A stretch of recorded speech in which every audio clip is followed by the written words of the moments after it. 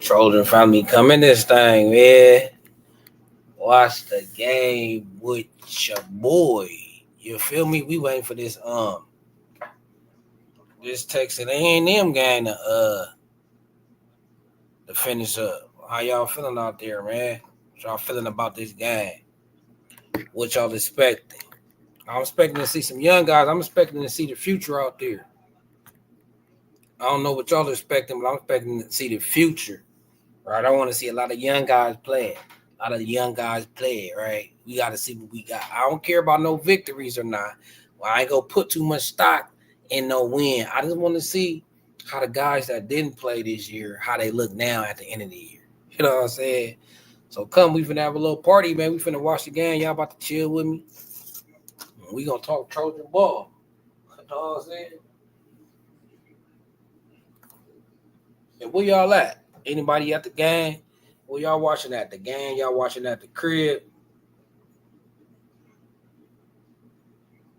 Where y'all watching at? I'm at the crib. I had wanted to go to Vegas, end up not going. But everybody out there in Vegas, man, y'all be safe, man. But for those in the chat, what y'all expecting? What y'all looking at for this game? Right? I just want to see how our young guys look, how that freshman class look, how they didn't develop it, how they didn't came along. Right? Because that's gonna be important. Got to see what the young guys like with the future, especially since we had a lot of players leaving. Right?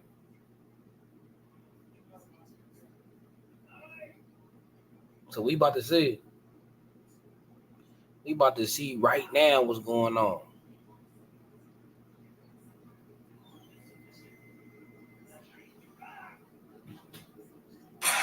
Most definitely.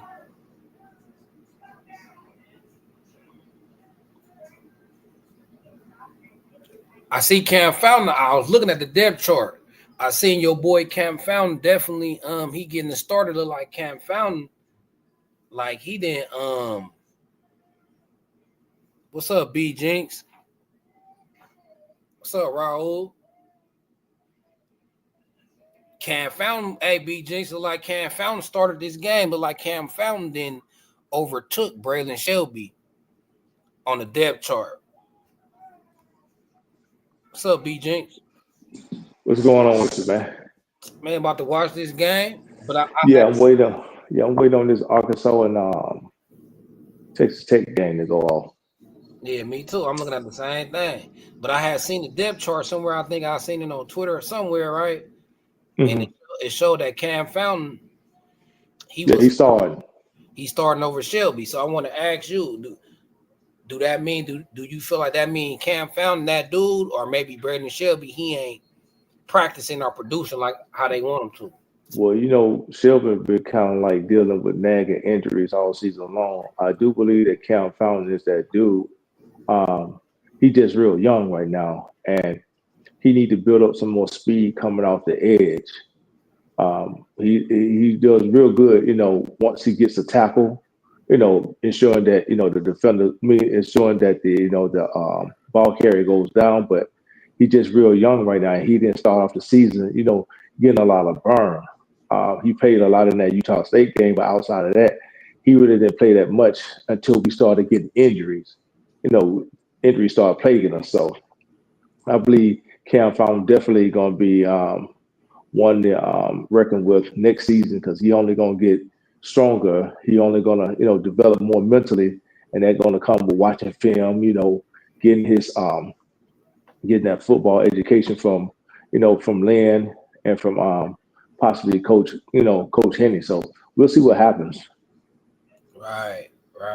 Most definitely. I mean, Coach Newell. I'm sorry, Coach Newell. I forgot he was Coach Newell.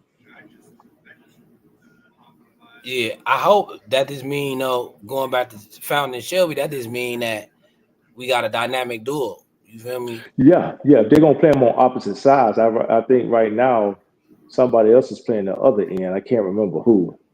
I'm not looking at the depth chart right now, but I think somebody else is playing the other on the other side. But right now he's behind, so it may work out to where both of them, play. Both of them are starting opposite each other next season. I know what, man. If everybody can stay healthy, man, that defensive front gonna be a monster next year, man. It is gonna be a beast. I mean, big boys across the line, depth, which is very important, which hurt us this year, but we'll see what happens. I still think I want one more D lineman. I don't think they're gonna take another D lineman though, because you got to remember we still got Devin Tompkins to bring along, the kid from Texas, Gus Cordova. Um, you still got Kobe Pepe. I think Kobe Pepe is coming back. Colin Jones. So we got the depth. It's just that we didn't have it this year. We had Bear to leave out because of snaps, but ironically, he would have gotten the snaps. This season, had he stuck around and stayed his course, but that's a whole different story. Right. Most definitely. We Yeah, and gonna that receiver that we had brought in to visit from Tulsa that committed to Utah. right. He ended up flipping. He going to Colorado, right?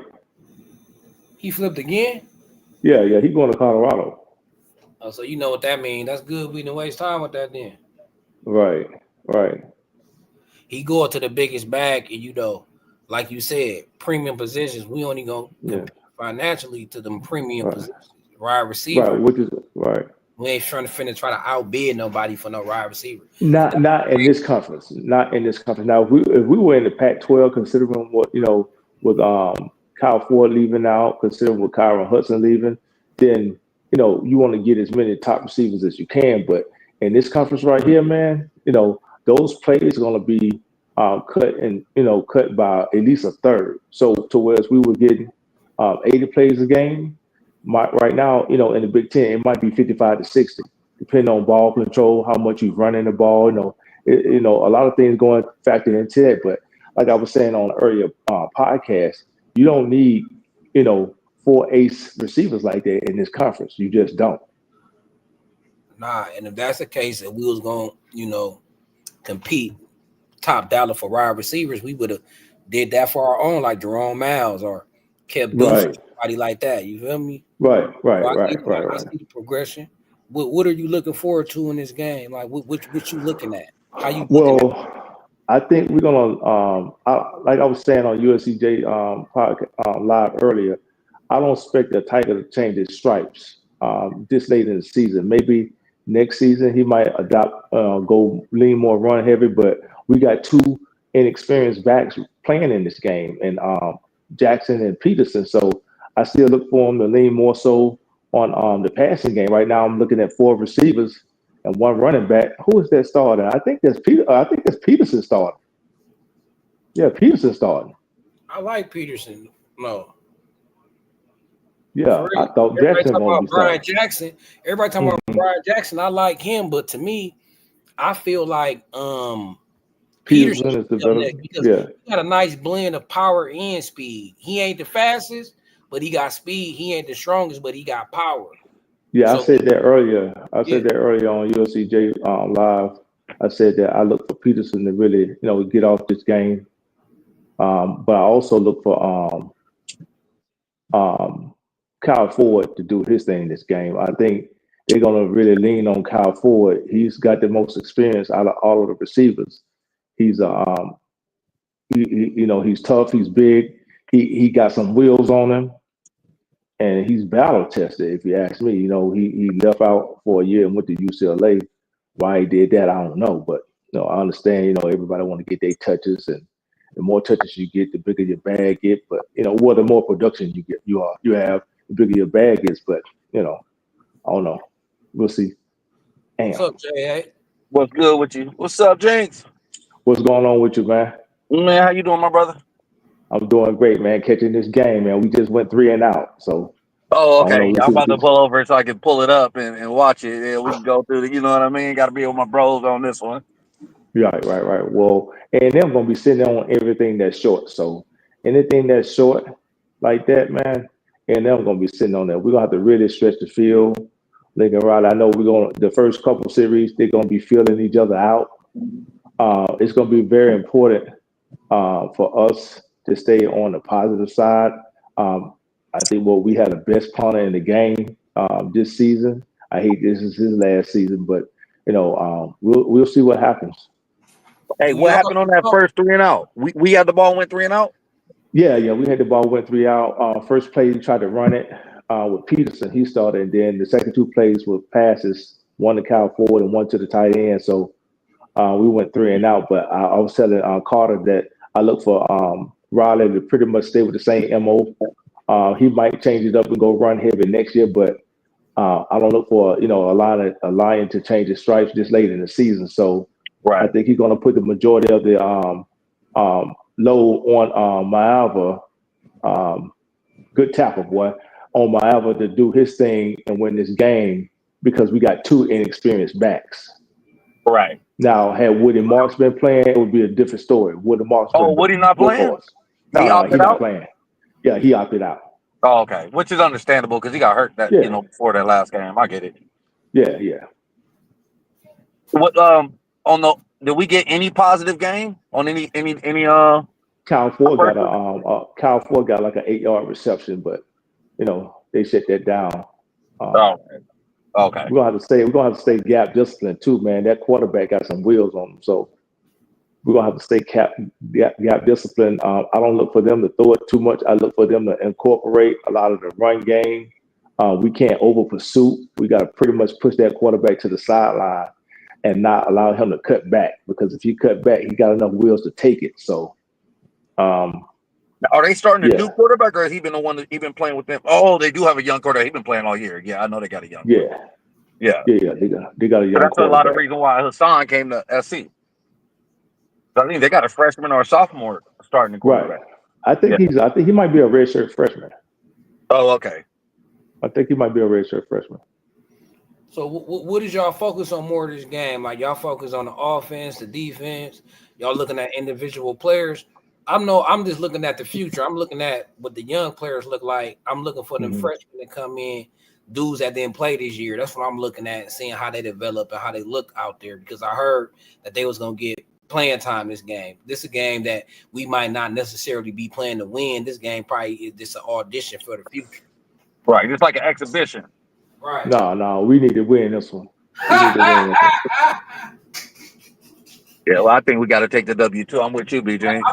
I mean, we got to let all the players play, but we got to win. Look, we want to win, but even if we win, it's like I'm not gonna get all too excited about it. We seen what happened last year. Like Louisville last year should show us we shouldn't take too much from this game, because if that's the case, Miller Moss would have won the Heisman this year. Then.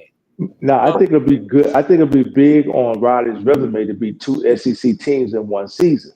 Right, and be 7-6 as opposed to 6-7. You're right. Like if you can beat LSU and Texas A&M, which is 2 of the money teams that's in the SEC, it'll bode well for that portal for next season. You got to remember we still got another portal that's coming up. So and plus, you want to somewhat keep the fan base, off of Riley's ass. So winning this game is going to be important, man. No. I feel you. Like, of course, I'm gonna take the dub. Don't get it twisted. I want the dub. I'm just saying, and I know it look good. It probably help us in a recruit year or two. But I'm just saying, as far as it ain't gonna make me look at next season any different.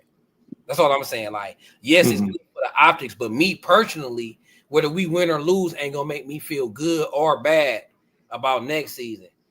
You know what I'm saying? And then that win, I get the LSU, but this win, like, how they be in the SEC. So, like, even if we beat Texas A&M, they already got the end excuse, like, oh, all these players opted out, transfer portal, this wasn't a real game. So each team, if you're the losing team, you could throw that excuse out there, like, this many players was missing, this many players opted out, players' heads wasn't in the game. We ain't got Woody Marks playing. They ain't got a few players playing. But I say this, though, like Texas A&M coming out to win. They bringing out plays out the bag. They doing reverses and shit. Right. Trying to come out. That's what I'm saying. They looking at winning this game. They looking at making a statement. But I think we need to make a bigger statement. Would be us being 2 SEC teams and in one season. You have to remember, man, we're still viewed as a Pac-12 team, no matter whether no matter us being in the Big Ten now, we're still viewed as a West Coast team, which is not that doesn't have the physicality of an SEC team. And for us to come out and beat two SEC teams in one season, that's going to bode well for the recruitment, man. Again, we talk about keeping the talent at home.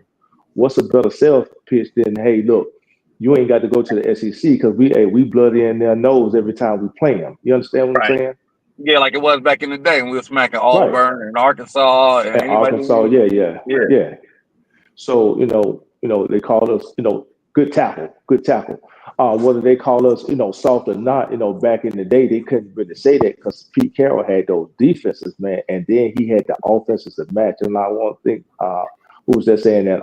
Christian was saying us playing complementary football, where the defense get the stops and then the offense come down with an effective drive, 10, 12 play drive and score.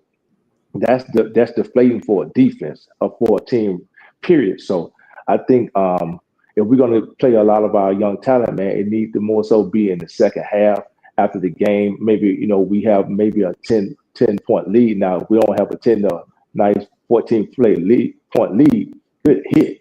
He got the first though. If we don't have that, then I think Riley's going to ride out his experience and let those young guys come in and, get their burn on, next season in spring in those first two games that we have for next season. Right. So you think Riley ain't gonna try to play the young guys? He gonna play them. He's not gonna play. He's gonna play them, but you won't see a lot of them on the field at the same time. You won't. You know what I'm saying? Like you talking would about like mixing it up, integrating like right. He'll bring them in like that. Got it. Talking about like bringing a whole second unit like this second unit. I'm saying certain dudes though, like certain dudes we should be seeing out there. Especially our DBs. I want to see our younger DBs. I want to see Sellers Williams. I want to see Conley out there. I want to see some linebackers. I want to see Jaden Walker. I want to see Newbie. Right. Right now they're going on they're on a like maybe an 8 or 9 play drive right now. So they driving on us. Where that defense at? Exactly. Lynn. He does the majority of his adjustments in the second half. Right. And he a bend don't break guy. Like once he gets to like the 30, 40 yard line, 20, he definitely. This year our offense ain't been that type of offense though that's gonna come from behind. Well, this is not we didn't have the typical Riley quarterback in to allow us that. Again, this is the lowest point per game average that he has had since he's been coaching. I don't know whether or initially you could attribute it to the them having in a wrong quarterback, but since then, this is the new conference. Again, the players are gonna be fewer, and we got to make a tackle. The plays are gonna be fewer. We're not gonna see 80 plays a game, so you can get 35, 40 points out of 80 plays, but it's kind of hard to get. When you're run heavy, ball control, the other team is doing the same thing, and then you got receivers who dropping passes and not executing. Mm-hmm. They trying to score on us. Yeah, they trying to score. Where we at? Yeah, I'm gonna be locked in so I can have the game up there in a minute. Jalen Smith ain't even playing this game. Oh, he's not? No, he opted out. Which he got a hot. From what I understand, he might be looking at going day 2 in the draft, man. So that's understandable. Yeah, because I think he's second and third round for sure. I mean, the only other corner I seen better than him was that corner from Michigan this year. No, I'm lying. And then Travis Hunter. Right. You know what I'm saying? Plus, there's going to be some corners out there that NFL teams do their own draft evaluation and they're going to pick, according to what they need, the measurables, the size, the speed, Right. So I'm probably looking to be in the league. maybe, I would probably put him more in the slot. Because what's his measurable? What is he like? 5'11"? I think he like 5'10", 5'11", like 180 or something like that. Yeah, but he hit though. He hit. He played way bigger. He played bigger than what is him and Kamar. I seen him in person. Mm-hmm. He playing wood. Yeah. Yeah. So we got a 3rd and goal right now. We need to hold them to a field goal right here. We got to hold them to a field goal. They on a 15-play drive, man. They quarterback about to run it. Watch. He threw it touchdown. They scored. Right down the field on us. Right down the field. 15 plays. That's efficient. You understand what I'm saying? That's why I'm telling you. Did we come in with any blitzing? Look, B Jinx. That's why I'm telling you. That's why I'm telling you. We need Mo on the D line. We wasn't able to we wasn't able to get no pressure on the quarterback. Well, again, that's look, we can attribute that. This is why I say we need Mo D lineman, B Jinx. Hear me out. Look, before we signed Jared and Silver, right? We was like, man, it's looking bad. What's up, Red Fox? We was like, man, it's looking bad. We need some D linemen. So we got Silver, bam, cool. Then we got Jared, and we great. But what we got to realize is that if Silver get hurt, then we really back in the same position because Jared, he's potential too. Like we got Pepe. We got Pepe coming back too, though, Carter. I know, but hold on. Look, I'm just saying, out of the additions, we already knew we had Pepe coming back before Jared signed. I know I knew Pepe was coming back before Jared signed. Okay, yeah. So I'm just saying the 2 dudes we got, only one of them is actually proven. Jared is like a Carline Jones. He a young dude that's unproven yet. He got 3 years left, I think, something like that, right? Yeah. So he a young dude potential. He was a 4-star coming out of high school, highly rated recruit. He ain't yet to blossom yet. So if he don't take the next step and say if Silver get banged up, then we back in the same position we was before we even got them 2 dudes, right? So for that to hold strong, they both got to stay healthy. And on top of that, John Jarrett got to take that step to the next level to where he actually gonna contribute and make an impact. And then I still feel like we need a proven edge rusher because this on this drive, edge rushers they gonna stop you from having 15-play drive. That many snaps, somebody getting to the quarterback. So that's why I feel like we still need more on the D line because one injury, this dude don't take that next step. We back to the same thing. Like we no, I don't feel like we should be done at all. That's why we ain't. That's why we tried to get Blay. Right, and we still trying to get the dude from Purdue. I'm just like, damn, why I ain't hearing about the edge rushers? I'm hearing about Mo D linemen. So we going after Mo D linemen. I just wanted to be an edge. Right. Oh yeah, I'm pulling up the game right now. Me personally, I think if you want to get an edge rusher, maybe, but with the D line, I think with Devin Tompkins, I think we got enough depth there. I think the problem was the talent, the depth. Well, the players that we had this year was just too young. Once we had those injuries, I think they were just young and wasn't battle tested. Your Carlon Jones. I think Devin Tompkins had to grow a little bit. He had to mature a little bit. The Kobe Pepe's, he really wasn't ready. So we had some size. We just didn't have the depth now. Of course, you got Stewart coming in. You got the other 2 that you added. Maybe an edge rusher, but it depends on the what type of leap that Fountain take, which I think he's going to be big next year. He just needs to get faster. Then you got Shelby. He'll be a junior next year. It depends on what type of leap he make. And then you got Stewart behind them. So I don't know how fast they'll be able to bring Stewart along. But you're right. We need to be able to get to the quarterback. But I think Dan Talon will be able to scheme up just enough to, if we can stay healthy, that we can focus on more so now on the offensive side of the ball, as far as the offensive line, showing up that right side. Right now, the left side is kind of stacked, but I think we need to take a more experienced center in the portal, and we definitely need to get a couple tackles for depth. Who we got playing tonight? Makai just made a jump, man. Hold on, because I'm right behind you because I'm streaming it. That's what I'm saying, man. I think that's why I said, you take Makai Lemon over Branch, man. And this is no shade at Branch, man. Oh, he's nice. this is Jigs, I no see. shade Oh at this yeah. is no shade at Branch, man, but Makai got just as much burst as Branch, but he has better hands and he runs a better route tree. And it seems like he sees the field different. Yeah, he does. He's more aggressive than Branch is. Branch was last year. Branch was new. He was, no one had really seen him. He was lighter on his feet, and Right. so once he started doing his thing, he took the nation by storm. But that was it. You put him out there at receiver, and he might catch it and he might not. Well, we didn't know about Lemon because Branch was out there doing his thing. But now that Right. we see Lemon, are you really missing anything with Branch? You're not, because Makai Lemon could do the same thing on the kickoff, and he can catch the ball and take it. Well, You yeah, understand and what we I'm had saying? Lemon on deep playing defense last year. Right. He was playing cornerback because we were depleted at the corners. Yep. But you're seeing right now, this kid is just as special on the special teams than Branch. But Oh, yeah. now you put him over at receiver, this kid could possibly win a Bolitnikoff next year. Yeah, for real. You know who he reminds me of? Who? Marquise Lee. I would say more so Steve Smith.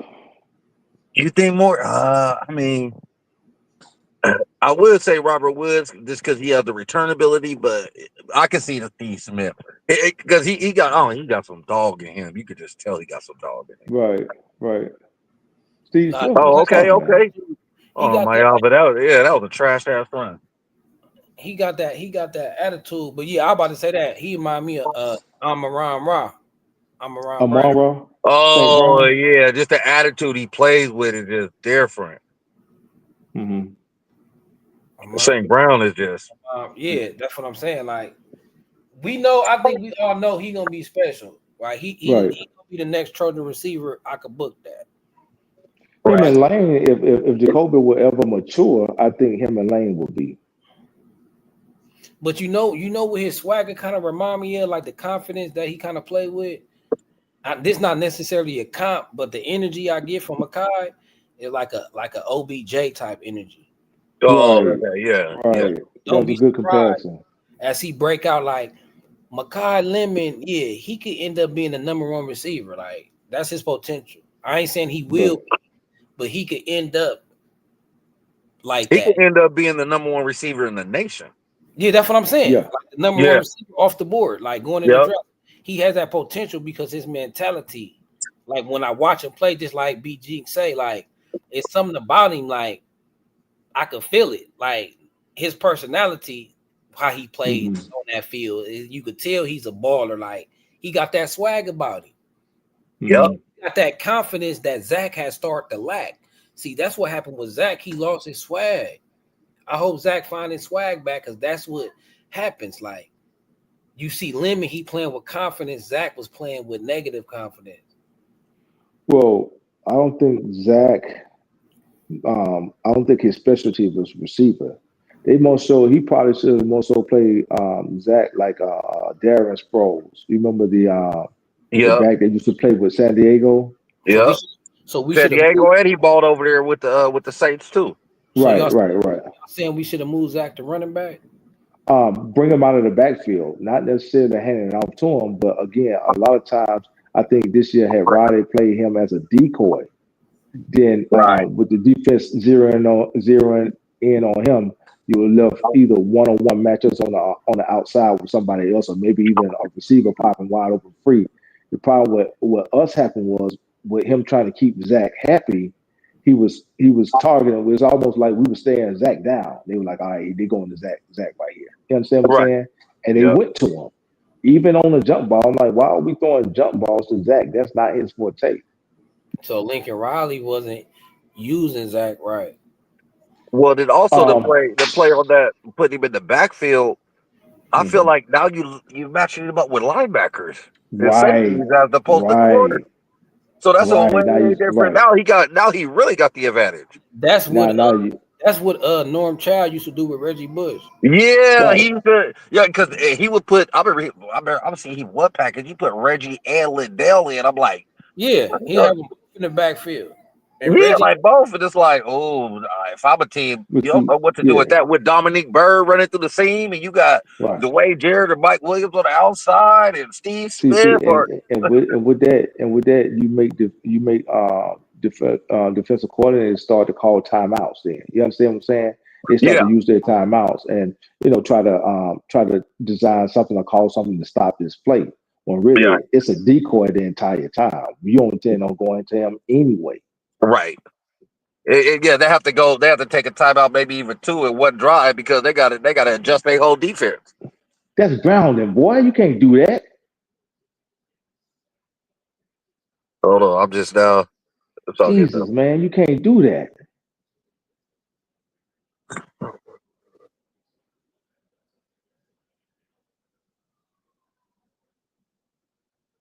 That's what I'm saying, man. I like Maava, but if Miro hit that portal, man, you better get him. You better get him. Don't get me wrong, Maava gave us a better opportunity to win this year. I think he's a better quarterback than Oh, Miller what Moss, the but hell? that's what I'm saying. I think he's a better I just saw quarterback the than play and I'm like, nah, that's not. the Yeah, second and 34. yeah. I mean, I don't know what they're reviewing for. It's intentional grounding. They're trying to see if he was down, if it was a sack But looking at that play, all or a he had to backwards do. pass. Y'all know all he had to do was just step up. If he would have just stepped up in the pocket, everything would He have been was okay down. on No, that no, play. he was down. He was already down. His knee was down. No, So but I'm we saying good like on when that. that end was coming, if he would have stepped Right. up in the pocket, he would have been okay. Well, I think he was more so trying to stay to the outside and maybe throw the ball down the field. Maybe he saw a receiver that just didn't have time, but that defensive end caught him faster than what he anticipated. But yeah, he was down. He was already his knee was down. Oh yeah, that's yeah. Oh That's yeah, what he I'm was down. saying. My other man. And plus, you got to look at it like this: if Miro got experience playing in the SEC, he's seen some top level competition. He's had a couple bad games, but for the most part, um, he is the ideal quarterback for a Lincoln Riley system. He Well, just BG, is. just So think about the defense he was seeing every day when Saban was there. right, exactly. You know what I mean? He saw that Right. defense every, and they went to The the question, playoffs. I mean, they lost and of against course, Texas. and here's the thing. Of course, if we hypothetically speaking, right? If Miro was to jump in the portal, which is a good possibility, he might. I don't think he's going to the league next year, or else he wouldn't be playing in his bowl game. The question would be, of course, he's going to demand, he's going to want top dollar if he jump into that portal. Yeah, you got to pay him probably what they're paying that Michigan quarterback. Hell no, because he only got 1 year. So you probably looking at probably somewhere Two, like around two, two, uh, 3 million. not even three, two. Go Jackson. Not even three, probably somewhere right at two. Do Right. you do you risk getting him? Oh, that's Peterson. Do you risk getting him? And of course, Marva gonna jump in the portal if Lincoln Riley was to go after him, but it's a good chance that Marva only got 1 more year anyway. dang Trojan said my Alva trash. He would rather take his lumps out with Longstreet. But hey, Man, no, Can Longstreet technically play this game? no, He Nah. can't, right? He can't play till next year, no. right? Yeah. Right. You can't play until next season. But no, you don't want to put Longstreet in this. Oh man, come on, man. Not this game. I think he talking about next season. Yeah, next season. Oh, Teoscar Um, Hernandez is back with the Dodgers? Oh, yeah, that's what I'm talking about. I would say this though. It would be an open competition. My Alva ain't showed me enough to favor him next year. If Longstreet look better, I'm playing Longstreet. That no, you number can't 13 because is you easy. can't because next year Riley got a Why you lot on the can't? line next Hey, year no, because look. Riley got a lot on the line next year, man. You Well, can't look. even test it. If Longstreet is better, then we will get more wins at him at quarterback. Listen, what I'm saying. I'm saying if we have an open competition, we go through spring, we go through summer, we go through fall, and Longstreet is out playing my Alva. I'm gonna play Longstreet if he the better dude. Cause what you said, cause his job is on the line. he go wrong with the quarterback again, that might be his ass. I'm just saying, if you I think feel he hit like that portal. I think he hit that portal, man. I think he hit the course, you portal. already know how I feel like we should get Milroe. I'm just saying, if Milroe don't hit the portal, we can't get a dynamic quarterback like that. All I'm just saying is, if it's come down to it, man, I have a Longstreet competition, and Longstreet is outplaying them. I'm not going to be scared to play the freshman if he's better. Tell you what, Michael Vick was good his freshman year. Shit. I tell you what, I would give him at least in the first 2 games next year. I would give him at least 2 quarters to show what he got. Yeah, because we have a soft schedule at the beginning. You can't. Right. You can't base it off the spring game because you're not going to see a lot of exotic mixes. Mixes. You can't base it off that. But I would give him at least 2 quarters in the first 2 games to show me what he got. That's if you don't get the portal. Now I got a strong feeling that Milroe. Going to hit that portal, man. I think he is too. I got a strong feeling he's going to hit it, man. I think this is his audition right here. He's auditioning. He's really trying to get his NIL money up right here. Right. And I don't think he really feeling the board like that. The coach? No, he's not. So look, if he hit the portal, is that somebody we drop a bag on? Yeah. I would say I wouldn't go over 2. Oh, he gonna want more than 2. If Quinn Ewers could get 4, bro, come on. Well, I wouldn't go over 2 if he had more than one. If he had more than 1 year left, I would say go over 2. But he only got 1 year left. But Quinn Ewers only got 1. That would make it even better. Let me give you this money just for 1 year. A 1-year rental. Because look, if he got more years, say if he had more years and you give him $4 million, bam, he ball out. He got more years. He come back again. Now he could raise and be like, okay, I'm on $6 or $7 million this year. I'm a first round prospect. So you could save money on a 1 year deal. Like, okay, I'll give you that $4 million for that $5 million for that 1 year. No, not for 4 is too much. That was the question. I ain't saying I would or not. I'm just asking y'all. Would y'all pay $10 for Milroe? I think if Quinn Ewers could get 4, I would give Milroe 4. But I don't know exactly how much money we got. Right. That's why right now we need to keep attacking them trenches. Like, he ain't even in the portal yet, right? So while he ain't in the portal, let me get most of my ducks in the row. So if he is in the portal, I can look at him and be like, okay, I done shored up the D-line and O-line. I can throw this bag.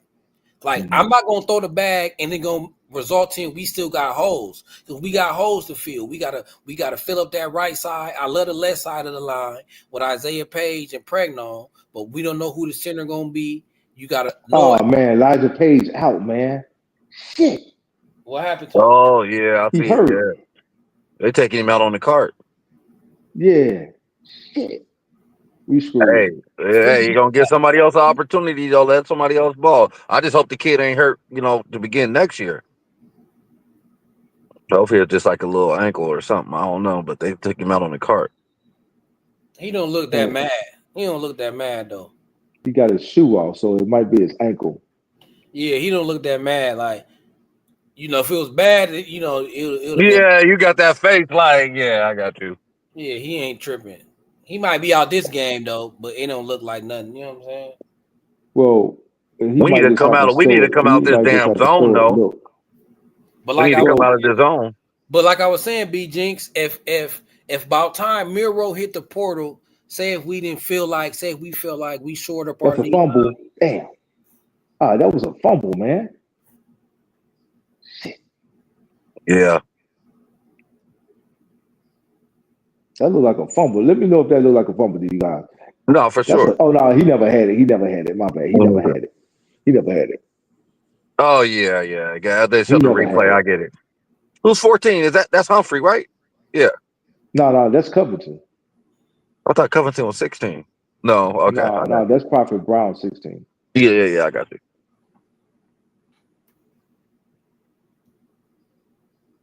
Gentry in there. They own my album in the comments. They said my album going back to the Mountain West. Oh, nice. See, we get to the quarterback, but we got to bring that one down. Oh, if we got Miller Moss fans, they chirping. They like, We was talking all that shit about Miller Moss. Man, listen, I wouldn't play Miller Yeah. Moss. I don't care what Maava did. I wouldn't play Miller Moss. Not at this level where those ends crashing down and we can't do anything. Listen, I will play Longstreet before I play Miller Moss. Damn, shot fired. Okay, now we got an exotic blitz coming right here. See, I love this. Okay. Well, it's 3rd and 10 now. It's 3rd and 10. Yeah. So then we drop back to coverage. And can we get to the quarterback? Oh man, Ramsey just picked the ball off. Good pick. Yeah, oh, that was a good pick. He's a star. Yeah, he's coming back, and he coming back. They got to pay him big bag because he might. Hey, you know what? He might fool around and have an addition in this game to where he might just tell him, "I'm going to the league."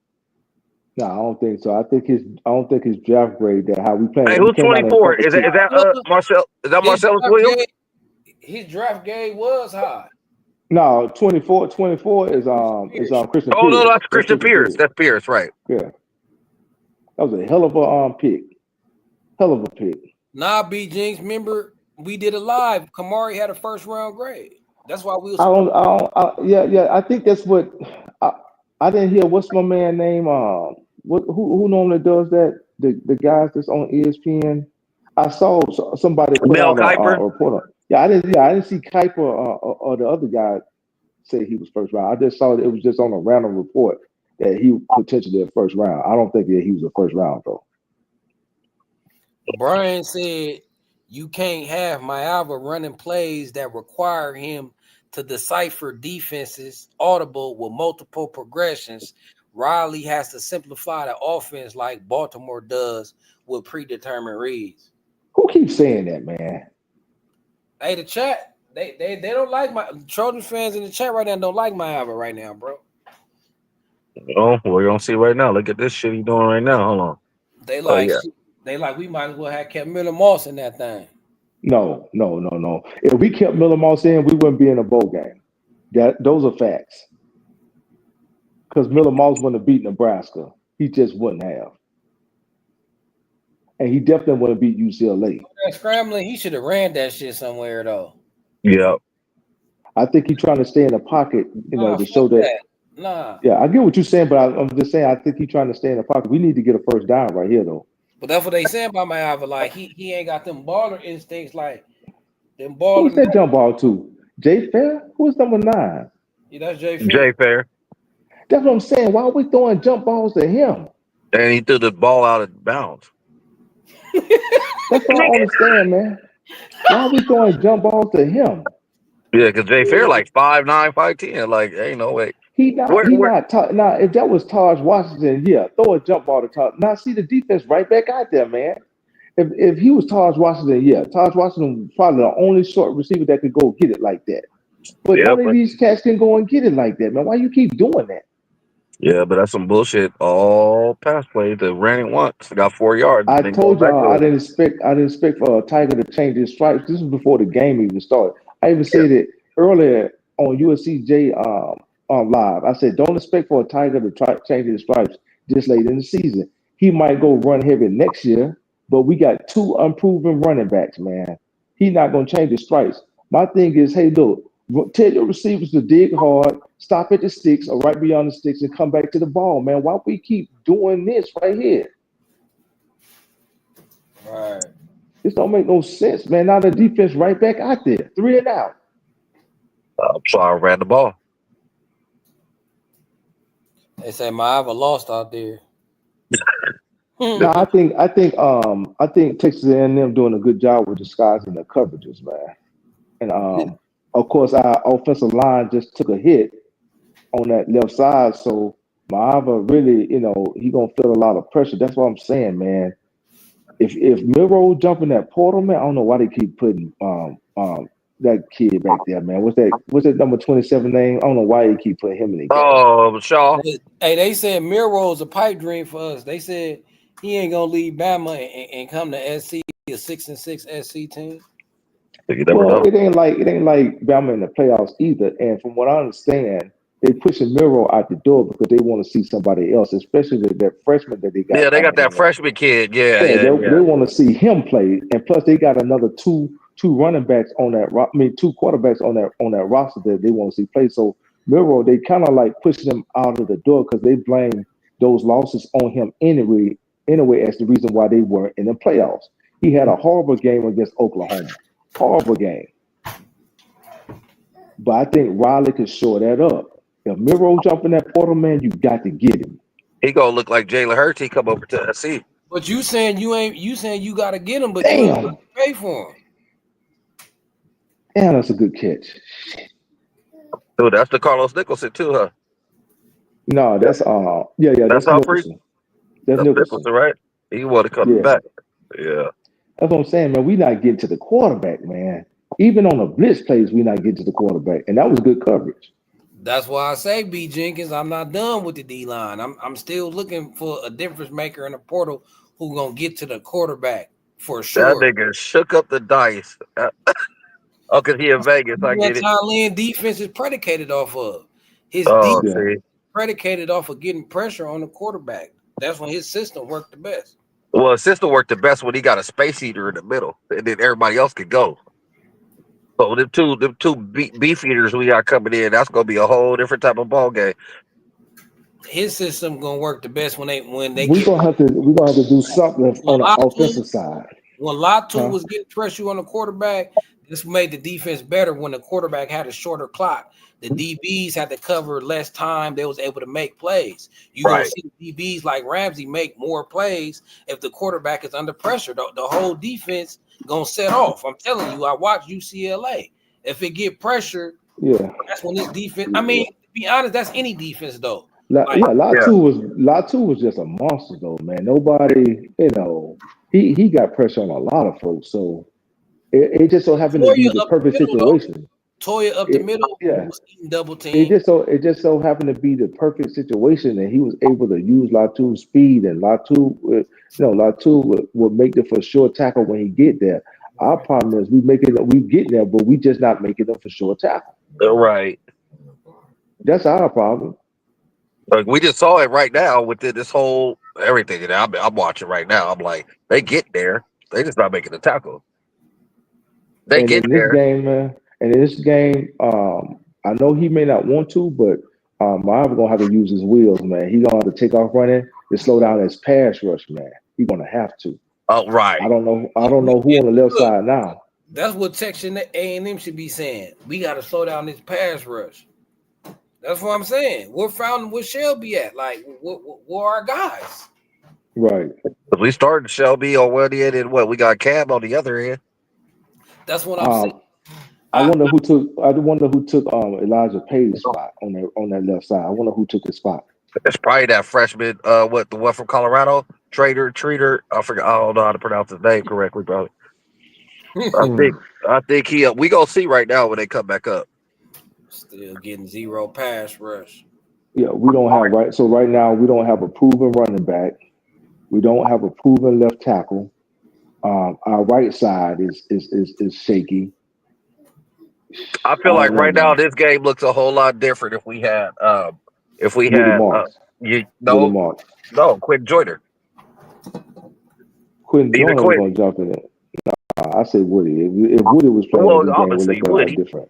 Yeah. But if Woody didn't play, we had Quentin. We got a proven running back that could, get burned. Man, Jeff in here talking about, hey, they own my Hava. They said my Hava can take a hike. Hey, Trojan Nation, we hard at Trojan fans is tough. What they say, my Hava can take a hike? Yeah, my boy. Would they would rather have Miller Moss? I think so. They like at least Miller Moss can throw. All praises to y'all said at least Miller Moss can throw the ball. Throw the ball what? To the defenders? Because that's what he did. Listen, the games that we lost this year, Miller Moss threw INTs at the worst time. All to the left-hand side, too. All to the left hand. Stand down on receivers. Yeah, he stared down that left-hand side. Yeah, stand them down. So, yeah, he at least with Maaba, he can take off and run. He can, but he don't do it enough though. That's true. This is like he trying to be Caleb. That's the point. I was pro Maiava too, but how he be looking now, I gotta just be like, man, I ain't pro nobody. Like you just gonna have to show me. I don't care about potential no more.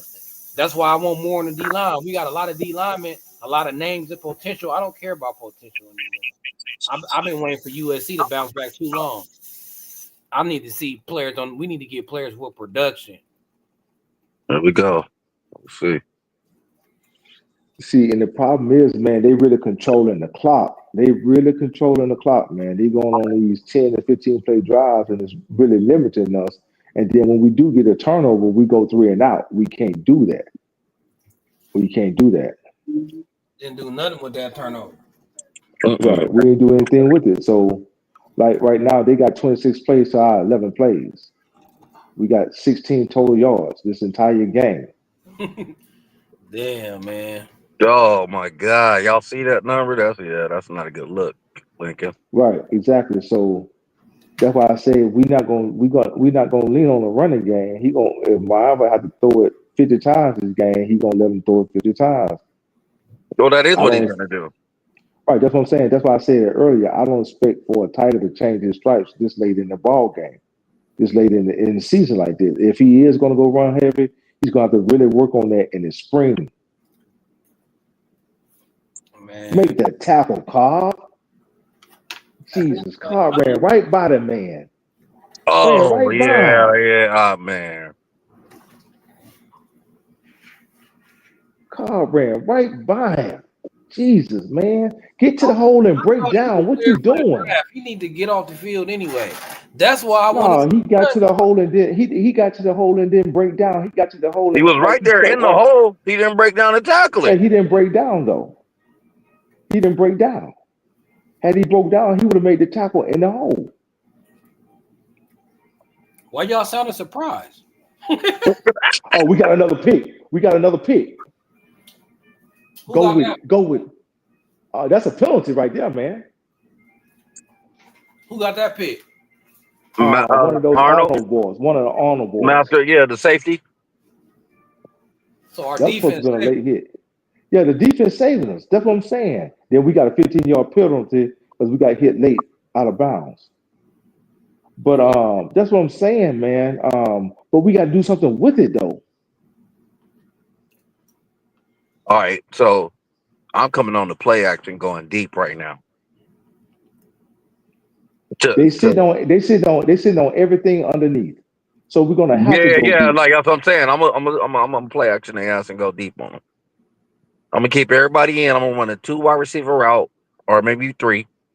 I want to tighten up the slot, and I'm just gonna go deep on them. Let's see, because they, Texas A&M is supposed to be they DB is a suspect. Who's this running the ball? Who is that? Oh, that's Mario Peterson getting the ball. Yeah. I told you I like Peterson. He goes straight for the hole. He don't need I don't know what his cutback game like, but I like him going forward. I thought we got further than that down the field, man. Who did they throw the penalty on? Well, then throw it on us? 15. Yeah. It looked like they threw it on us because I thought Arnold got further down the field than the 20-yard line. All right, let's see what we. Oh, there you go, Marva. Run it. There you go. Run that ball, man. There you go. Keep them honest. Let me see Miller Moss do that while they up here calling for Miller Moss. Let us see him do that. Right. Calling for Miller Moss. They mind. Who is 74? They put 74 in on the left side. Who is that? That's Justin Tuuna or some shit like that. Oh, is he the freshman? I think he's a freshman. Yeah.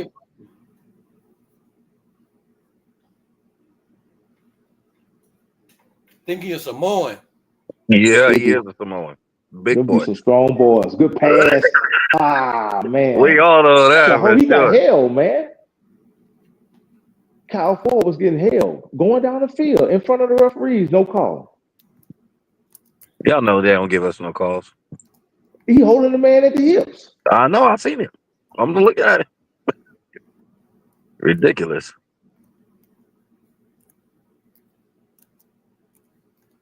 The referee's looking at it. They've been looking at us all year. Jesus, man, they doing it right in front of you. Run that ball, Brian Jackson. Way to run it. Way to run it. Now we need to get this first down right here and go on about another 10-play this is what drive. I'm saying. This is what we need to be doing.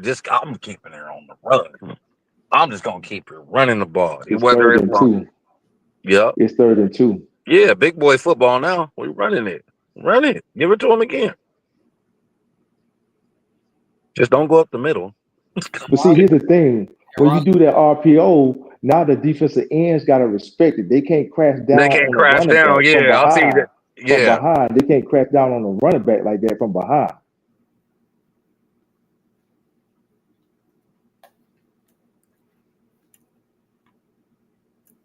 So yeah, that's why you put a player in there like Jaden Marvel instead of Miller Moss, because he can't do that.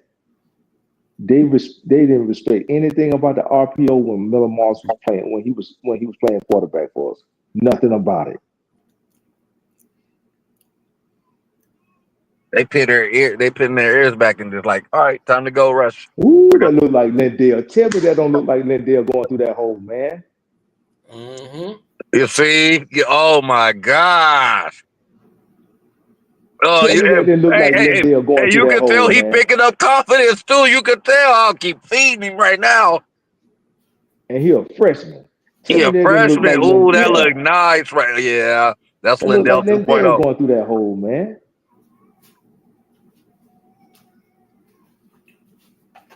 You said that's baby Lindale. Ooh, look at that. Boy, that look like Lindale. Who gonna be our lightning then? That's no. I mean, we don't need one at this point. The kid that's coming from where's he coming the from? one coming Mexico? Yeah, that's gonna be the lightning. Who? The kid he do look like. Look at him, bro. Yeah, he like, oh, bam. He runs with confidence, no hesitation. Yeah, you can tell it's confidence. Like he has a confidence about him. Oh, hold on. Let's see what this. It's outside. It's outside on the defense. Yeah, I know. But 15 is Richardson, right? That's the kid that came from the Tufts, right? Yeah. He big. Yeah, he big. I didn't realize he was that big. What, he about 6'3", 6'2"? He about 6'2", 6'3". He remind me of Brendan Rice. Mm-hmm. And he got another year on his belt. No, I think this is last season. No, I think he got another year. He got another year? I thought that was Jay Fair that had another year. Jay Fair got another year for sure.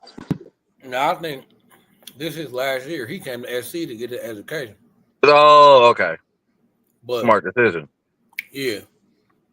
But you never know. I don't know if he ever played JUCO. I know he came from a Division III. Oh, man. Hold your head up, Jacoby. He coming to you, man. What are you doing? Oh, yeah, you're right. That's y'all boy. Y'all love Jacoby. Yeah, that's what I'm saying. He just got to mature, though, man. He just got to mature. He turning the wrong way. Why would you go inside and your quarterback is going outside? Why would you do that? That was actually a good play design, too. That was a good play design. If he go the right way, he going inside and his quarterback going outside. That don't make no sense. Go with it. Go with it, Jacoby. Touchdown. Now watch him dance. Oh, yeah. See, yeah. I knew it. I knew it was coming. I knew he was going to dance. Well, I tell you. I knew it. I told y'all Jacoby that he that diva. He just got to mature, man. Like I've been saying, man. If only he would mature, man. That was a great play design by Lincoln Riley, man. That was. Yeah, y'all keep sleeping. That was a gorgeous play design. He put him in the slot. He put him in the slot. Oh, shit. I thought he came from the outside, but. He was on the inside on the other side. Yeah. Hey, look. I know who Jacoby Lane. I know who his swag remind me of. Who? T.O. Nah, he not that extreme with it. T.O. was just extreme I with see it. him pulling out Sharpies and signing footballs. That's what I'm saying. Yeah. No, the T.O. coldest was one just is extreme with it. remember when he was with the Eagles and he ran back to the middle of the Dallas He did side it and twice. He did it twice. No, he was with San Francisco when he did that. Are you serious with Frisco? Yeah, he was with Frisco when he did that because one of the DBs pushed him on the second time he did. You're right. Okay. T.O. T.O. from the soil, man. He from Alabama. I didn't know he was a down south boy. Yeah. He from Alexander City. I ain't saying that's his player comp. I'm just saying they got that same little attitude about themselves. Hey, looking at Jacoby though, he need to pick up some more weight. Music make me No. high. Don't put too much weight on him. No, you don't want to slow him down. You don't want to slow him down, and you don't want to mess with his vertical. Right now, this kid got a 40-inch vertical. You don't want to put too much weight on him, and that's what make him unique from any other receiver. They already did it to Zach and slowed him down. Don't put no weight on this kid like that. Nah, he don't need no weight. Well, this Jacoby last game for USC. He gonna be in another uniform. Nah, I doubt it. Nah, I doubt it. Whoever said that is an idiot. Nah, I doubt it. I think he's staying because now he's going to get more touches and more targets. Him and Makai are going to be premier. Yeah, but well, next season, what's going to happen is they're going to do the same thing to Makai that they did to Zach. They're going to zero in on it, which means that you have to have another receiver in there that's going to move the chains. I wouldn't mind him bringing back Mike Jack III. I wouldn't mind him bringing him back at a bargain price. Hell yeah. He need to come back home. Hey, man, I love watching him play, dude. Especially that Utah game when he started up that middle, like on that screen pass. I'm like, oh, my God. Now, that's who reminded me of Monron St. Brown. He did. Yeah. But this is his build and how he is. Yeah. Yeah, his build and his speed. Now, he went to Georgia. I don't know what made him think that he was going to go to Georgia and get any burn over those kids, man. That just wasn't going to happen, man.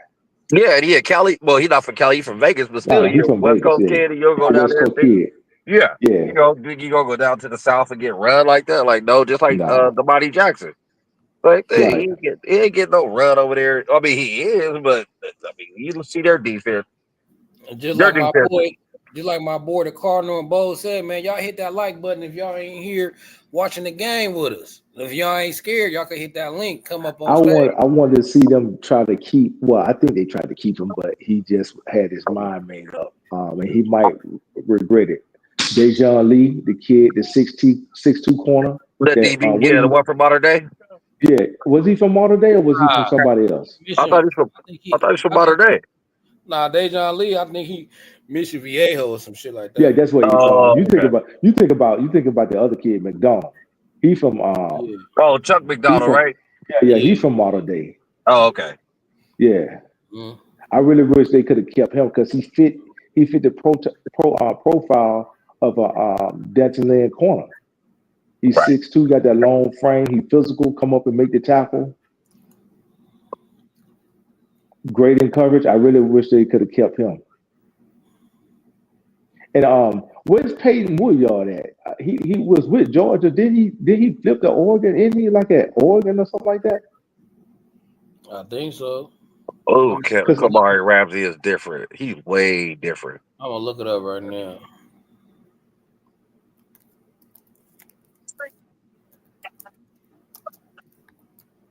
Yeah, I really wish that they Peyton Woodyard. Well, if he up at Oregon, he give him a nice little bag, so he's nice and comfortable up there. He ain't leaving Oregon. He had Oregon. Yeah, but when he came out of high school, he signed with Georgia, didn't he? Or was it Alabama? Alabama. Yeah. So he flipped from Georgia and went to Alabama, right? No, he flipped from Alabama and went to Oregon, right? Yeah. No, he was committed to Georgia at first, and then he flipped to Alabama. Yeah. He was committed to Georgia at first. Right, I thought so. Alabama. Then he ended up Oregon. Yeah. You need to get kids like that back in Cali, man. Get them back home. Yeah, because he gonna be buried on the depth chart up there in Oregon, man. Well, Get he to the ain't gonna go quarterback, for that man. Oregon. I don't even want him then. Nah, Y'all see this zone? Like y'all see what they? Oh my god! Why y'all playing so off on this? Oh my god! Deontay Lynn don't trust our DBs. That's why. No, he don't. I don't think he. We don't. It's like you said earlier, Carter. We don't have anybody to get to the quarterback and get him down. That's why your DBs got to play off because you can't mess around. Let them do bump coverage at the line, and the quarterback got 3-4 seconds to throw the damn ball. Now the DBs possibly burn, and now we're looking at Oh, you get they get a touchdown instead of right. So you got to play them off like that and let them play bail coverage, so you could pretty much squeeze them in, and hopefully somebody can get to the quarterback. Now we play it, man. Hello. They might go for it on 4th and 1 though. It's 4th and 1. They might go for it. Yeah. Yeah, it depends on what they are. Hold on, what y'all line are they on? No, they gonna put it. No. Oh no, they may not. They punt. Well, what I'm saying, if you don't get it, we're on the plus side of the field, and you don't want to risk that. See, once a coach like Riley, Kiffin, Sarkisian find their groove, man, play calling, and It's you a mess wrap around for and get you. them a short field, It's a wrap for you. It's a wrap for you. So now you got to punt that and try to flip the field, and hopefully, what do you play safe? And hopefully, your defense can get a couple stops.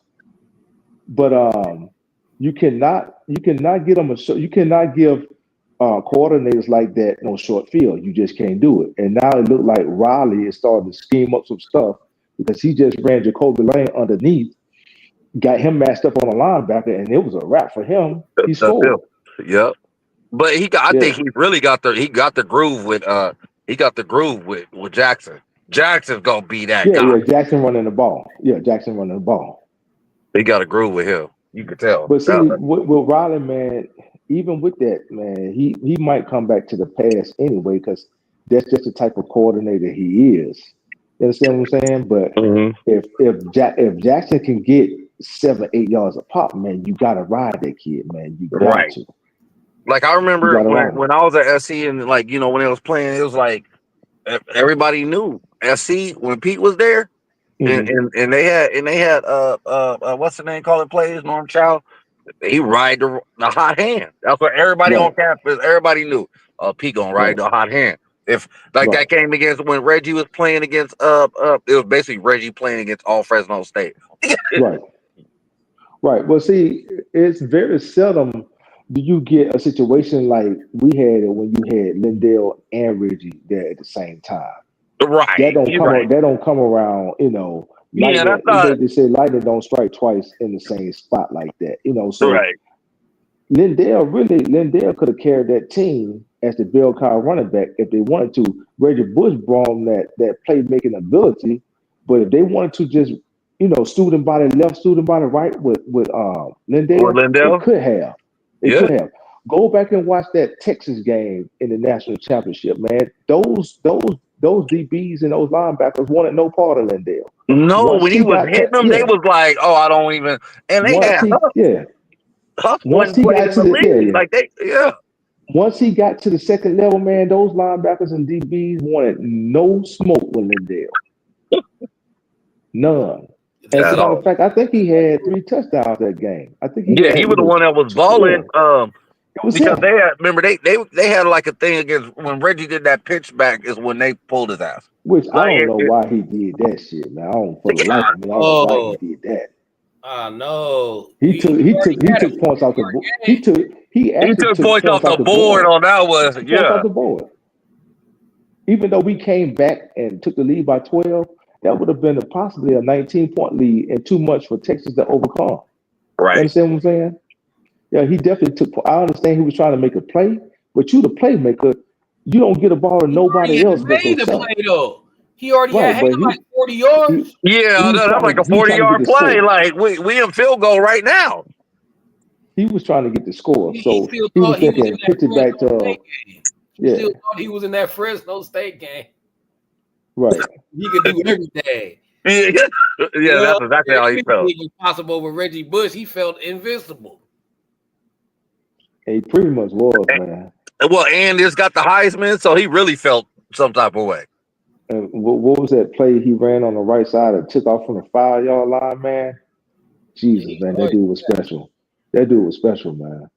Oh yeah, that's been Run the that best ball. college player I've ever seen. Him, the two best college. Oh my God, this kid is a monster. No, that's Peterson right there. That's Yeah, Peterson. oh yeah, I know both of them. Then I'm running with them too.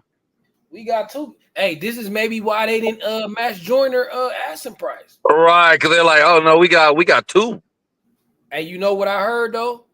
What? I heard that USC only had $100K for a Joyner.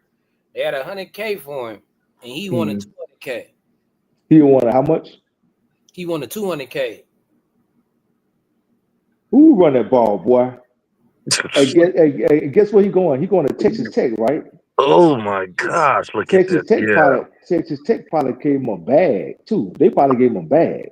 Well, you gotta think these are, but this is like B Jinx part of like these two, Amarion Peterson and Jackson. This the Big Ten type of tailbacks. They're big, and they got that other kid coming in, Dalton. Like, oh yeah, they're getting the bigger dudes. Like, we could feed them. And we do got to remember. We do got to remember though, Texas A&M is missing players on their D line. You see that? Even that first round right even there. Even with that though, look at Texas A&M defensive line. Look at that size on them, man. I don't care who they missing, man. You can't substitute for size. Look at that size on them boys, man. Yeah, they got players behind them. Whoever missing, they got players behind them. No. I'm just saying, like, our offensive line should get that push. I ain't doubting nothing about the running backs. You feel me? The running back do your job. You see the hole, hit the hole. They seeing the hole and hitting the hole. I'm just saying, Oh, nice. Oh, okay. I see him. Oh, yeah. That's what I'm just saying, like this. If this offensive line is gonna be what we need it to be, I'm just saying it should be doing this. That's all I'm saying. You're right. There should be a penalty right there. They said in the chat they gonna need Brian Jackson to get that visor next year, like Lindell. I would do it. The visor. You said the visor? Yeah, the visor. That dog visor that Lindell had. Oh, yeah, okay. Oh man, he just threw a pick. God damn it. That was pass interference, but it's all right. He got too confident. No, he threw it outside. Lemon was inside. Hey, they finna get on him in the comments. Yeah, he threw it outside. Coverage though, still though. On the inside, it was another defender, so that was just a bad read. He was double covered. At least he could have batted down the pass on the inside. He had to turn around and go. You know what? At least it should have been. It should have been at least run the ball. I would have ran it again. I would have ran it again on the half. Like, all right, we just running. You got your tailback just coming straight downhill on them. These tailbacks are coming straight downhill. Well, I think he got the play. I think he got the look that he wanted with the play action because we have been running the ball, and all you need is for the safeties to bite up a little bit. But when you got Lemon coming down the field, they know who it's going to. Right. So you can't. If that's the case, you got to send somebody tall down the field, like Jacoby, a tight end, like a Jacoby, or even the tight end. Either like Kyle McCree. Ford. You got to send Kyle Ford down there. Or tight end, yeah. Hey, man, we got that turnover at the wrong time, man. I know. That was perfect on there. Yeah. Yeah. That's what I'm telling y'all, man. I'm telling you, like, we might need a quarterback. I don't want to say that because I was the one talking like I ain't put too much stock in this game, but he didn't had a month to prepare for this bowl game, bro. And he should be looking more sharper than he looking mentally. Mayava right now. So I could say Lincoln Riley should have ran the ball, but your quarterback still supposed to protect the ball for you. Just because I should have ran it, you shouldn't do no pick with the shit. Yeah, that's true. So maybe we do. Hey, look, hey, B Jinx. I hope it's right. I hope Milroe hop in the portal. But I'm saying, B Jinx, if we got to compete salary wise, I think it's worth it. I mean, we all feel like next year is a make or break year for this Lincoln Riley campaign. We at least got to win games next year. Mm-hmm. Everybody gonna be calling for Lincoln Riley. So if it's like that, then the overpaying for him is worth it if it's gonna result in us building positive momentum, bro. So go ahead. Well, here's my thing on it. If we're gonna do what we're supposed to do, run the ball, invest into some offensive alignment, and only require Marvin to throw it absolutely when necessary. Like we've been seeing these two young running backs get off. I will put more money into that offensive line on that right side, on that and that center, and just make my running backs my identity. Running the ball is our identity. We've been talking about for the longest. Hey, look, we need to establish an identity. You understand what I'm saying? And here we got Jacoby was wide open on the post. Man, I'm watching the. Jacoby was wide open on the post. Oh my God, he was. He was wide open, but he was zoned in on Makai. Jacoby was wide open on the post. That's why I say, man, when offenses figure out who's your hot hand, you got to use this as a decoy. So with Lemon going straight down the field and drawing two people, you got Jacoby open on the post. You got to know he got one-on-one coverage out there. Mm-hmm. You got to know that. So why not just go with Jacoby? So look, that's why they saying that's why they down on Mayava. And there was no real pressure on him either. And if he playing like he wasn't getting no pressure or nothing. So he just made that bad read. He wasn't even hurried to that throw.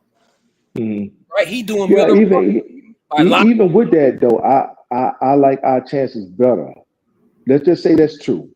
And both of them throw equal amount of picks, Maava and Moss. I like my chances better with Maava because I know he got the wheels to put it down and run it and get the first down when you need it. You know who I like my chances with? Moss gone, he with Louisville.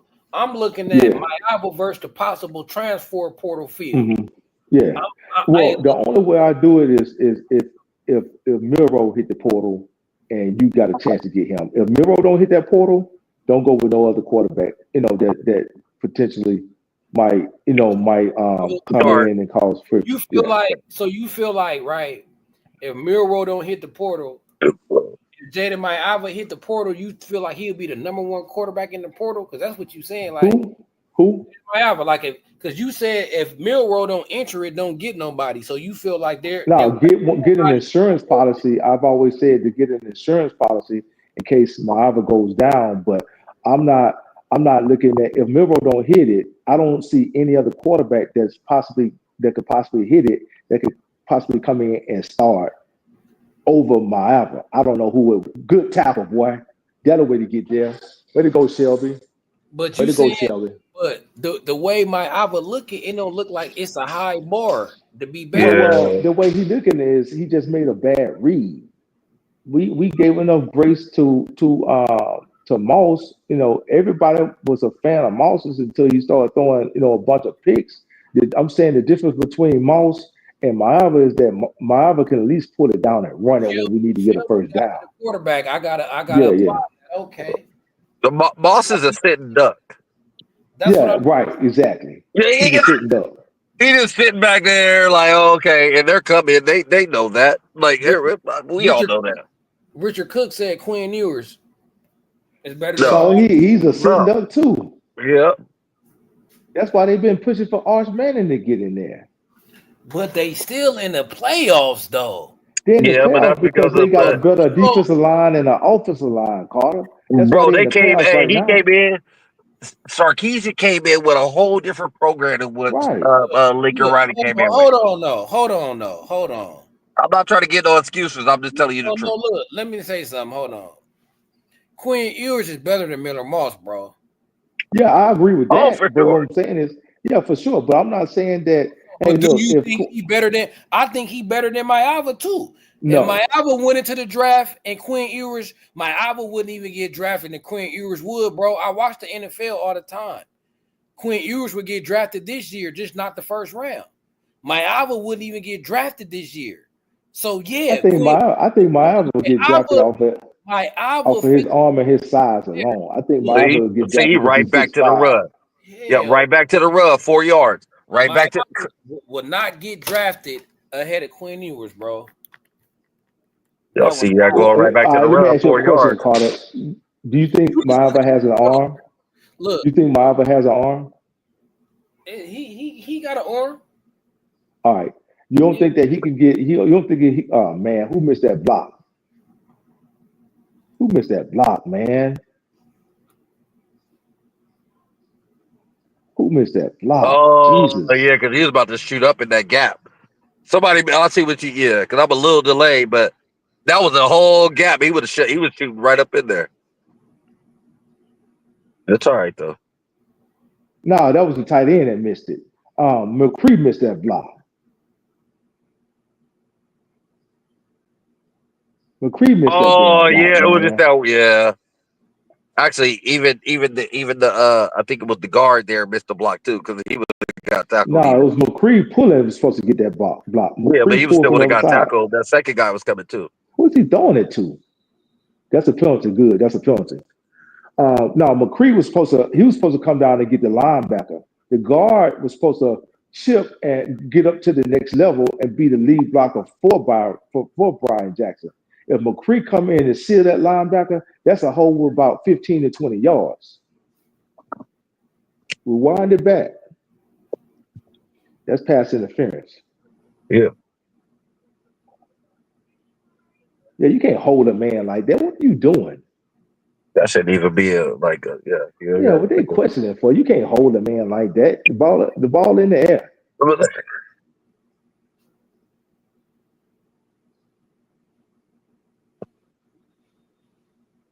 Yeah, I'm telling you, hey, it's been different. You too high on Maiava though.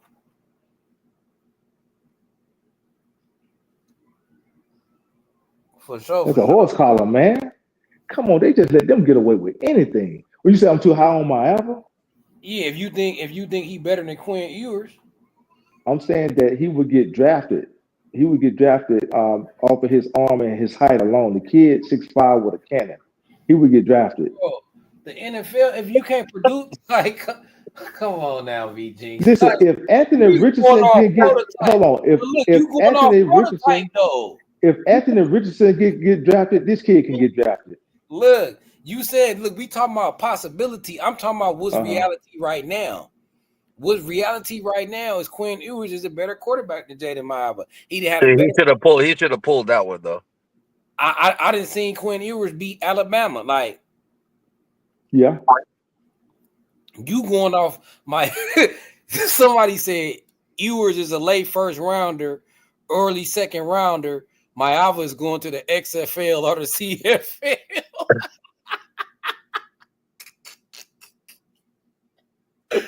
They say he going to the XFL or CFL. I'm gonna leave that alone though. But I be looking at the NFL draft board though. Like Maiava wouldn't even get drafted, bro, and they would Quinn Ewers would get drafted. That's all I'm saying. Like right now, today, he's a better quarterback than Maiava. Maiava ain't never done nothing. Q Ewers, he done won some games. He in the that kid threw for 3,000 yards before he came to SC at UNLV, man. He threw for 3,000 yards.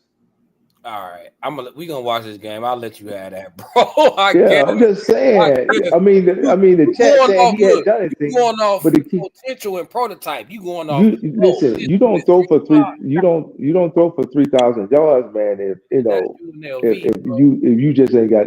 But it's still at the CFB level though. But look, what you want Jaden Maiava to do? Quinn Ewers already done that, and that's win games, win big games in the playoff. He might end this year as a national championship quarterback. Yeah. I feel like you have Maiava as potential, bro. If Maiava was that good, then we would have won out when he became starting quarterback.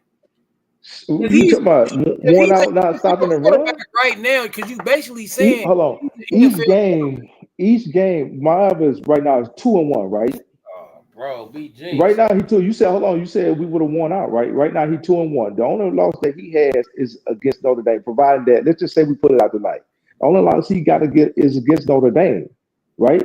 And we were in driving. We were in driving distance when that first pick six got thrown, which I think Jacoby Lane should have been over there on that side. That second one, he threw it up. It was fourth down. You can't take a sack. I think he put us in a position to win it. And if we had the horses up front to stop the run, I believe that we would have beat Notre Dame. Honestly speaking, we didn't have the defensive line, the horses up front to stop the run, and that's how we ended up losing to Notre Dame. It wasn't because of my Alpha. I think we got the horses up front, but we don't got a coach that wants to keep running the fucking ball. We Look, did It it might be a little against both. It might be a Michigan. little both. It might look. be a All little I'm both. saying is, And, you keep them dudes on the defense fresh when you running the ball. That's all true. I'm That's saying true. is, look, the Mayava talk. First of all, we talking about UNLV. He threw 10 picks at UNLV. To me, 17 touchdowns and 10 interceptions ain't good to me. The numbers don't add up. I That's not agree. good to me. The Like you numbers don't add up. 17 touchdowns and 10 picks in the Mountain West. That's not impressive, B Jinx. Quint Ewers, at this point, you gotta admit it's the better quarterback. You going off potential. You going off Mayava 6'5". He's supposed to be a dual threat, but shit, since he been starting quarterback at SC, he ain't been tearing ass up on the ground. He ain't been making the defense account for him. He ain't been rushing for 100 yards, 75 yards. Ah, man, come on. The man wide open, man. Hit him. Quentin Hit him. He's wide Ewers is open. better than. Oh yeah, that was a wide open. He wide open, man. Hit him. Oh. Oh, they jumped and hit that one down. They saying go get Milrow for a bridge for I'm just saying everybody in the comments is against that. Everybody in the comments. What? It's against what? What are they against? They like Mayava wouldn't even get drafted, and they saying Ewers is a second rounder. Oh, that's a penalty. That is a penalty, baby. That's roughing the punter. Even Fred That's roughing the punter. Fred the veteran, he was with the Mayava train. Even he talking about he like Mayava look shaky to him. Well, you guys got to look at it too, though. When now people got more film on him. Exactly. When it happens all the time, like what it happened even with Miller Moss. It happens with every quarterback. Like even and the great coaches know how to really defend that. Like it's even like last year, not this year, but last year when they had film. Oh, the putter. When they have film on Caleb, everything started to look different. Well, when Caleb stopped taking off running the ball, that's when everything started to look different. When he stayed in the pocket, everybody knew he wanted to stay in the pocket to prove that he could be a pocket passer. His first year in the league, man, when nobody stopping Caleb like that because he took off running. He was like another running back. Mm-hmm. Caleb last year with us, our offensive line just melted. Yeah, our offensive line was terrible. True. No, Caleb, like look how we look out to do. Yeah. Hey, but check it out. I've always said that. As a matter of fact, I think I posted on one of your earlier lives during the season, Carter. I said, "Hey, look, if Miro hit that portal, do we get him?" I brought it up, and I think we should get him. I just don't think we should overpay for him, though. That's all I'm saying. Well, this is my question to you. Look. By the time Miro hit the portal, to be honest with you, we should already be like shored up. So I'm asking you, like, if we shore up our position, if we feeling comfortable in the trenches, do we then overpay in a way to where, okay, you might not be worth this much, but hey, we got it left over because we filled our holes. I'm just saying, if we fill our holes in look at this, B Jinx. Y'all see? Are y'all watching this? Hold 4 or 5 yards a pop, 6 yards a pop to a freshman. Hold on, let me finish. Let me finish saying this though. If I feel like if we filled our holes up in the trenches on the defensive side, in the offensive side of the trenches, yeah, I'm gonna overpay for the quarterback because I could feel like we could win a national championship now. I feel like if I got D'Anton Lynn what he need and Lincoln Riley offense ain't slowed down by the offensive line, then yeah, I'm gonna overpay for the quarterback because now I feel like we can win a national championship even if he ain't worth that much. Because now I got that. All right. If we got it left over, I would agree with you. But only after you have shored up your trenches on both sides of the ball. You got to remember, we're gonna have a couple linebackers and a couple DBs too. And exactly. So that's what I'm saying, because it make no sense to overspend for him if we ain't even gonna win anyway. If we still got holes in the trenches, we still gonna lose anyway. Right. So that's all I'm saying. Damn, I didn't know it was only 30 seconds left in the second half, man. Damn, we in scoring drive.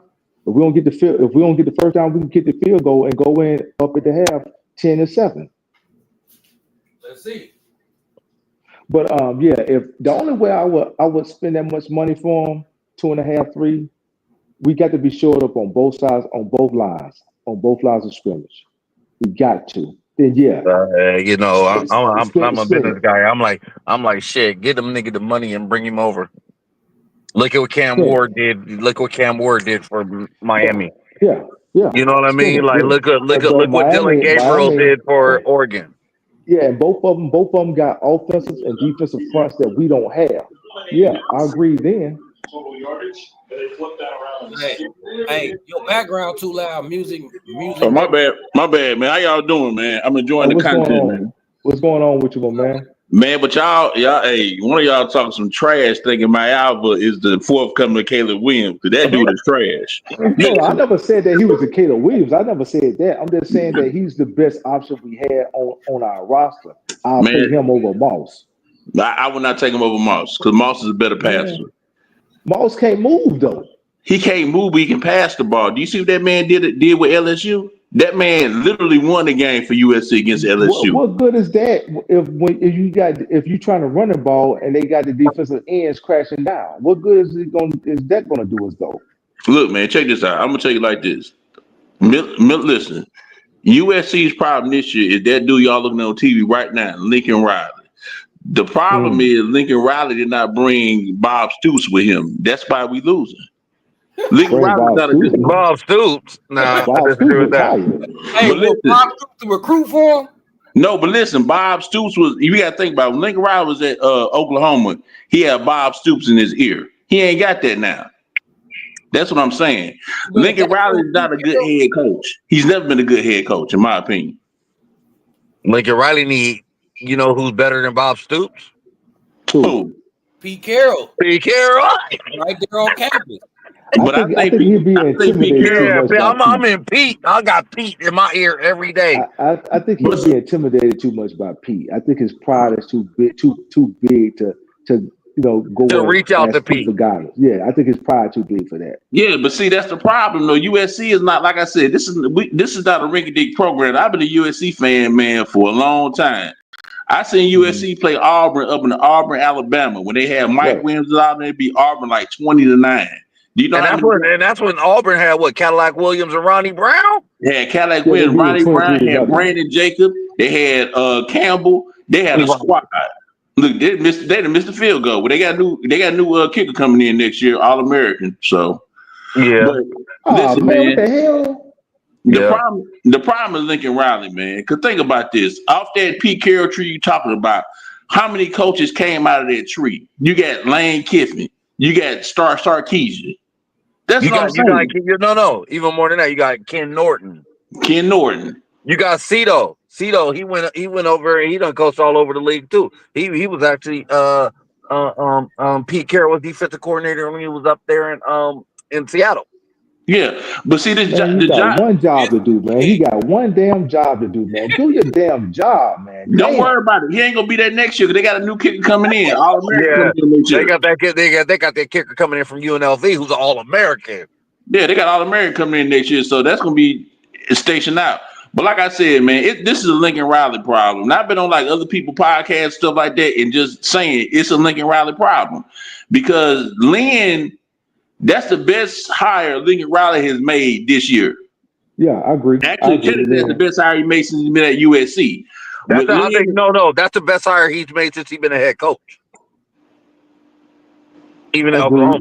That's a fact. But that's a fact. But the thing is, though, when he came to USC, I call Lincoln Riley, Danny Ocean. You know, Danny Ocean from Ocean's 11. So when he came to USC, he brought his crew with him, which is a bad thing. Because check this out, USC actually wasted 2 years with with a retarded defense coordinator. What's the dude's name? Grinch. Alex Grinch. Yeah, Alex Grinch. You know, you wasted 2 years of Caleb Williams' career, man, on that. USC, the year Caleb Williams got hurt, but the year Dye got hurt, I thought USC could have won a national championship. I really thought USC could have won, but when Dye got hurt, it kind of brought everything down. Then, like I said, with Caleb Williams the year before last year or whatever, they didn't have an offensive line. But again, I don't think we had the defense to win a natty. I think we could have got to the playoffs, but I don't think we had the defense to win a natty. I don't think we had the defense either. But the thing about it, I see what my brother's saying. That was our best chance, though. Yeah, like, but then he didn't play into his own hand, and the own hand is running the fucking ball. Listen, because think about this. If you go back, you look on the internet tomorrow, today, or whatever. Lincoln Riley, the first 2 years at USC, put up 41 points a game. At least. That was the average. So you're going to tell me this year you put up 21? Make it make sense. Well, we're not getting 80 plays a game. That's but you don't have to. When you can play that big boy football if you just run the ball. Right now, we all see it. We're live right now watching the game. We're live right now watching the game. Right? Listen, running the ball. Hold on, running the ball. You're not gonna get no 80 plays a game. You might get 40. You might get 50. You might get 50, and you're not gonna put up no 43 points a game. You're just not gonna do it. But I'm cool with that. That's just something that's in Lincoln Riley's head. Because we just saw right now, Brian Jackson's averaging 5.7 yards a carry. I'll just go with that. It ain't even about the plays; it's about the points per possession. This first half, we had the ball like 4 or 5 times. How many times we had the ball? We got that pick. I'm counting like 5 possessions. Yeah. So if you only scored on one of them, that's not good. It ain't about the plays. Right. It's about the possessions, the opportunities you got to score, and we scoring at a lower clip. What I think it is Caleb Williams fucked Lincoln Riley up. He made it so easy no matter what play you call. Caleb was gonna make it work. He was gonna make it work. So Lincoln Riley had to readjust to not having a dynamic quarterback that gonna make everything work. He started back off with a pocket quarterback, but then changed his philosophy of play calling. He didn't adjust his scheme to a pocket quarterback. That's the offense struggled this year. Well, you know what Lincoln Riley need to go? He need to go back with Caleb Williams and call to be an offense coordinator. Because like I said, he not USC caliber, man. Like I said, it's a different ball game you play in Oklahoma versus you come to California. It's different. Even if you're from out of state, when you come to California, it's different. USC it's a legacy program. It's not one of these rinky-dink programs that you get the best recruits out of California. As far as like skill players, regardless. When Pete Carroll was at USC, he got the best skill players he wanted to. He had to go do nothing. Hey, I'm sitting with a guy today, right? I got my USC sweater on. He was like, "Oh, you all SC?" I'm like, "Yeah." He's like, "I went to SC." I was like, "Where'd you graduate?" He's like, "I graduated in '85." He got big money. You know what I mean? He coming to buy a kitchen from me. And I'm like, "What you think about Lincoln Riley?" He's like, "Trash." I'm like, straight up. And this dude's like a donor. He pays money like he buying the kitchen from me, $50,000 kitchen for his house in Laguna Hills. And I'm like, for real? He's like, yeah. He's like, man. He's like, dude. He's like, all he had to do is run the ball. He's like, everybody knows that. If you run the ball, I bet Gentry would have never been hurt like that. Like it just changes. He's like, it's a legacy. That's the program. We run the ball over here. He don't do this. Yeah, because if you go and just look at the games that USC lost, man, like close games they lost. The defense, if you look at during the whole season, defense played more plays than the offense. Right. The defense kept USC in games this year. It's just that Lincoln Riley calling bad plays at the bad times. But I was gonna mention something else too about them donors at USC. Don't y'all remember when I think it's a curse on USC. I'm gonna tell you why. But don't you remember when Ed Orgeron went to LSU? Yeah. And won a national championship. One of USC's biggest donors went to LSU and started helping Ed Orgeron to win that national championship. You see Marcus Allen on the sidelines with an LSU shirt on. Why they see that at? That they wanted, because they should have kept him. Because he about that. He about the grit. He know the program. All the kids wanted him to stay there. Every single one of them kids wanted him to stay there. If they Well, would that's have an had the transfer administration portal back problem, then, though. That's an administration problem. It's not that's not a coach. well, That's that an was the administration administration problem. problem. That was an AD problem. That was a damn Pat Hayden Pat problem. Hayden, Pat Hayden, right? Yeah. Pat Hayden and Lynn Swan, they're idiots. Yeah, you know, it came out. They said they didn't hire him because they didn't like the way he talked. And shit. They didn't like the Yeah, way they he didn't like talked. his accent. His accent. But But that nigga went back. do you imagine what if he's there? What all them down? And you talk about this a lot, B Jinx. Do you imagine all him going down to Alabama and Florida and in Louisiana and Right. He knows defensive Arkansas and linemen. South He knows Carolina? defensive linemen. All them Right. Right. kids is coming when he go down there. Cause you got to remember something else too. When Pete Carroll first got there, he fired the whole staff instead of Ed Orgeron, and he actually told the story. I think on the Dan Patrick show, but he actually didn't fire Ed Orgeron because Ed Orgeron already had head coaching experience, but he wasn't successful. Some people can't be head coaches. It's just not gonna happen for them. They're not people that can create and get things happen. Deion Sanders is not a good head coach. But had to put the right people in the right places.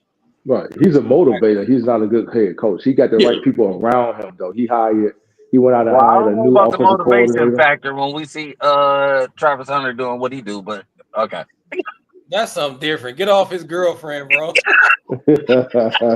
Yeah, but see, this is the thing, though. See, Deion Sanders knew how to put a team together. Like I said, this is his third year in the league, man. He's already a big bowl game. You know, it takes a while. Colorado, you can't recruit at Colorado. Who want to go up to Colorado? Exactly. Who want to go when you go up there and it's zero below? Hey, look, music make me high. Trojan fans, they be getting on me when I say I'd rather take Deion over Lincoln Riley. Oh my God, you got Deion, boy. You have every recruit in California. They would never leave. No, you have every recruit in the nation. Think about Juju Lewis. Everybody in USC was talking about on these podcasts. But I'm gonna get on live one day and let everybody know. But everybody on these podcasts talk about we're gonna get Juju Lewis. We're gonna get Juju Lewis. Juju Lewis is not coming because USC keep on losing. So guess what he did? He went up there to Boulder and said, "I pledge to you, Deion." No, they got their home. They got the talent to stay home. You want to keep Longstreet at the house, man. That's the problem. You don't want to get those skilled players from outside of Cali. When you got I don't agree with the players. Lewis thing. I don't agree with Lewis either, man. You got Longstreet right there in your backyard, and that's been a lot of the fans' complaints over the past 8 or 9 years that we've been letting the Cali talent get out of Cali. So why would you go and get a quarterback from Georgia when you got one in your backyard? But our problem is Go ahead. One of my great friends coaches high level 707 football, and he has a couple quarterbacks right now. And he said when he went over to that, they had the elite, I think it's Elite 11 camp. He said hands down, Usain Longstreet was the best quarterback, and he won it. And I'm like, he won it. He's like, dude, but he's way different, dude. And I'm like, what? He was like, yeah, his ball placement. How he is. He's like his structure of his built of his body. I'm like, what? He was like, yeah. He's like, you got to look at those type of things. He was like, his deep ball is amazing. He was like, but his middle game is incredible. And the kid can get out. But like, he can get out. He's like, yeah, he can get out. Like if he got to go, he can go. He got some wheels on him. But listen though, see this thing about Longstreet though. You know, Longstreet wasn't USC's first choice. You know, he's supposed to be at Texas A&M. Right. So, see, Lincoln Riley didn't even try to recruit this man until he found out he finna lose Juju Lewis. Now he's putting all our money on Longstreet, which is a good pickup. You know what I mean? Right. Hope the kid does well. Hopefully Lincoln Riley don't be there. I'm hoping Lane Kiffin get there. I need Kiffin back. I need Lane back. Right. Hey, what's up, Ryan? My boy Ryan. Y'all want Lane back? On, fellas? What's going on, man? Yo, who was that? This QB look bad, bro. I'm sorry, man. QB look bad, bro. I mean, yo, I'm in the Twitter chat right now, and everybody crashing out over Mayava right now, bro. We was all saying this ain't even Lincoln Riley fault for this game. How you 6'4", bro, and you throwing screen passes and and your passes look flat, bro. He's already had like at least four or five passes that could have been picked off a screen pass, man. He not even reading the field for his guys. He got McCree, he got the running backs, he got Jacoby all open running down the line, the sidelines. He ain't even, man, bro, he ain't it, man. Hey, you know, one of the main things I done seen when I've been watching it too, he ain't even getting out though. Exactly. He not even taking off. Like this is what we got you for. Like this is like you're the quarterback. Like, man, he's 6'4". He's supposed to be quote unquote mobile, but bro is running like Peyton Manning, bro. That look horrible. Well, I blame that on Lincoln Riley play caller. You'd have had a whole month to prepare. You know what you got. Like I said, Jay Meyer threw for 3,000 yards at UNLV. Who do you play in the Mountain West? Nobody. But he had 10 interceptions. 10 interceptions. Right. Well, my whole thing is that when we can look at the game right now that we're all looking at this game. When you got a freshman tailback who you could tell he getting that confidence and he getting 5.7 yards a carry, I'm like, oh, bro, you gonna have 150 yards at halftime. Man, easy. Him and Peterson killing it right now. Right, they just running straight up the lane like this. Okay. I don't know. Like somebody might be like, "Oh, we don't have a line. How don't you have a line? Your line is blocking. You look at the yards. Your freshman tailback got 5.7. Yeah. Hey, but what y'all forgetting though? Remember what the Minnesota coach said? He said USC was running the ball great, but we just knew they wanted to pass. We just knew they was going to go back to the pass. Right. Yeah, I remember him saying that. I remember he called him out after the game. Like, yeah, we won this game, but I already knew I was going because it's like I don't know if y'all ever heard or read that book, the 48 Powers of Law or something like that. Like, you know, it's like when you know your enemy, you already know what they're gonna do. Yep. Well, I know already. Like, it's a whole different type of perspective of thinking about it because it's like I already know what he's gonna do. I'm just gonna stick to the script and I'm gonna let him fuck it up. Well, see, what makes Lincoln Riley so just like everybody think he demanded because then they had 2 Heisman Trophy winning quarterbacks, maybe 3. Well, more than 2. Yeah, 3.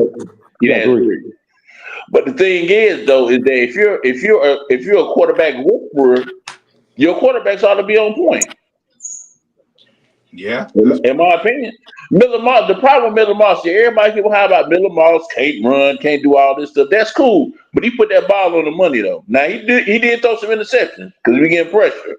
Yeah, Miller Moss don't have an arm to go downfield. He can't push the ball down the field, though, man. Every time he tried to go downfield, it was jump ball. No, you're right. Receivers had to come back. Right. They had to come back for the ball and pretty much do a jump ball every time he tried to go past 40 yards down the field, man. Now, intermediate, the screen game, yeah, he was the man. But when you try to push the ball down the field, man, those were jump balls. I don't look at it as being the quarterback whisperer because everybody calling him an offensive guru. If you're offensive guru, you know exactly what you're dealing with, and you have no fucking excuses. Because he got 2 tailbacks right now. 2. He got a true sophomore, and I think he's a redshirt sophomore, right? And then he has a true freshman, and the true freshman has 5.7 yards a carry. And on the other line, we already had Elijah Page go out, and they still running the ball. So I'm gonna stick with the script. And the O-line holding up good.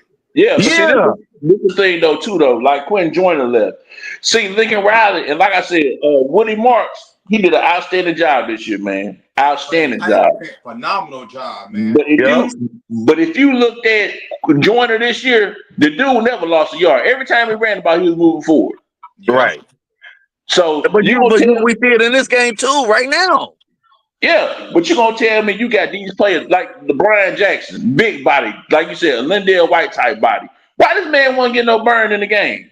Hey, he got a better body type than Lindell, though, bro. Yeah, he does. But Lindell was a monster, though. If Pete Carroll would have went on and just gave Lindell White that football if would have gave Reggie Bush that football instead of Lindell White, they'd have a championship. Yeah. But Lindell hit the wrong damn hole. Damn, Lindell. You let goddamn Vince Young whoop your ass. But nah, man, I'm a USC fan by heart, man. Like I said, I go at people all the time, man, especially like just unrealistic USC fans. Cause like I said, a lot of people call for my album. We need my album. We need my album. All right, cool. But y'all don't know that nigga threw 10 interceptions at UNLV. So I know he can't read the field. You know what I mean? So Miller Moss had a lot of pressure on him, man. And like I said, once he got demoted, I know he was going to get ready to get up out of here. That's why I made my comment a few minutes ago about Jacoby Lane. If USC does not win this game, Jacoby Lane is going to be in the transfer portal. Oh, I believe that too. We were saying that in the y'all really think so? right now. He gonna dip. You was the one who said he was going into the portal? You damn right. Now I believe it. That though. You got some inside information? What you talking like you know something? Like I live in Florida, man. Hey, I just look at USC football. You can tell by the kids' body language. Jacoby Lane reminds me of a younger Drake London. Once Drake London figured out how to play football, he became a beast. It was a monster. He was a monster. If he wouldn't, didn't he even win the Blitnikoff when he got hurt? Like, and then I'm gonna tell y'all something. He didn't win the Blitnikoff, but he should have, even when he got hurt. But one thing you can see, 7 games into the season, so he probably would have won it had he stayed. He would have won it. But let you know, even Clay Helton knew how to get them wide receivers open. Clay Helton's right now. Clay Helton's a winner. They want Clay Helton back now, and you know we know Clay Helton sucks. Right now, USC fans want him back. Hell no, you crazy on that one. I think he just playing. He being sarcastic. He did recruit good though. He still recruited good. I get his point though, but we ain't. Let me tell you something. Clay Helton won the damn bowl game with Sam Darnold, and we know Sam Darnold was just a freakish athlete. Man, when Clay Helton was there, man, all of the players would leave it out of Cali. Get the hell up out of there, man. Well, Clay couldn't coach though. But it will be a whole different type of perspective if he would have started Sam in that game that we played against Alabama at the beginning of the season. I don't think we that would have been a whole different game though. We would have won that game regardless. We wouldn't have won that game, but we would have balled with them. Listen, man. The Lane train when they had with the Max Brownie back there, he would get his ass tore up, and Lane Kiffin would dial that shit a bit. I went to the game. I'm gonna post some pictures one day, but I went to that game, and when I tell you Lane Kiffin was goddamn throw the ball every time, they was throwing that bitch, airing it out. Because they did Lane Kiffin bad, man. How you gonna fire Lane Kiffin and he under damn probation? He under probation. He can't recruit like he want to. So you gonna leave that man on a tarmac after the Arizona State game? And then you ain't gonna hire. I think Lane was the one who got Sua and all. We already did a live to where Lane he had a #1 recruiting class under the sanctions. So Lane was a recruiting beast. Lane went to Ohio State and beat Ohio State with Matt Barkley. You don't go to Ohio State and win. No. That wasn't Lane. That was Pete. That was Pete for sure. That was Pete. Yeah. Lane was already at Tennessee. Lane was already at Tennessee. Are you sure? Are y'all sure? That was Pete, bro. Hold on. No. Hold on. No, I think that was Lane Kiffin. That was not Lane. That was not Lane. That was Pete. Hey, that's why we got the internet. I'm finna look it up, right? Look it up. Lane was already at Tennessee when that happened, man. Was it Sarkisian? I don't remember Pete. It was Sarkisian. Sarkisian was at Washington. It was Pete that did it. What year was that? That was 2009. It was 2009. All right, I'm finna look it up right now. Yeah, I think that was the year Ohio State had Troy Smith, right? No. Pryor was still the quarterback. So 2009 was Pete's last year. Watching games at the Coliseum, I think I was just used to sold out crap. Hey, but I'm gonna tell you something else too, though. Why I got y'all on here, man? Let me tell you something. You know, most y'all from California. You know, that was Pete's last year. Pete started him. He started him in the He was a coach. that year. Okay. Yeah, Pete was the coach. And Okay. actually, that was a game that Barkley got hurt in. He That's hurt the his game shoulder, they but he won, finished the and then that's game. when Joe McKnight Yeah. and then Stephon Johnson won it on that last run. Yeah. On that Okay, last my drive. accident then. My accident then. I thought it was a Lane train. But then Lane Kiffin coached Matt Barkley. Yep. Yeah, after Yeah. Florida. The next But year. this is why I was gonna say though. That's when go ahead. Go ahead, bro. Well, you got to remember what happened was after that year is when they got them boys from Gardena. Mm-hmm. So that's when when after Pete left the cupboard full. So that's when they got Robert Woods. The next year when they got Marquise Lee and Jordan Farmar. I know Jordan Farmar didn't play too much, but then that's when it was just like, man, he had weapons for him. That's when Hayes Pollard was there. After that came Sua. Like, man. But Lane can recruit though, and that's the thing about Lane Kiffin. He can recruit. It took him a minute when he had to go down to Alabama to get some straightening by Nick Saban. But once he got that straightening for Nick Saban, man, he became a darn good coach, man. The nigga that had like 4 or 5 10-win seasons in a row.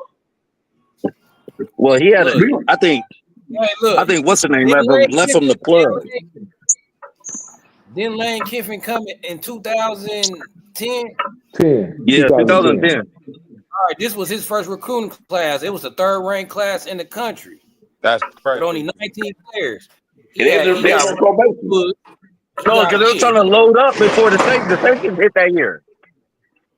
He got Robert Woods, Dylan Baxter, Kyle Prater, Xavier, Markeith Ambles, George Yuku, Jesse Scroggins, Demetrius Wright, DJ Morgan, Kristen Thomas, Deion Bailey, Brando Terrifier, Nikhil Roby, Hayes Pollard, Anthony Brown. That class turned out to be all right. It was a lot of misses. No, but you know who was supposed to come in that class?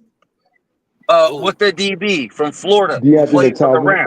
DeAnthony Thomas was supposed to be in that class. Yeah, DeAnthony Thomas too, but no. He was supposed to be in that class, and he ended up going to Oregon. No, it's the DB. I think that's the same year, though. I think that's the same year, though. They all came out that year. They all came out that year, but he's trying to pick and choose who he could get because that's when the sanctions hit. Who you guys know the DB I'm talking about? He playing over. It's Jalen Ramsey. Jalen Ramsey. He had Jalen Ramsey committed in that class, but they had to. It was, man, I know for a fact. They had to fire Muncie. Muncie is the one who recruited Jalen Ramsey. When he got rid of his dad, that's when Ramsey decommitted and went to Florida State. Yeah, he wanted to play for. He wanted to play at SC. But he wanted to be coached by Money Kiffin though. Yep. Yeah. So it's like you just got to look at it from a broader perspective, and like when looking at Lincoln Riley, I'm like, what the fuck are you doing, dude? Like, I just don't get it. I get it. You're not a good head coach. I really get it. I get it. I get it all the time. You're not a good head coach. He ain't got Bob Stoops in his ear. Like I said, man, he ain't got that. So you like the LA is a big thing. You feel like long as we got Lincoln, we ain't going nowhere? Hell no. They're gonna listen. USC had a pretty decent, easy schedule this year. The schedule next year is super easy. You just got to play Oregon. You got to go to Oregon. So you're gonna tell me this year they should have won 10 games.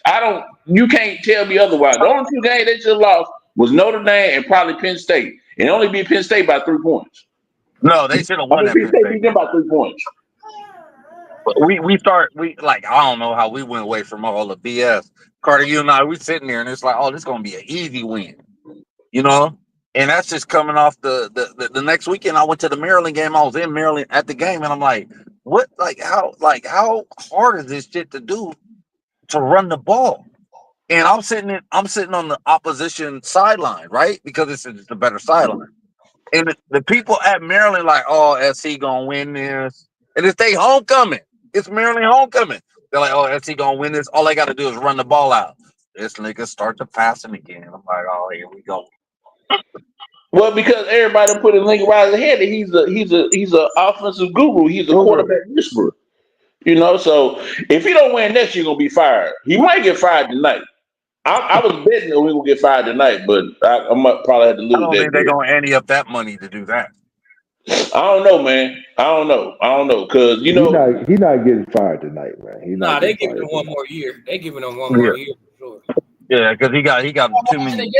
Y'all watch the game back on at Texas A&M. They still moving. Yeah, they moving the. Yeah, they moving the ball. Score. They moving the score right now. Screen pass, touchdown. Oh, we stopped him there. But I'm gonna give you my thing for coach is Deonton Lynn. I think I think they need to bring his dad in as an advisor. Oh yeah, because for sure. Yeah, because his dad was what's his dad's name?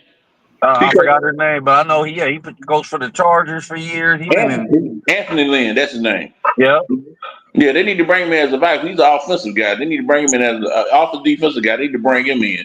I think offensive advisor. Touchdown. Ooh. And that was pass interference. Make it look too easy, man. That's too many teams that make it look too easy. Like you don't make it look that easy on the team. Like Carter. Remember we was at the game and when with the touch, they literally had the center, which was the tight end, hiked the ball. They ran up there on a 1-man route. He ran up the field on a 1-man route and scored a touchdown. I'm like, ooh, that's first of all, I'm kind of mad my team just got scored on, but I'm like, that's a cold ass play. Yeah, that dude Thomas is a beast though, man. That dude's gonna be a beast. He's gonna be a beast. Yeah, but he did all that against us, just like Dalton Kincaid in the league right now. Look, he Randy Moss, Jacoby Covington on that one. I don't know why Jacoby Covington even in the game. USC got some other cornerbacks. Yeah, we need to be playing the young dudes right now, seeing what we got for the future. The fact. Yeah. Out the door. Especially that shit, you need to get on. Because he's gonna be a 6th round. Covington gonna be a 6th round pick. You know what I mean? That's even if he get the drafted. He gonna get drafted. I think he'll get drafted. The dude he let Randy Moss him is smaller than him. You a big rangy corner and you letting smaller dudes jump over you for the fade ball? I don't know why they ain't got Nicholson and Humphreys in there. I don't understand that one. Well, Humphreys be looking shaky too. Yeah. He be looking shaky, but the thing is though, I think that, in this with these wide receivers, but with his length, he can cause some problems. But I was gonna tell you who I think the dark horse coach for USC gonna be not next year. It might be though. It depends how you do. Carson Palmer to move back to LA. He a high school head coach. Yeah, down there in the Yeah, so I think once he can get his coaching chops in there, I think USC gonna make a run at him. Probably not next year, probably in a couple of years. But I think that's gonna be a coach at USC before it's said and done. If I'm gonna see, the only people I'm going after is either I'm gonna go after either Dion or Urban Meyer. Ooh, Urban Meyer. He got a lot of baggage, man. I don't think he's doing the fuck with Meyer. Hey, Urban Meyer, I like him because he gangster with it. Yeah, he gangster with it. He's gangster. It's gonna be like, and he gonna get into LA because remember he didn't have no chance in LA when Pete was here. But he already know. He already know. He already like I have no chance. He like the females. He like the females though. LA got him. So Urban Meyer ain't gonna come though unless USC got their NIL bag right. Oh, for sure. But that's Los Angeles though. The NIL bag should always be right. Y'all got some of the biggest donors probably in the country. Nah, but our shit being shaky. Like, it's being shaky because they're not winning. I know, but this the thing. Texas A&M don't be winning shit either, but they NIL is always robust. You know why? Because they got oil money. Okay, but we should have that money that you was talking about, all that LA shit, and we already looked up USC endowment is already at $7 billion. Bro, yeah, I had a donor. I had a donor. I met with today who bought cabinets from me, who told me straight up off the dribble, SC is the most wealthy, one of the most wealthiest schools in the nation. It's beating all the football schools. The only schools they can't beat out is the Ivy League schools.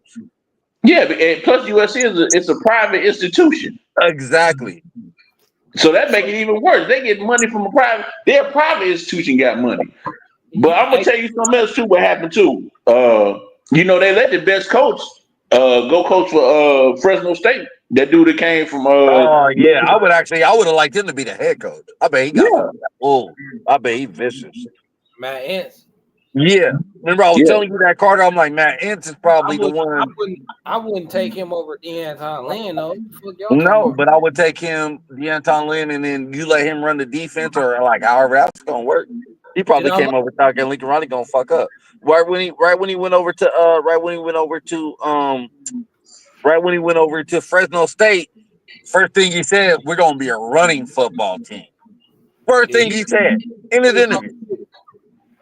Yeah, he dominated at South Dakota State or North Dakota State, one of the states. Yeah, he dominated. Nah, he a good coach. I'm just saying. The first thing we gonna do is run the ball. I'm just saying. To let everybody know. To me, the coaches we can't let go is Lynn and Coach Henny. Yeah, because you let Henny and Coach Henny go, them damn transfers again gonna leave too. Yep. We gotta keep Henny. He's priority number one to me. Well, Lynn is number one though, but the NFL gonna be calling for Lynn though, because he did a remarkable job. He did a remarkable job this year. Yeah, Lynn is before Henny, but I look at it like they both young coaching prospects, and I feel like Henny is more built for the college game, and I just feel like his potential. I feel like Coach Henny will be like the Black or John type dude. Right. Yeah. Offensive-minded, tough-minded, Southern dude, ain't with no bullshit. That dog work. Like, he gonna come in and push a hard line. Damn, I only got 64 yards. That ain't cool. The Miles is garbage. Garbage. Yeah, but I feel like the Anton Lynn, he probably more advanced than Coach Henny with the X's and O's. But y'all like this with these tailbacks though. They different and all that shit. I'm taking Coach Henny for a college program in the future. Like right now today, I'll take Coach Lynn. Look at that. Garbage. Damn. He need to hit the transfer report as soon as he leaves his game. Go somewhere. Hey, B Jinx, man, defend your boy, man. Like they going in on. Like I said, man, he was a better choice than what we had, man. But you see that he did not step up in the pocket. That's the third time tonight. All he had to do was step up in the pocket. No, did you see how he had the ball? Eyes got big. He jerked and held the ball for a minute. Listen, man, Miller Moss would have threw that thing away. Miller Moss would have threw a pick. Hey, man, I'll be throwing picks too. Hey, what was Miller Moss? Carter, look up Miller Moss touchdown of the interception ratio this year. I think he had 18 touchdowns, 7 interceptions, or maybe 10 interceptions. I'll look it up. Hold on. Bad ball. Y'all see that ball he just threw? That was trash. But see, that defense now they're pinning their ears back now.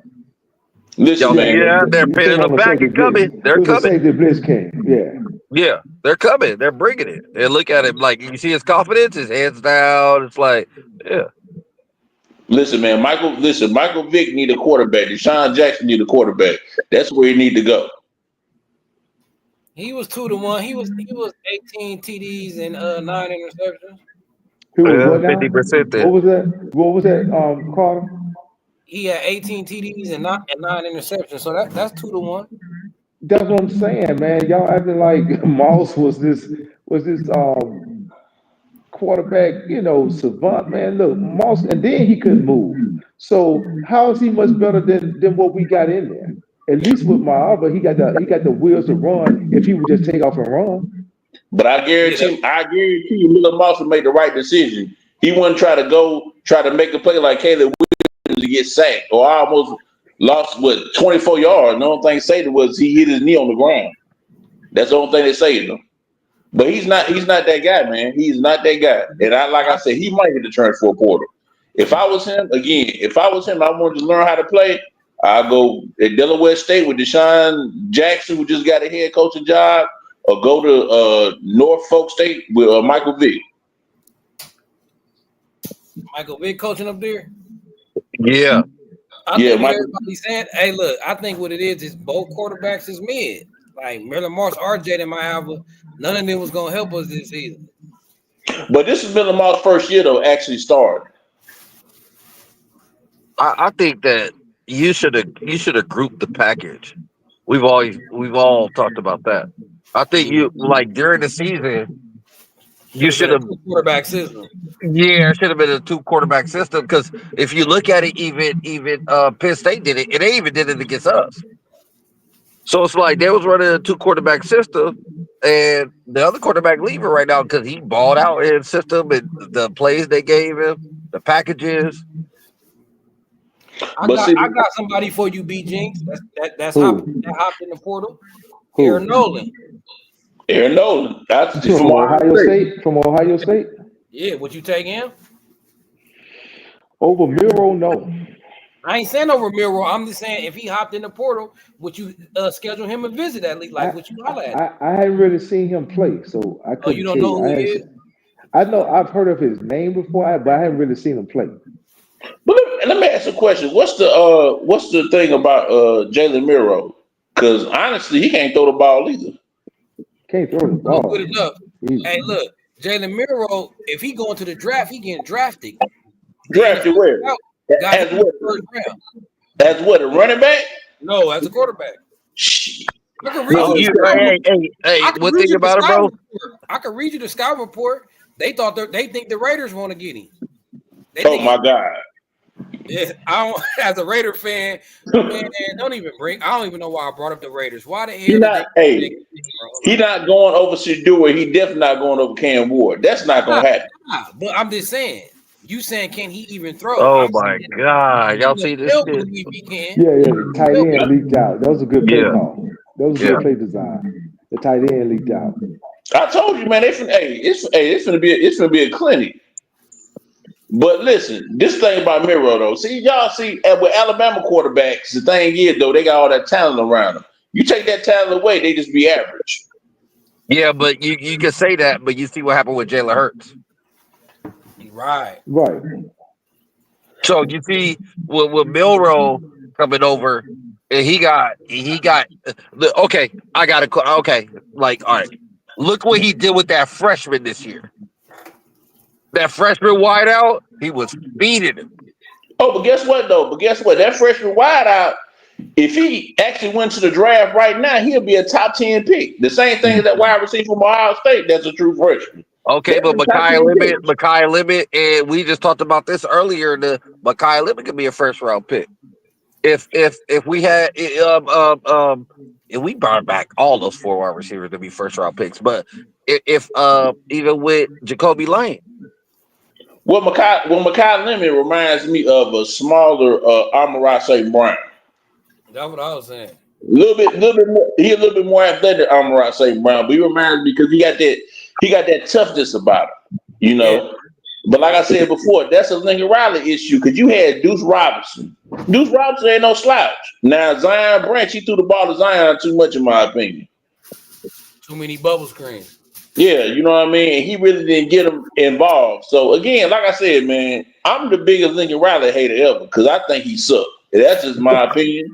And it's gonna stay there until older.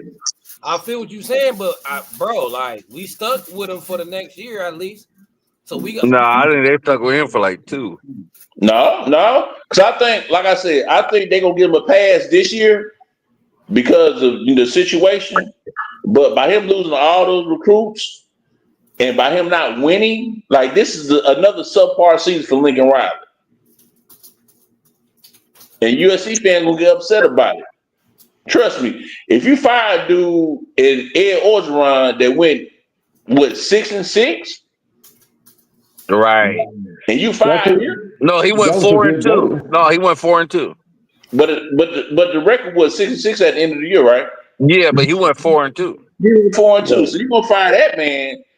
Just imagine, man, like I said, Riley need to be fired, and I'm gonna say it tomorrow when I get up in the morning, hit this tequila. So who would you get? Who would you get to replace Riley? Who would you get? Man, like I tell everybody, man, you need to go down there to Ole Miss because Lane Kiffin is not happy at Ole Miss. He not happy.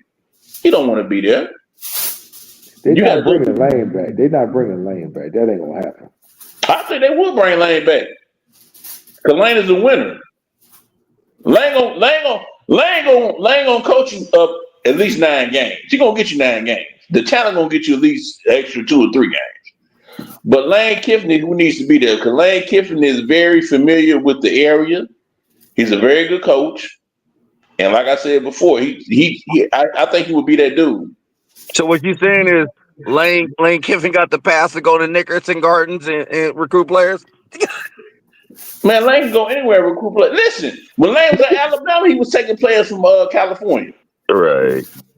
Think about that. What to do? What not? It was hard to take players away from Clay Hilton though. Let's just be honest. It was hard to get players from him. You said it was hard to get players from. It was hard to get players from Clay Hilton. Now that's who gets Clay Hilton. That's when the floodgates open. But you couldn't get them. You couldn't get them from Sarkisian or Lane. They don't play that shit. But you had Bryce Young at USC. You had him at USC. He was coming to USC. And soon as Lane went to damn Alabama. No, Sarkisian. He was a Sarkisian recruit. Yeah, he was a Sarkisian recruit. Okay, Sarkisian. But guess what? Yeah. When he left, what happened? He went straight to Alabama. When he committed to Alabama, though, Clay Hilton was the coach. Right. Because I remember him saying that he couldn't see himself playing for Clay Hilton, passing up Nick Saban type shit. Right. That's the truth, though. But guess what? Do you guys know how Sarkisian got Ronald Jones Jr.? I remember this. Okay, so like this guy, you guys a little backdrop, right? So my god brother, you know, he's like when the freshmen come in, he's one of the people who like to acclimate the freshmen on the campus. So he deals with all the freshmen and stuff. He's in like kind of that department and the athletics and stuff to show the kids. And he, you know, specifically like mainly for football and basketball recruits, right? But that's after they commit. So he was telling me, I was like, dude, how did you get Ronald Jones Jr.? Sarkisian, a pimp. That nigga got game, bro. He flew on a private jet to Texas. And he took the Heisman Trophy with him. He took Marcus Allen's. Pulled up to the kid house with Marcus Allen's Heisman Trophy. Ronald Jones like, I'm going to SC. And then when he was at SC, he used him right. Just like last year, he used Bijan Robinson right. That's who. If he could have kept himself clean, that's who I think. Yeah, but he was going through a lot of issues. You know, he was going through a divorce. I think it could have been Sarkisian. Hey, Sarkisian was going through a divorce. He was drunk every day because he was going through a divorce. I mean, you know, personal issues. I got a question though. Fred said he ain't trying to sound negative, but do anyone feel good about next year right now? At this Hell point? No. I do. I feel what this is going to happen though. After this game is going to tell the tale. The next couple of days, it's going to tell the tale because you don't know what players are going to stay and what players are going to leave. We know Ramsey going to stay. We know Pregnant going to stay. We know I think what's his name? 18 tall linebacker. Eric Gentry. I think Gentry going to stay, but everybody else we don't know about. Do you even want everybody else to stay? Like, you know what I said? Who do you actually want to stay? What them freshmen? Cam Fountain ain't going nowhere. I'm telling you right now, Cam Fountain not going anywhere. Yeah, I think he's on somebody. I think he's on somebody's podcast. The mom's like, "No, he ain't going nowhere." So yeah, but I think the offensive line should stay. Now I don't know what this other Hanson dude is going to do. Another Hanson we got. So I don't know exactly what he's going to do with the offensive line, but the schedule is easy next year. There's no way USC should not win 10 games next year. But I said that this year, and look where we are now. But there's no way. And I'm gonna tell you something else too. We actually had a harder schedule this year. So that schedule is not hard, one of the harder schedules. You had Michigan on the down. You had Michigan on the downfall. Michigan wasn't hitting on nothing. This year was going to be an easy schedule based if we ran the ball.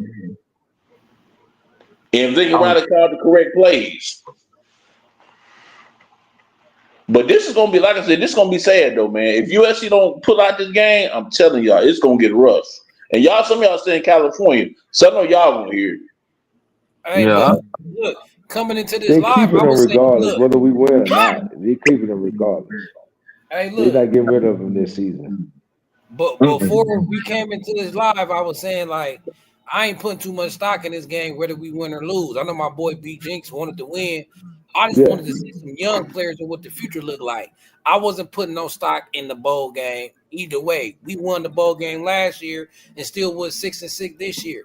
I don't give a damn about the bowl game results. I just want to see how certain players look. Do we got any guys for next year? Do I see somebody that may stand out and be like, oh, okay, he got it. We maybe got something. So let me ask this question in. So all the players that transferred this year, like Deuce Robinson, who else? The offensive line, Quentin Joyner. Do you think they got enough burn this year? When we talk about the receivers, I feel like Lincoln Riley tried to rotate too many receivers in. That's why we always got receivers entering the transfer portal, like Mike Jackson did, how Kyle Ford did before, Mario Williams, because Lincoln Riley tried to parade 8 or 9 receivers out there. So I don't think no receivers got enough burn, and I damn sure don't think Quentin Joyner got enough burn either. Actually, I think the best wide. Well, I know Quentin Joyner got enough burn, but I think actually the wide receiver had the best hands was Kyron Hudson. He gonna be big at Penn State next year. Right. Well, he gonna be the man over there. Yeah, he gonna be the man over there. Watch when he step in. Like he remind me of Anquan Bolden. You know what I mean? Ain't got a lot of speed, but he got them damn hands. Right. But so man, I think it's gonna be an aspect of. You think Kyron Hudson was our best receiver? I say he had the best hands. Who do you think was the best receiver on the team? I think Mekhi Lemon, man.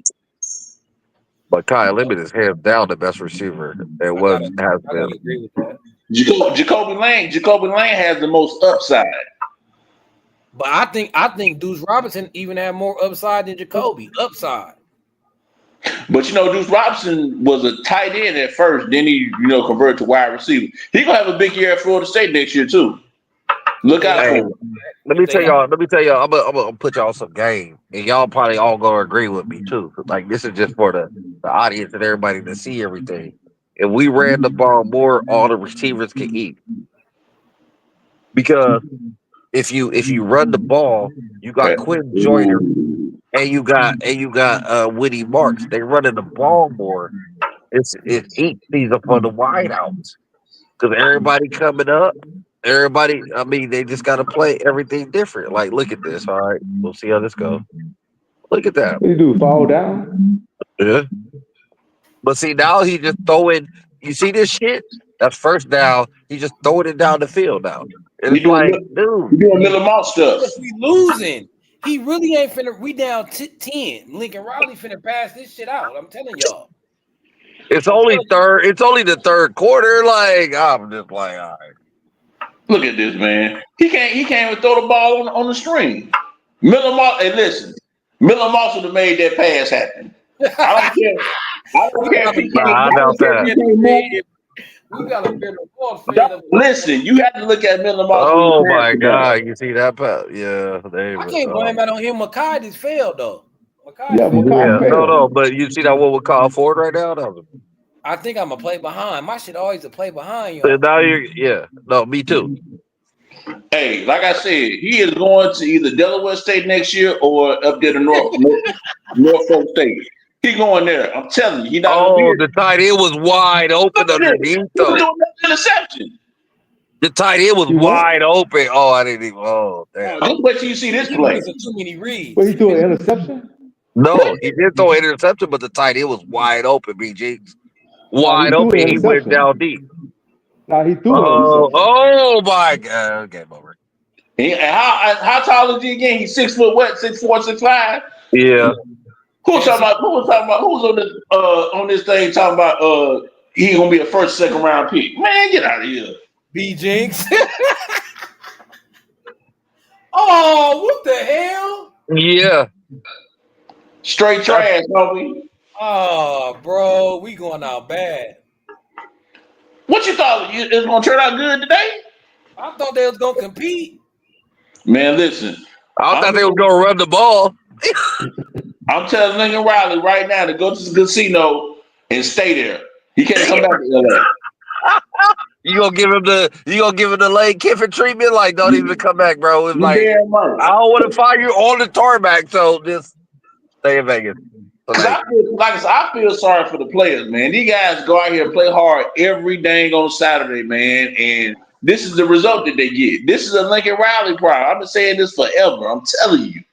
If you don't know me, man, I've been on these podcasts, talk to these crazy people, say USC. No, it's Lincoln Riley. It's a Riley problem. I would have just ran the ball. Man. Yo, tailbacks is I just told you. We was down 2 scores. We down 10 points. Lincoln Riley's finna abandon the run, even after this interception. I guarantee you, Brian Jackson. Well. I said before we started. I said don't look for him to change his stripes this game. You said when we first started. I said don't look for him to change his stripes. You know he's going to continue to push that ball because we got 2 inexperienced running backs. But on the same note, if your running backs are getting 5-6 yards apart, why not run them? Why not? Because Lincoln Riley is the quarterback whisperer. That's why. He the quarterback. Listen, the defense so tired now, they don't even want to play no more. That's what I'm saying. This is the problem. That's what I'm saying. The defense all this year, man, held up. The only game they hold up in was against Notre Dame. And I can understand why, because Notre Dame is a very physical team. That's a pick. My God. They just damn. That's a pick. That's what I'm saying, man. Is it a pick? This is terrible. When I'm telling y'all, this is terrible. We down now. This is a wrap. They finna quit. And why the other freshmen that is supposed to be playing? I've got all the freshmen here. We have Bryson Shaw in there. Yeah, I don't know why they keep putting him in there. And what's the other linebacker that left? What's that dude's name? The one that went to Wisconsin. Tackett Curtis is trash. Tackett Curtis. Yeah, Tackett Curtis was a nice linebacker. Nah, he was trash. Nah, he was trash. He was a freshman. He wasn't. Well, probably that's why he wasn't ready. That's all I know. Yeah, he wasn't ready. He was a freshman. But I think he would look nicer in this defense. Well, hold on, y'all. Look, we getting whooped on now, though. This shit ain't even funny. No, it's not. Bryson Shaw got his ass lit up. Can't cover in space. The dude did a simple slant route. Bryson Shaw ass almost ended up out of bounds. But listen, everybody wanted my outfit. This is what everybody wanted. He is going to change our future. He is the future at USC. Straight trash homie. Hey, we had to see what we had, though. We didn't know. Right. You know what you had when he came over there? The dude for 3,000 yards and 10 interceptions. What you thought he going to get to USC and not throw 10?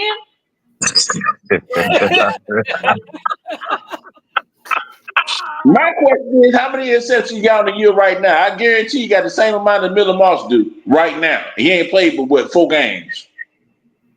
My whole thing is I would have done packages for the seat. Look, you can't do packages when you got a head coach that think he everything. Well, Hey,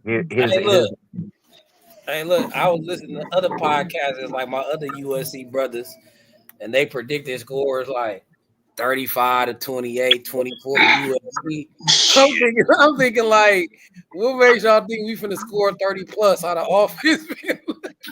Man, hey, y'all talk to the podcast, you let them know Music Baby High told them that this is gonna happen.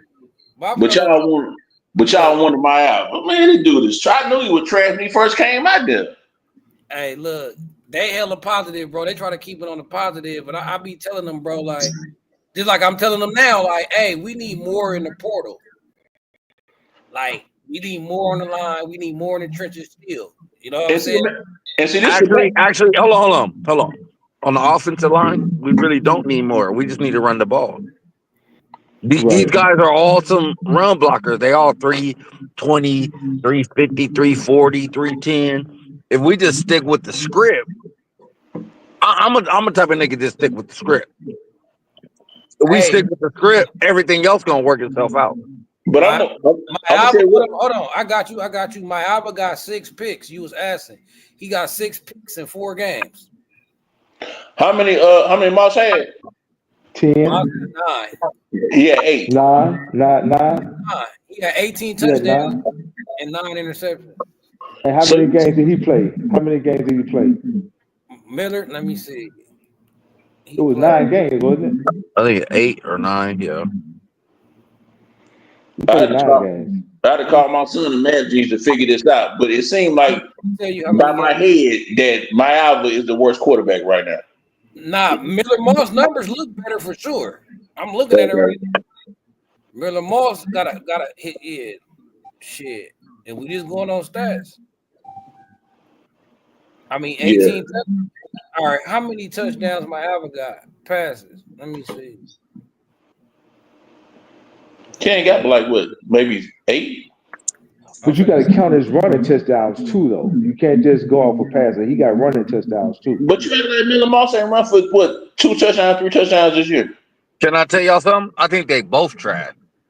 Me too. At this point, I hate to say that these youngins. I ain't gonna say they trash.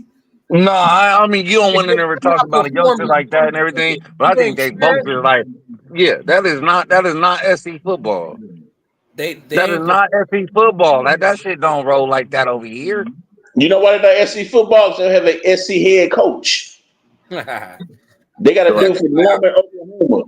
Back on my Alva stats, he got 7 TDs, 3 interceptions, quarterback rating of 71. Now Miller Moss had a quarterback rating of 73.8. Told you. They're both the same. They're both trash. So metrically, Miller Moss is still a better quarterback without being able to run. Shit. Miller Moss next year is going to be in you can mark this down. He's going to be in contention for the Heisman for at least 3 games. Man, you don't Louisville? No. Okay. Okay. You don't get out of here with that. Okay. That's definitely not going to happen. Write it down. Hey, when he beat LSU, they had him up there for the Heisman. You said what? You know, when he beat LSU, everybody was talking about he was gonna be the thing. You know, when he beat LSU, they showed him on SportsCenter. And then when he played Michigan, what happened? Yeah. When he played Michigan, what happened? Miller Moss played 9. That shit was Lincoln Riley's fault because he ain't put Jordan there to run the damn ball. Who? He don't run the ball. You guys don't understand like that. Everything is about okay. All right. Jordan. Over who? Let's just use one example. Okay. And he didn't play this year because he was hurt, McCarthy. But look at how what's his name runs his offense. Hold on, let's see what this play look like. You talking about putting Jordan in over Woody Marks? No, that's never. No, hell no. No, I'm never gonna do that. No, you get put Jordan some burn. I'll give him burn. I agree with you there. Yeah, I'm gonna give him hella burn. 60-40. 60-40. Yep. He was averaging 7 yards a carry. It was like we got the freshman right there. He's averaging 5.7 yards. We not even, there's no run. We're not doing nothing. We're not running no ball at all. I'm gonna bring up Quentin Joyner's stats. I'm gonna see how many carries he was getting a game. That's holding. I want to see how many carries Quentin Joyner was getting per game. He probably was getting like maybe what? I'd say about 10 or 12. Hell no. Probably less than that though. Look at this. Oh, that's pass interference. That pass the big rat in Georgia. What I don't get is if the whole country seeing it and you up here talking about you didn't do it, but everybody saw you do it. I don't get that. What you throwing your hands up for? You clearly grabbing a man's jersey. Right. Look at this. Look at this. Look at that. He ain't got to grab his jersey. Just stay in the area. Goddamn, Miles will throw this interception. That's all you got to do. But it's not his fault, though. It's Lincoln Riley's fault. Hey, y'all, I'm looking at Quentin Joyner's stats, and Lincoln Riley, he was on some bullshit with him. Yep. I'm just finna run off his attempts. Listen, you can say that if we didn't have Woody Marks. Woody Marks was the best, most complete running back we've had since there go Jacoby, since Buck Allen. He's been the most complete back we've had since Buck Allen. Ooh, I gotta disagree, sir. I gotta disagree with that, sir. Hey, did you see Jacoby Seawalk? Did y'all see Jacoby Seawalk? I told you that's T.O. The most complete running back USC has had in the last 5 years is Travis Dye. Better than Marks? No. Travis Dye was not better than Woody Marks. Travis Dye was not better than Woody Marks. No, he wasn't better. No, he was not better than Woody Marks. We didn't even feed Woody enough. Man, get out of here. Y'all gotta be. What's wrong with y'all? Woody Marks wasn't even better. What's wrong with you? Ain't no way in the world Travis Dye was better than Woody Marks. You crazy. Hey, hold on. What are we talking about? Better talent or production? Because most complete Dye back. had more production over his career. And Travis I think both. I think both. Pass blocker. Now Woody Marks a better receiver, but Travis Dye was the better pass blocker, and he was more physical. Man, Travis Dye was a beast. The only reason Caleb Williams lost that year because he got hurt. If Travis Dye when he got hurt, they would have probably went to the next championship. Hey, but hold on. While we on commercial, I want to talk about this Quentin Joyner shit though. Now, y'all seem like B Jinx and somebody agree that the running back distribution was fine. It's acceptable that Woody Joyner had his role. I call bullshit because I'm looking at the stat sheet. The first game he only had 4 carries. It was more carries. He could have got more carries than that. I don't give a fuck how the number one tailback busting. The number 2 should get more than 4 carries. The second game. Why would you take it out of number 1 hands if he busting though, Carter? Why would you take it out of his hands? No, look, I'm not taking it out of his hands. I'm saying I'm really on Lincoln Riley. I'm saying I'm more balanced. I'm saying I'm running the ball more. You feel me? I'm running more. So it's more carries to hand out. So if I run the ball 40 times, I'm not going to give Woody 40 carries. It's going to be something like 25 and 15. Right? If I run the ball 40 times, my starting tailback, I'm going to give it to him 25 at max, bro. The backup going to get the rest. He going to get that 15. Yeah, just look at all you got to do is look at Boise State. All right, so let's go with that. Let's go with that then. Let's go with that. Hold on. I'm going with your model. Let's just say you give it to Woody that many times, right? Hold on. All right, go ahead. Go ahead. Reading off the stats. The Utah State game, which we know was a JV game, he got 10 carries against Utah State. But then Michigan, he only got 3. Then Wisconsin, he only got 6. Minnesota, he only got 4. Now this will get real fucked up. Penn State only got 3 carries. Maryland only got 3 carries. Rutgers only got 3 carries. Washington only got 6. He only had 2 games where he had double-digit carries. Utah State, then he had 10 carries against Notre Dame. And guess what he did when he got the 10 carries? He averaged 8.3 yards a carry against Notre Dame. He averaged 8.4 against Utah State. He averaged 27 yards a carry against Penn State. He averaged 11 yards a carry versus Minnesota. So if you averaging 27 yards a carry, 11, you supposed to get the ball more than 3 times, 4 times. The game where he averaged 27 yards a carry, he only had 3 carries. The game he averaged 11 yards a carry, he only had 4 carries. Holden. They ain't called that one. So I can't defend that, bro. All right, so let's just go with your model. Let's just say you give it to Man, let's just say you give it to Woody Marks 25 times, and you give it to Jordan 15. I mean, 10 to 15 times, right? Or 10 to 12 times, right? Yeah. All right. Guess who ain't touching the ball now? Those 4 receivers that you were talking about, we wanted to keep. But look, they're gonna have more explosive plays, right? Because all that running is gonna bring the defense closer to the line of scrimmage. Now you can hit Makai up top. Now you can hit Zachariah up top. But you only got about 10 plays. That defense is gonna make everything open up even more. But what I'm saying is, when you're running the ball. But what I'm saying is, if you're running it that much, you only got about 10 plays to spread amongst 4-star receivers.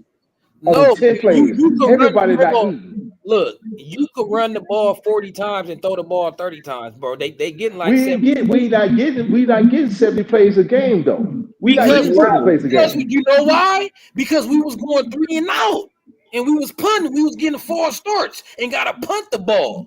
If we possessed the ball and kept moving the ball downfield, because we is running and staying ahead of the sticks, we would have the plays that you talking about. We ain't got.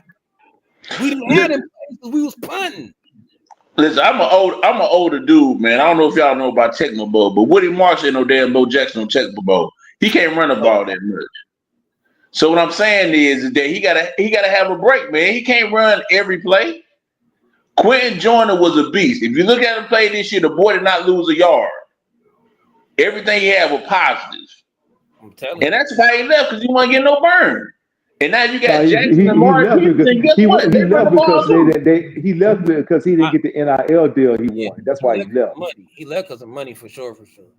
Yeah, he would have been number 1 next year, though. If he was getting playing time, though, he wouldn't have left for that money, because he would have got that money, but he wouldn't get no PG. He was leaving for that money, regardless, because he went to Texas Tech. He was leaving for the money. Yeah, he but left. But listen, though, he also going to Texas Tech too, because he's going to be a starting running back. He would have been a starter. He about to go over to Texas Tech and eat like it ain't no tomorrow and go right to the league. Hey, defense got to stop. Hey, y'all think this would be a beautiful comeback if we came back? Shit. No, because you got my Alva throw the ball. Lincoln Riley want to run. He just overthrew that man. Look at Lake McCree. He just trying. He wanted his boy Miller. God, I wish I had Miller. Wasn't it Miller that overthrew Deuce Robinson on that slant against Penn State? Wasn't that Miller that overthrew that damn ball? Hey, did you guys see that we swapped out the left tackle again? I don't know who that brother number 74 is, but we swapped it out again. Pick up the blitz. Sorry, I'm at a little USC party, but yeah, we swapped out the tackle. Who? You talking about the one we had in there? Yeah, we got somebody else different in there earlier. Now we got 74 in there. So we got a new tackle in there on the blind side. No, 73 and 74. I see 73. Hold on, let's see. Hold on. But also, too, I'm going to let you know something else, too, man. Run it right here. Let's run it right here. We need to run it right here on 3rd and 1. We need to run it. See, that's what I'm doing. We need to run it right here. Now, run the ball. That damn Jackson again. See, that's all you got to do the whole game. That's all you got to do for the rest of the game. That's all you got to do. The blueprint is laid out. You give it to him. That kid is different. We all can see he's different. Yeah, but Lincoln Riley's not going to do that, because Lincoln Riley going to outsmart himself again as usual. Hey, bro, have some positivity. We might pull this out. We might fight on with this. Yeah, we gonna fight on, all right. Oh shit! I'm watching it live now. Makai Lemon different. Y'all gonna see it right now. He different. That's what I'm saying. Makai Lemon is a beast. He's a different man. Look, oh my God, that's NFL right there. And just imagine, they had him at a dang old cornerback when he first started at USC. They want to play cornerback. Well, he started he was receiver first, but Dep got hurt at corner. Dep got hurt at the corner. So they had to put him at corner because he had the experience to play corner. Then they decided in the offseason, Then they decided in the offseason that he was gonna stay at wide receiver. Yeah, wide receiver, because he's better suited there. That dude. Yeah, he a dog. Makai's a dog. Man, but I'm gonna tell you though, Michael Jackson. I like Michael Jackson too, though. He should have stayed. Hey, we trying to get him back. He in the portal. Yeah, we need him back. We need him back. Because you got Okay, I don't know if y'all see this, but what's the name in his bag right now? Lincoln Riley in his bag. Like, I'm like, okay. Hey, he hear music make me high talking. He like, hold on. He must have got us on his live, like in his bag right now. Hey, if Lincoln Riley read my comments every day, I know he mad as hell. Like, who is this dude right here? Because I be in on Lincoln Riley, man, for real. They be listening. But like I said, man, I think the USC, man, is a program. You got to get the right coach in there, man. You got to get the right coach in there. It's too much talent in California. It's too much. Yeah, now, like I said, I agree with you. Now, them offensive linemen and them hogs that you got to get, you got to go to the South to go get them. But I've been telling these cats that. that we just grow different down here in the South, man. We just grow different.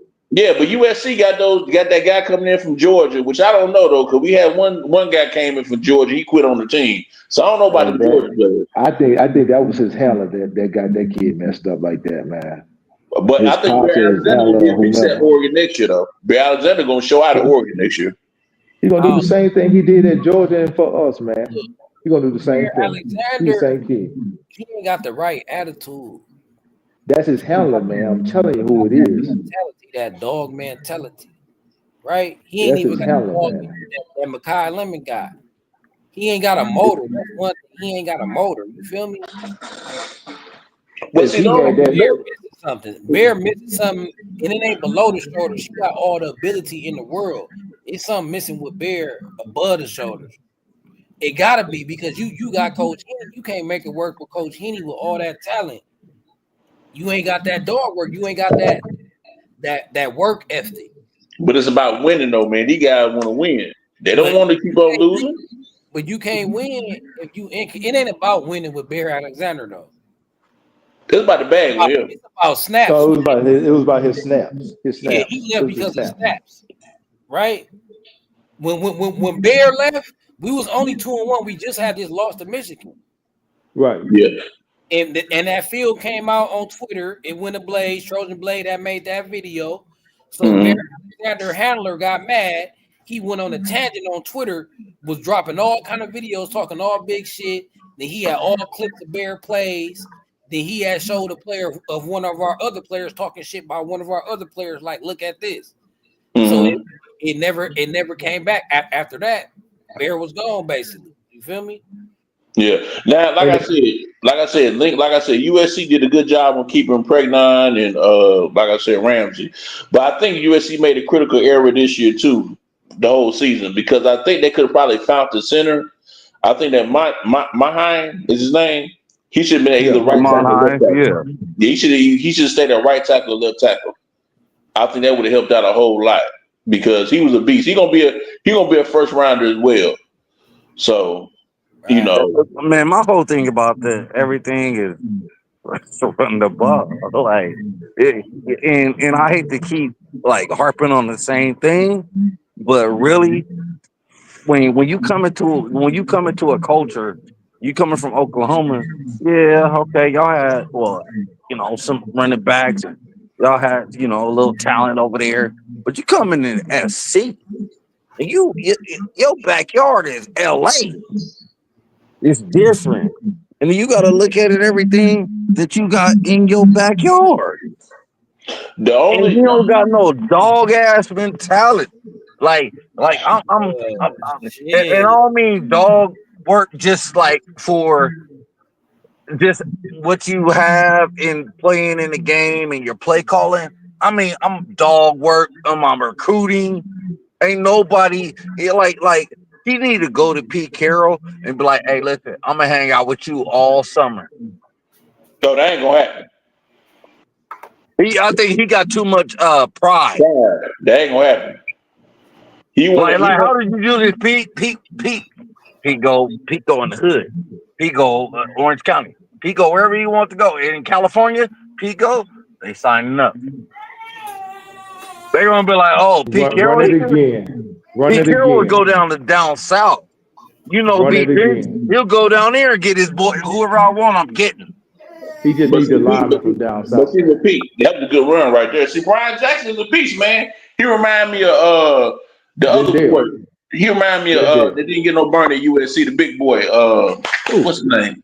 Eric with Step, Marquis Step. Oh yeah, No, that's he the kid from remind me he's of like from Dale. Maryland or something. I think. Yeah, he was from Indiana. He was from Indiana.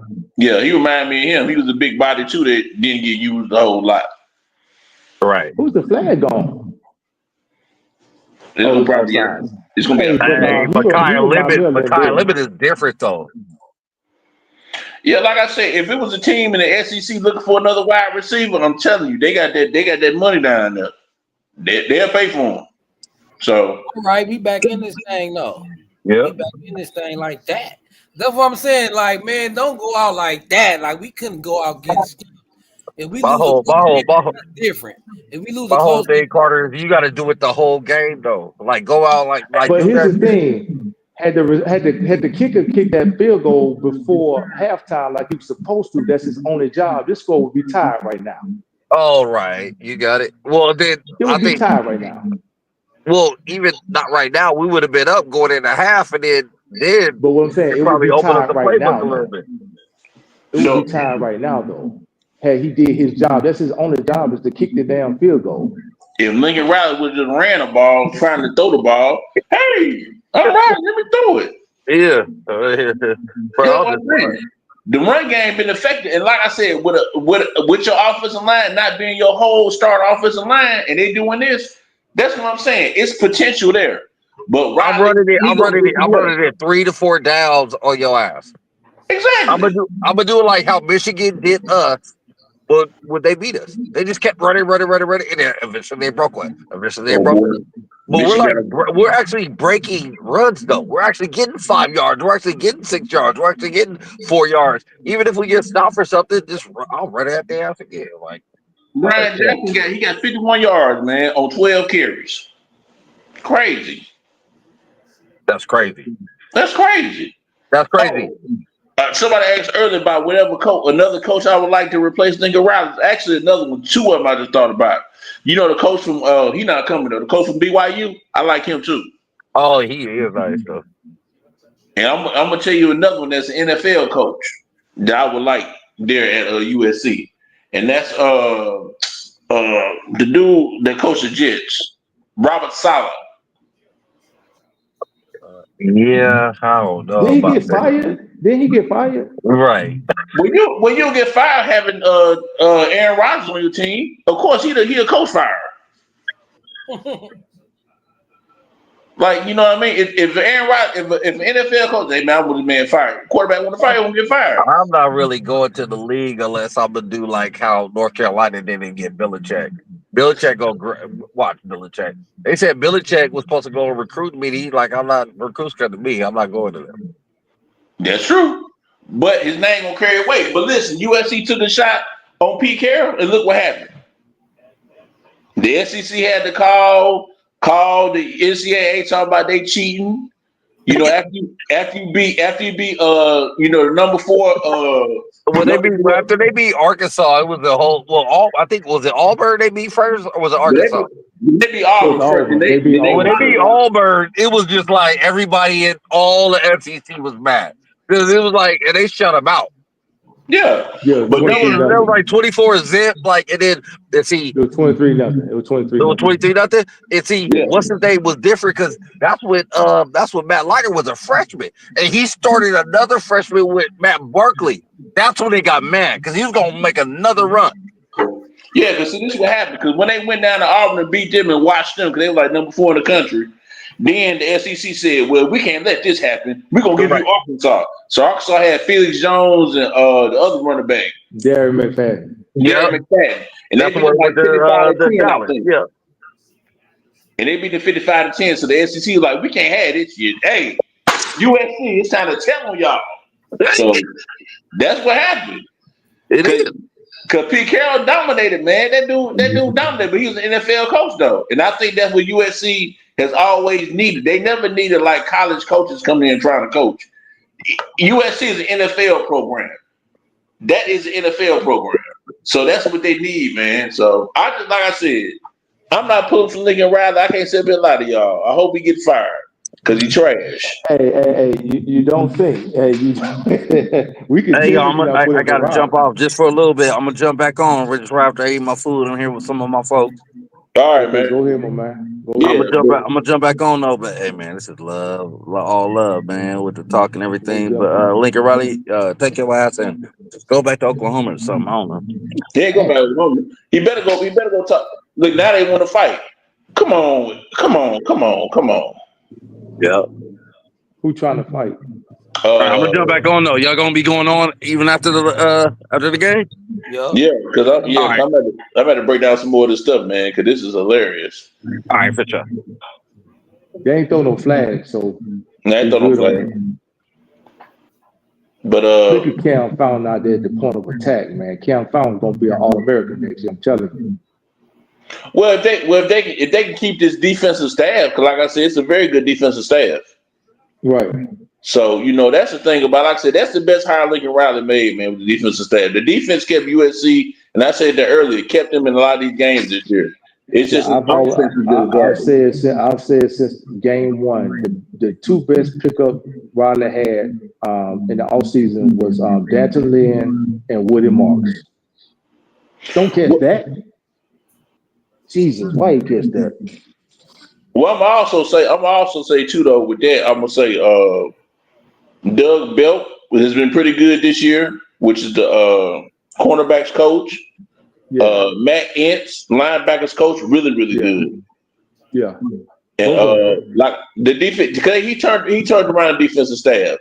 But I still do think he need to get rid of a couple more people though. Because I was looking at the game this week on Netflix. I was looking at the Ravens. I didn't know they had T. Martin. T. Martin was a hell of a wide receiver coach, recruiter. Yeah. Before he left SC, he was the OC. He was the offensive coordinator. Yeah.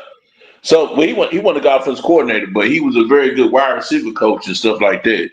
But I think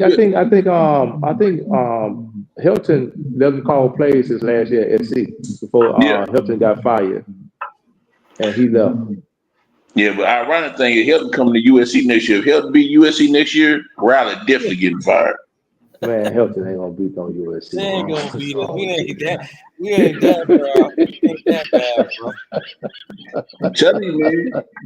Hilton is not gonna beat no USC, man. He's not gonna I'm just curious about, like I said, really this game, it means something because you still want to stay above 500. It'd be motivation going into next year.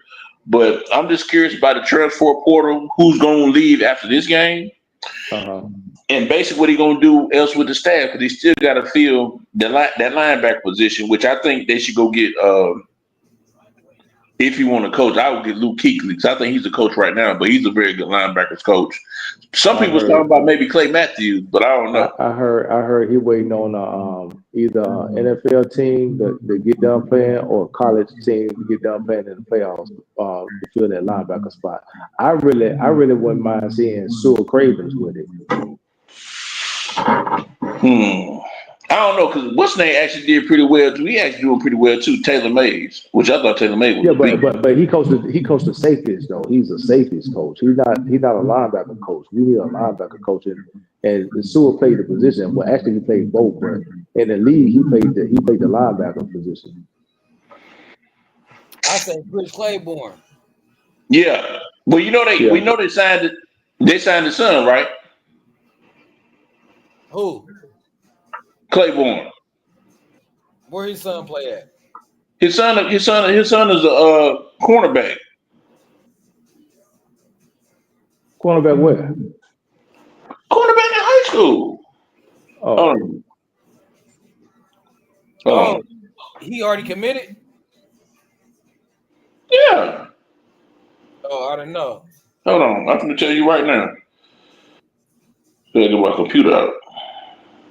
But yeah, I like Claiborne. He'll be able to recruit Southern California. get Lincoln Riley in the street, show him how to move.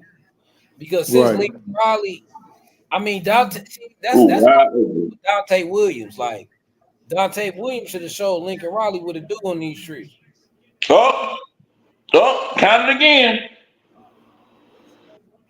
Count again. What the hell? You know what the hell? Ain't know what the hell. You know what? Why he not running the ball though? Why he didn't run the ball down there? Cause I just say, man, Lincoln Riley is Lincoln Riley. No, he should have been running the ball, man. No, my bad. Ain't Claiborne. R.J. Sermon. My bad. R.J. Sermon.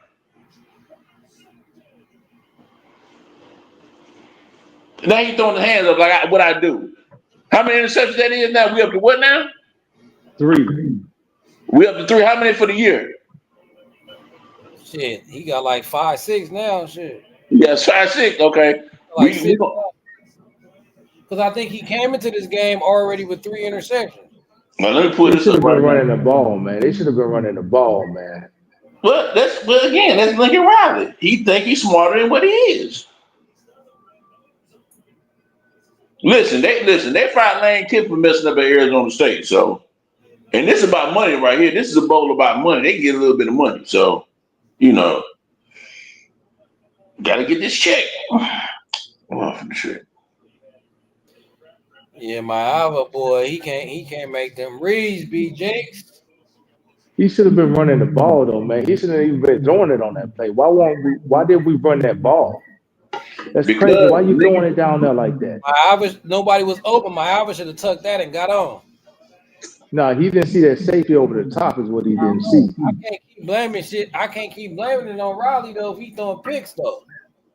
I can blame on Riley because Riley know what he got. The man that threw 2 picks. Hey, Riley, we need to get him some short passes or run the ball. Running has been effective. Why he never run an option with this dude? Like, why he ain't ran no RPOs yet with him? Like, make him a running threat. Like, I'm running quarterback dives and draws and quarterback option plays and shit. Got him. Run the ball, Riley. I don't know what he's doing, man. Run the damn ball. Man, I'm telling you, Riley think he's smarter than the average play caller. He Yogi Bear.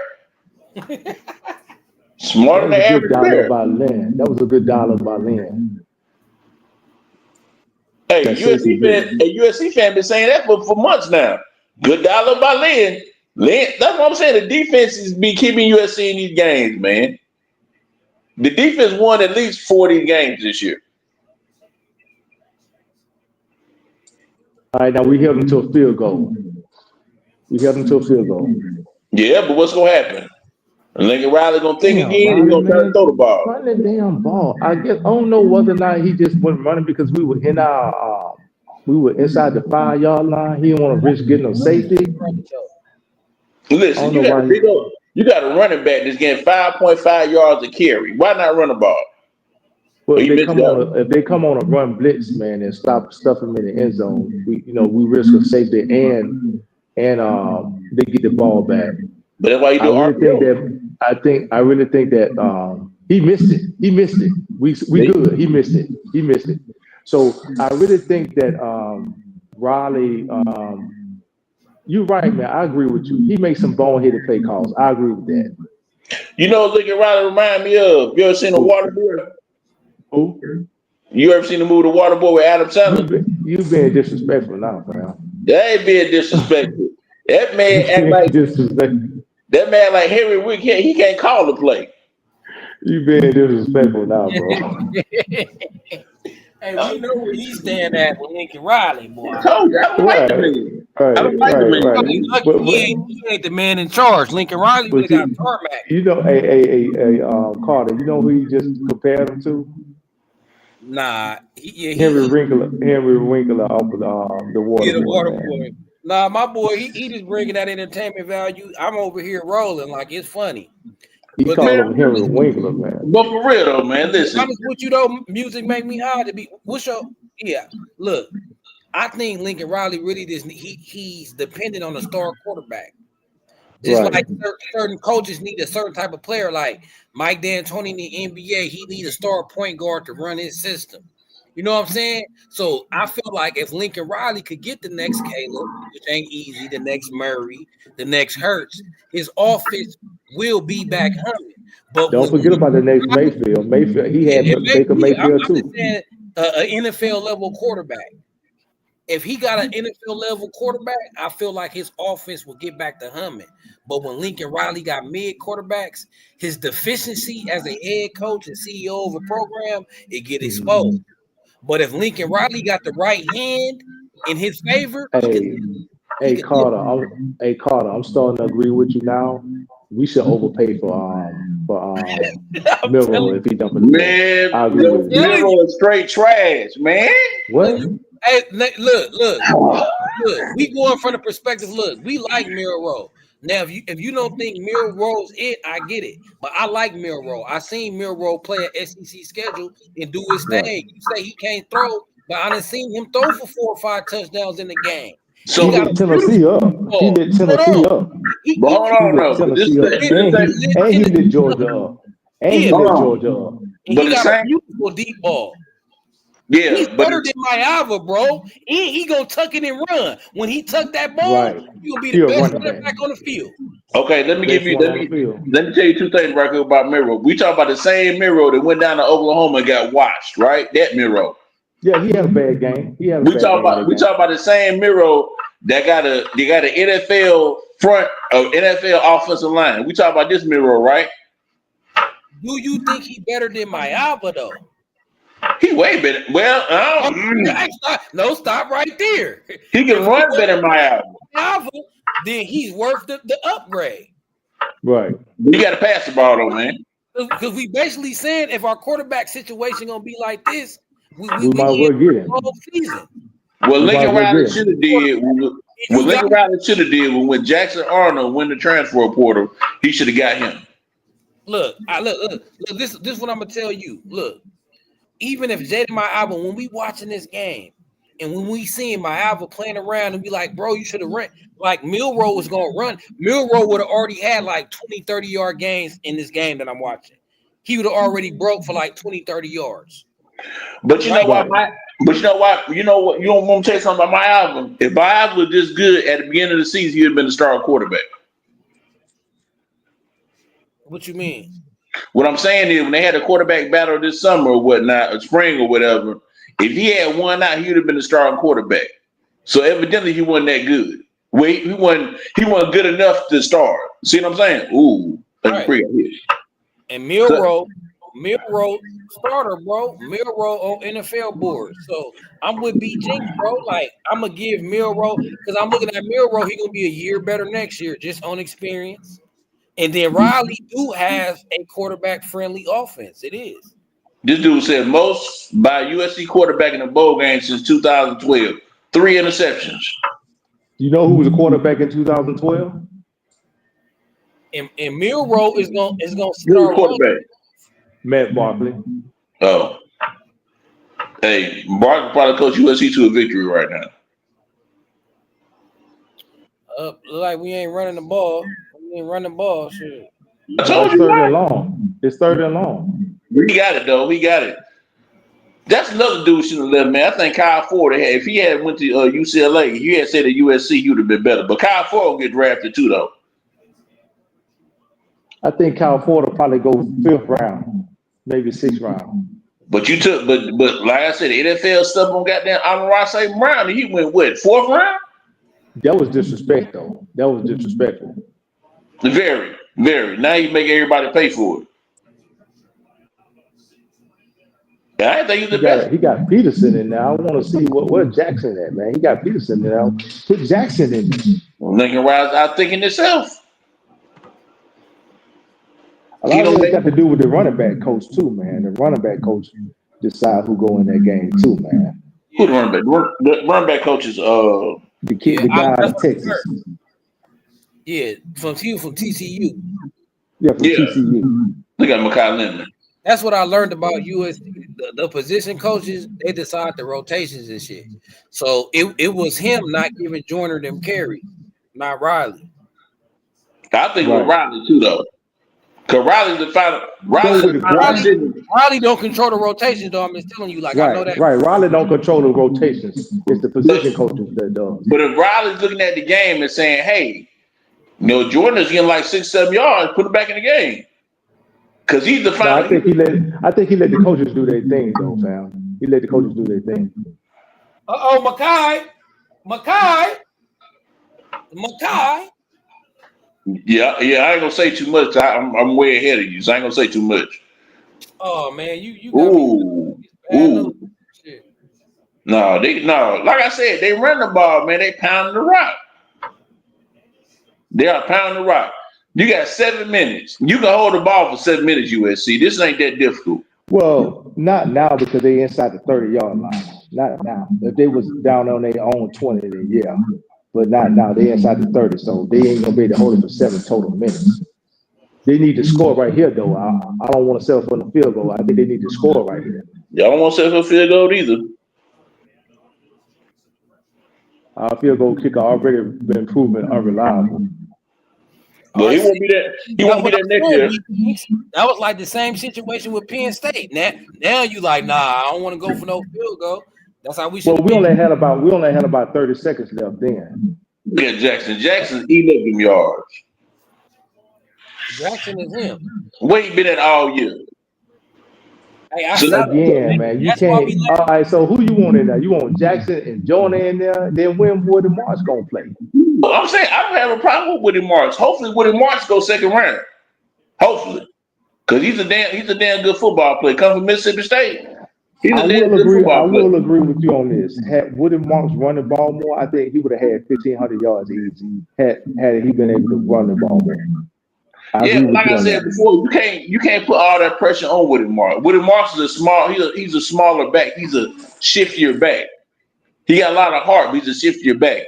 USC had at least, as we can see now, had at least 3 running backs that were good. Damn. Yeah, you were that close, Jackson. You were that close, man. USC had at least 3 running backs that were good. So you gonna try to tell me that Woody Marks got to put the load on on the whole load on him? No, you got 3 good running backs. I believe I'm with you. I feel like we should have used both of them, especially how our pass blocking was. Like we couldn't pass block for shit, but they see like on this play right here, what he should have did was he should have pulled it out. They know good where they finna blitz all day. He should have wanted to run pass option right then. Yep, I agree. They were crashing. That's what I'm saying. So Miami need to use his legs more. Man, Miami ain't got no legs. You know got no legs? That dude playing for the Mountain West, man. I can go in there and play for the Mountain West. That's what I'm saying. He ain't got no. If he had legs, he would use them. Right. Quinn Ewers got legs, but I think Quinn Ewers going to Ohio State if you don't go to the league. Because they definitely ain't finna get rid of Art. Nah. B Jinx said my album better than Quinn Ewers. I heard the conversation. I thought that was ridiculous. He is better than yours. Oh God. He is better than yours. Oh God. Are you serious? Yeah, he's better than yours. Man, Quinn Ewers. No, I'm gonna tell you what USC messed up. I'm gonna tell you what USC messed up at though. You wanna tell you they messed up at? Well, they should have kept Jackson Dart. Well, they wouldn't have been able to keep Caleb then. Caleb wouldn't have been there.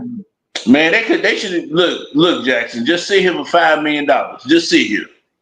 You gonna pay him $5 million to sit on the bench for 2 years? Man, Jackson Dart, look what Miller Mount did. Worth it. If we would have had Jackson Dart this year, we would have been in the playoffs. It would have been worth it for sure.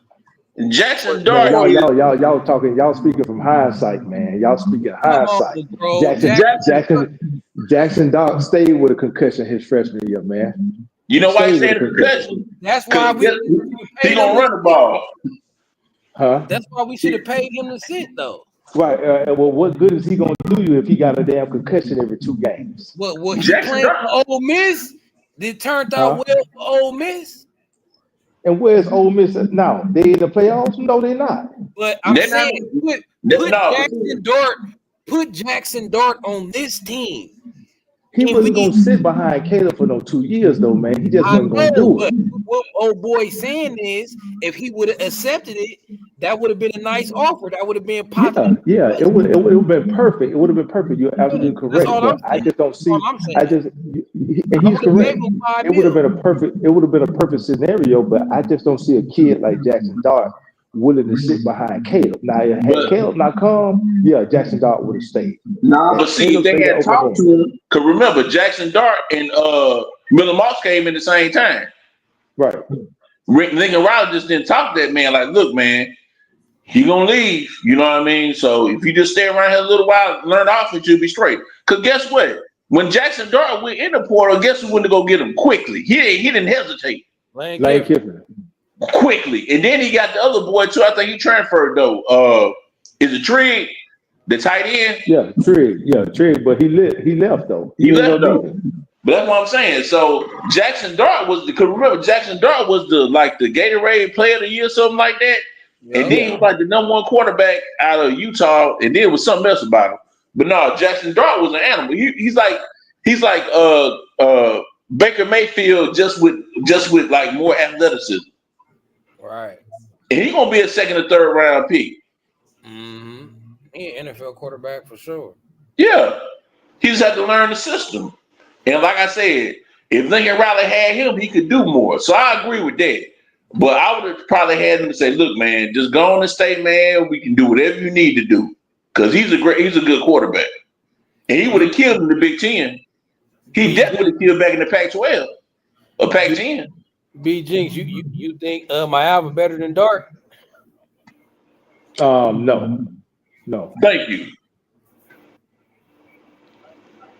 No, he's not better than Dart. Runner. Oh, he threw the ball. Ooh, Jacoby Lane again. I lied.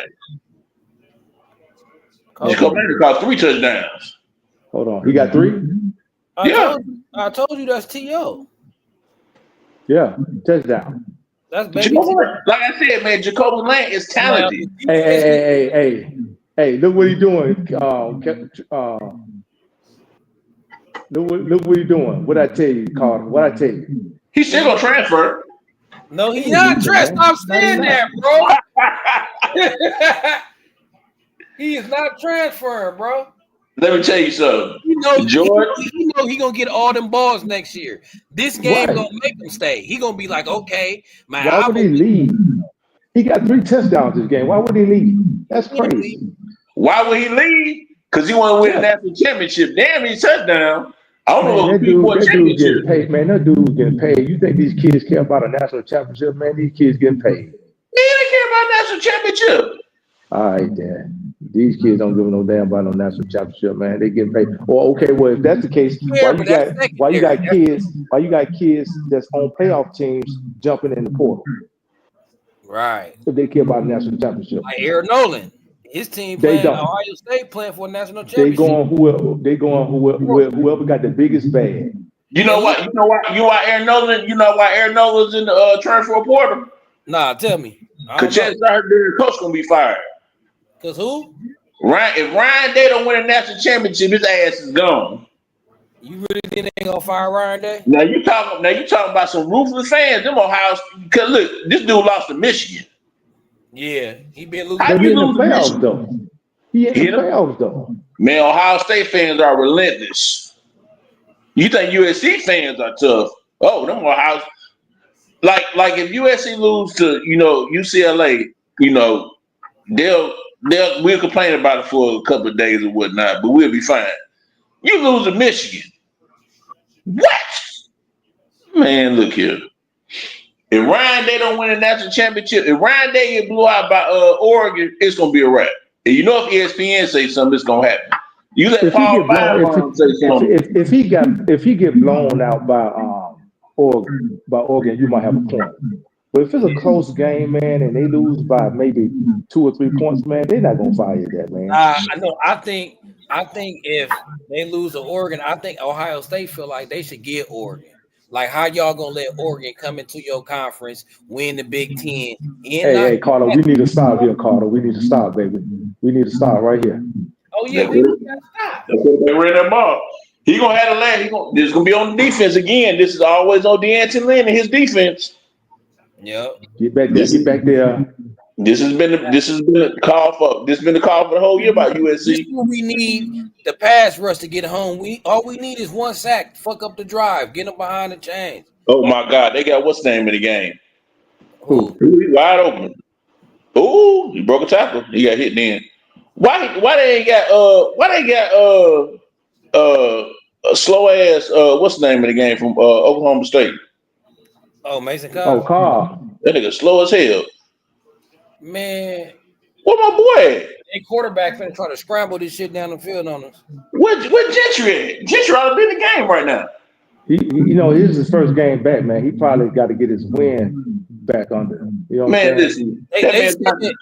They said that Ohio State blowing out Tennessee gave Ryan Day another year. Yeah, you think that? Don't let him win on that championship. But you know, what's the name? Will Howard. You know, Lincoln Rob was on him last year. You trying to get him to come to USC. But Howard picked Ohio State over USC. Off by Miller Moss though. When Miller Moss threw them 6 touchdowns, Will Howard didn't want to come no more. Right. Yeah. Riley need to start taking timeouts. Cause it look like they're finna go down here and probably. Well, I think once the field starts shrinking, I think they'll be fine. He needs to start taking timeouts to keep them from running out the clock. But I don't think that A&M gonna score a touchdown. When that field starts shrinking, they gonna score a touchdown. But you still need to save some time in case they do, though. Yeah. So after they hit the 2-minute warning, you need to start taking some of them timeouts. Ooh.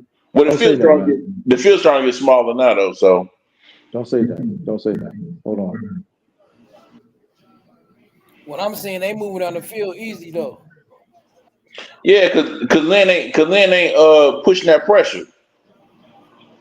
Yeah, he only rushing 4. I'm telling y'all, that's why I'm telling you.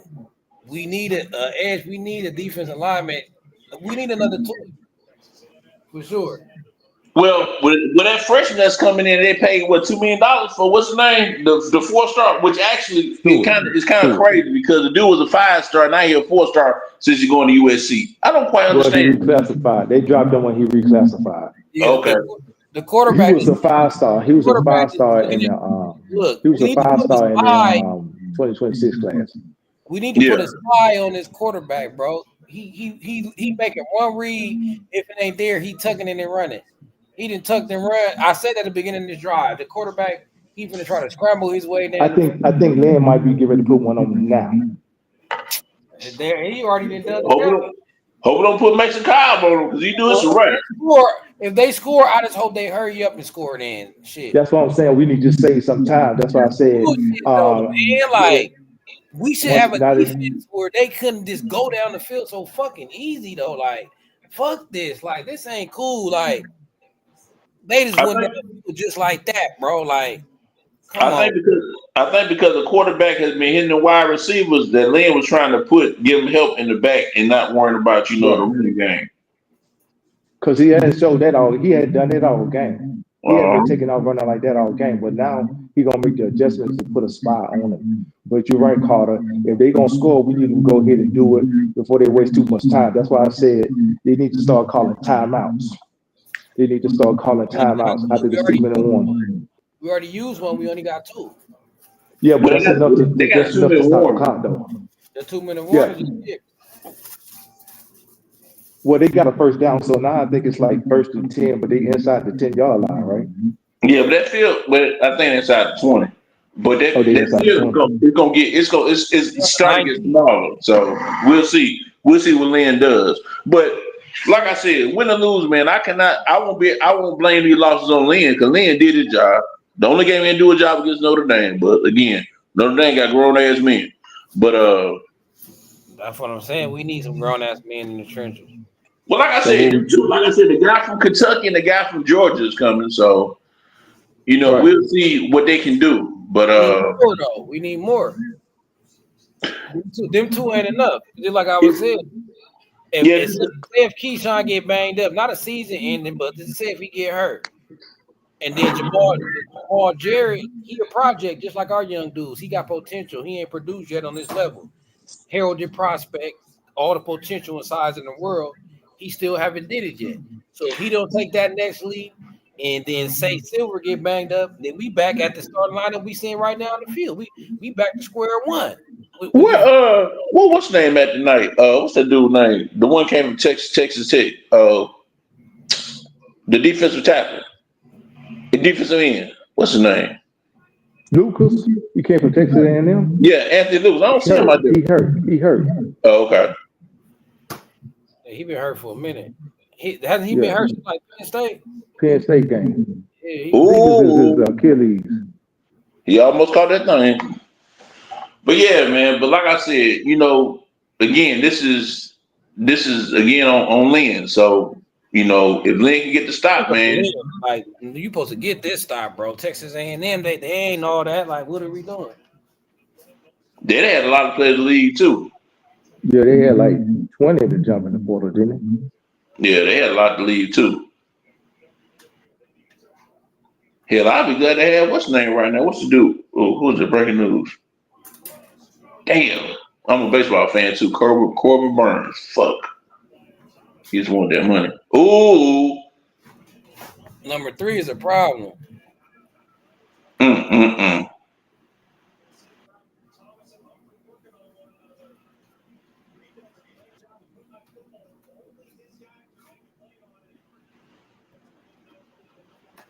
Yeah, we got plenty of time left though. We got time. Y'all see that play though, right? He ran for a touchdown. I don't know why Lynn didn't blitz. We got a minute 49. He scored.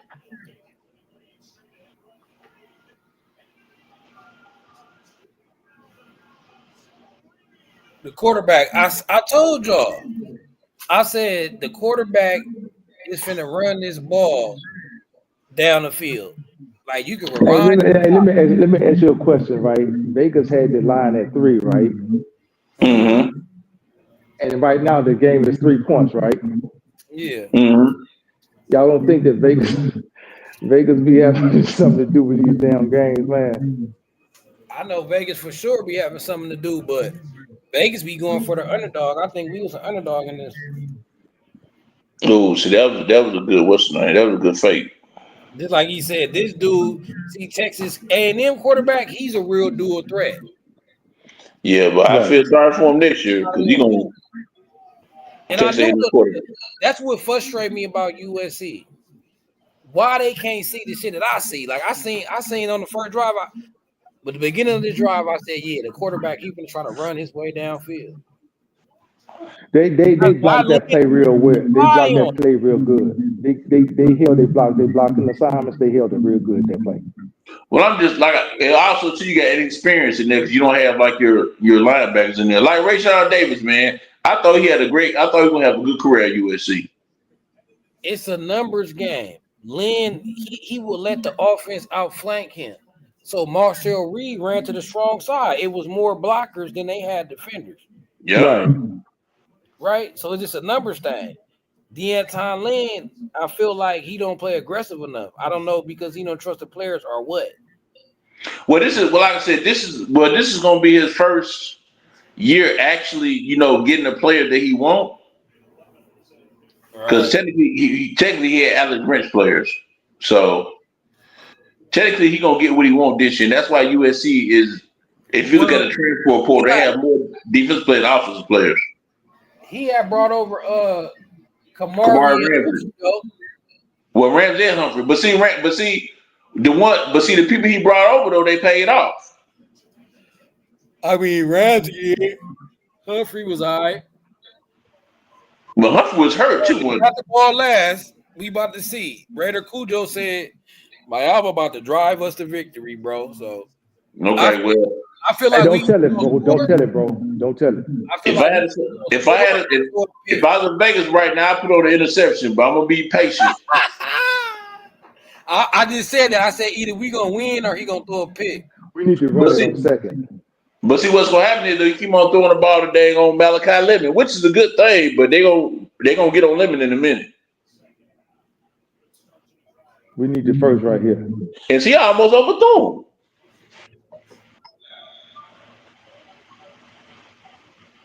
Man, we about to see. This is crazy.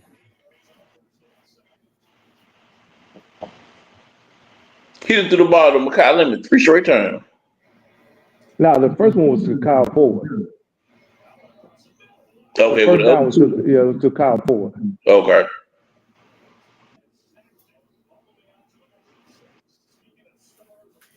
Hey, if Mayaba driving down the field and score, is you gonna change your mind on Mayaba? You gonna Hell no. He's still a CFL quarterback. No, I'm not changing my mind. Man. Come on, let's go. Get the play in. Like I said, Lincoln Riley make games harder than what they are, man. Oh, he hurt. I hope he managed the clock, bro. Yeah. Lincoln Riley make games harder than what they are with a little pad and paper. Get to the line. Let's run it right here. Get to the line. First down. What they call a timeout? Nah, play hurt.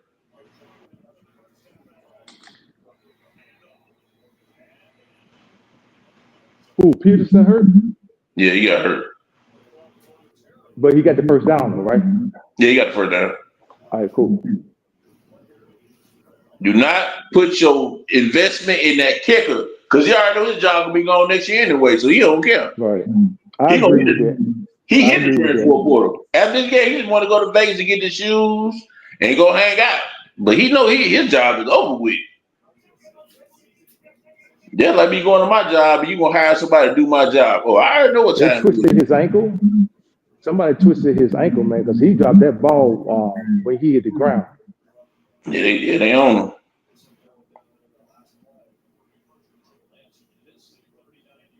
But see, a lot of players too, they opted out this game. So, like I said, the difference, I think if the USC had their full complement of players, it'd probably been a different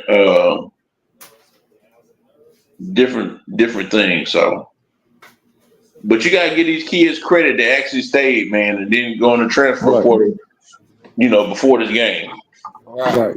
But after though, we're gonna see what's gonna happen tomorrow. Like I said, I'm gonna give it a couple of days, so we'll see. You still saying Jacoby Lane gonna jump in the transfer portal? Man, look, it's a team out there right now need a wide receiver like Jacoby Lane. They probably got the money to pay for him. Oh man, Elijah Page got a boot on that left ankle. Look at this. He can't run. Who can't run? You'll see. Look at my album, man. Where you got sacked? Now you'll see. Shit, hold on, I'm behind like maybe like 20 seconds. You'll see. Trust me. Hey, bro.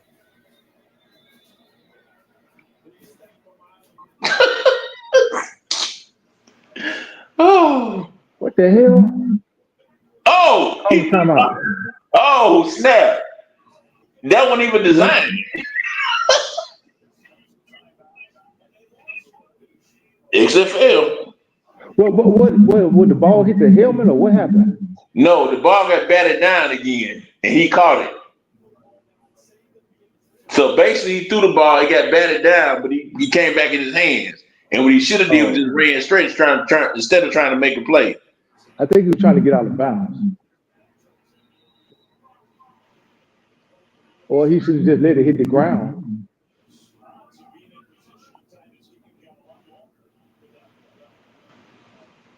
He should have just let it hit the ground.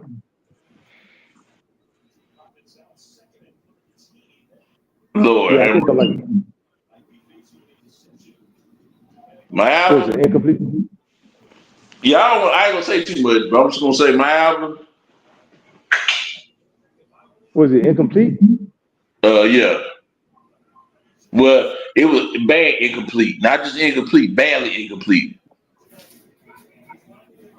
This is gonna be USC season right here. Like I said, every game has been close. What the hell was that? That That goddamn Jacoby. Well, he dropped the ball? No, you say your TV behind. I ain't gonna say nothing else. I don't want to mess up everybody. Damn.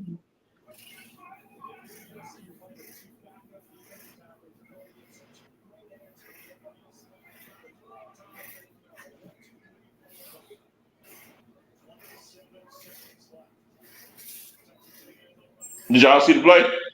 No, I'm seeing it now. Okay. Ooh, Jacoby. We need to go for the win right here. They ain't got no choice. Okay, Jacoby. That's what I'm saying, man.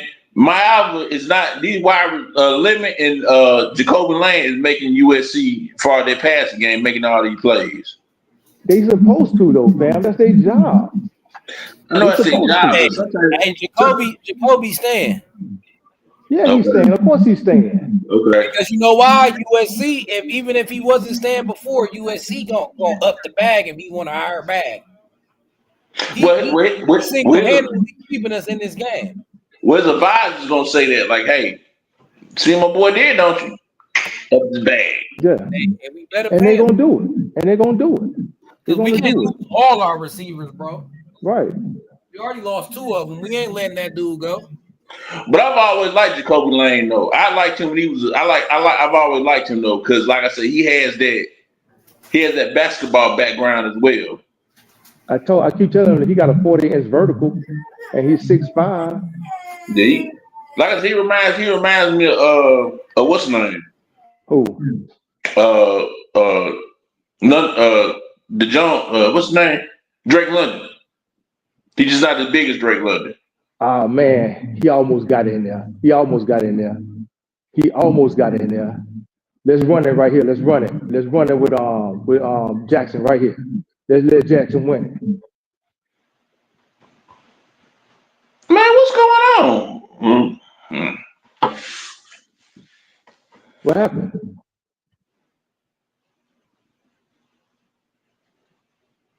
These damn referees don't know what they're doing.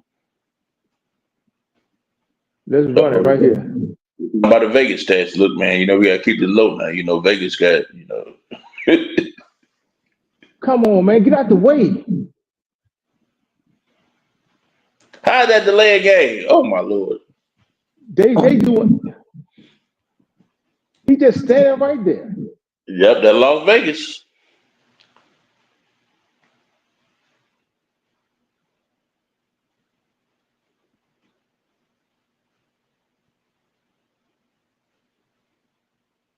That's a bad call by the referees. That's a bad call.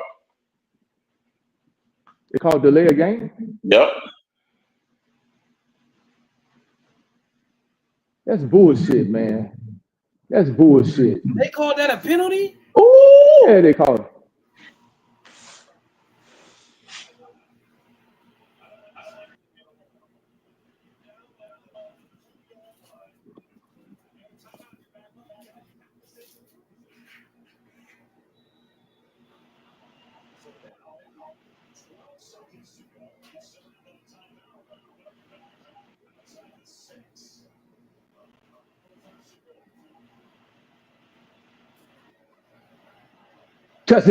Touchdown. What I tell you? What did I tell you, man? You know what the ironic thing? You know what the ironic thing is about that whole play though? What's that? The ironic thing is who caught the ball. Look who caught the ball. Yeah, Kyle Ford. They said Mojave ain't trash no more. Man, Mojave is still trash. He won the game, though. He won the game, man. How you gonna say he trash and he won the game, fam? He did not win the game. Come on, bro. He did not win the game. Stop saying that. See, there you go. Listen. Jacoby Lane gonna get the MVP. He didn't do it this drive. He threw it down the field. Jacoby Lane gonna get the MVP. He gonna get the MVP. But Mojave won this game, man. Mojave won this game. Hey, well, Mojave is either score or bust. Okay, well listen. What I want you to do is put all your horse on Mojave next year. Now I want to hear. No, I said Hey, Carter, what we been saying, Carter? Hold on, fam. Carter, what we been saying, Carter? What we been saying? We've been saying what? If Milroe jump in that portal, we get him, right? And we've been saying that. We've been saying that. We said that around midway of the season. Yeah. So now if I have to look like a number one draft pick, get out of here. Nah, but we got to keep the same energy. When he was playing trash, yeah, we got to keep the same energy. Keep the same energy. He drove down the field. He's still trash. It don't matter. He's still trash to me. Hey, he was good when we counted though. When we needed it, he did it. Listen, without Jacoby Lane, this wouldn't even be possible. Look, I agree with you. I agree with you. Oh yeah, of course not. I agree with you. Actually, Jacoby Lane and Mekhi Lemon should share the MVP. But hey, Carter, what did I say? The two receivers we needed to keep. Which two did I say we need to keep? Right, I said that, right? All day. All right, cool. Squib kick this thing, man. Let's get out of here. Squib kick it. Let's get out of here. For real. Well, I wouldn't squib kick it because that'll get them a shorter field. But they got to score a touchdown. They ain't got but 8 seconds, man. They got to score a touchdown. Hey, you seen what happened this year in that Colorado? That was a fluke. That was in the rain against Baylor. Yeah, that was a fluke. That was a fluke, man. That was a fluke. I watched college football, man. Trust me, I already knew what you were talking about. I watched college football. But listen, I know who our real talent was. Our real talent was Lane and Lemon. We did good to let Branch and Deuce go because we needed to get premium positions of need, which was the defensive trenches. Carter could tell you, I've been saying that for the longest. I can't say that though. I can't say you let Deuce now Branch you can probably let go, but Deuce had some. I want to keep Deuce. We couldn't keep all 4 of them though, fam. You get rid of Branch. Huh? You get rid of Branch. You keep Deuce. No. We can only keep 2. We can only keep 2. I don't believe that because we still searching for our third receiver though. So I don't think he's gonna be a third receiver. But look, we don't have to pay him top dollar. We can bring back a Mike Jack and pay him the basement value. We don't have to pay a receiver top dollar. He hurt his own self when he went to Georgia and sat on the bench for a year. We can bring him in at below value. But see, Mike Jack might go to, hey. It depends what happened with Prime too. Now, like a lot of these teams still got to play bowl games, so you still don't know who's gonna be in the portal, who's gonna be out the portal. So like a lot of Jack the third back, get him back. If you can get him back, get him back. But he gotta be willing to take a lesser role. He ain't got no other choice. He went and sat on the bench for a year. He got no other choice. If he went and balled out, yeah, you would have to pay him top dollar, but you don't. He sat on the bench for a year. Again, this is on who?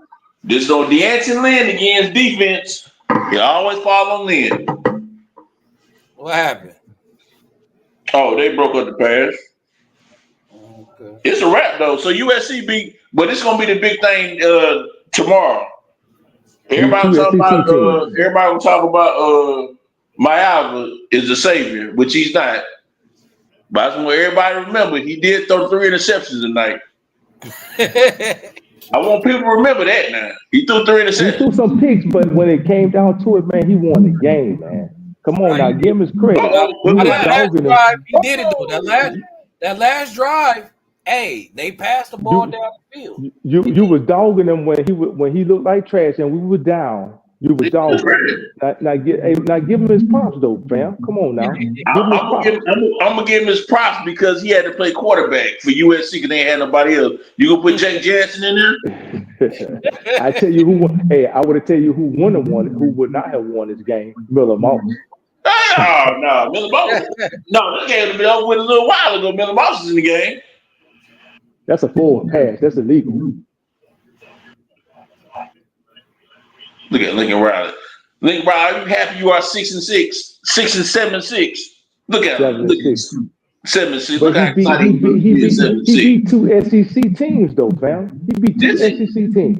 This is USC football. This is not West Virginia football. West Virginia get excited for this, not USC. Listen, the last time we beat 2 SEC teams in one season, Pete Carroll was there. That's the last time we did that. last time. This is terrible, man. I tell you. I mean, hey, it was much better than when we was down 24-7, and it looked like we was got to get blowout. So I got to give them credit for coming down. They could have quit. And Texas A&M, they was trying to win this game. Yeah, they were trying to win the SEC. You know, the SEC got to win these games because it's like if they lose these games, you know, they'll feel some type of way. Like they'll be like disowned and stuff like that in the SEC. Hey Carter, before the game kicked off, what I tell you, I was like, "No, man, we got the hell this one." Yeah, you gotta have it, but the thing is, though, man, it's still work that got to be done. You know what I mean? Lincoln Riley needs to make sure he can keep that staff. He got to keep that defensive staff intact. I agree. It's plenty of work that got to be done.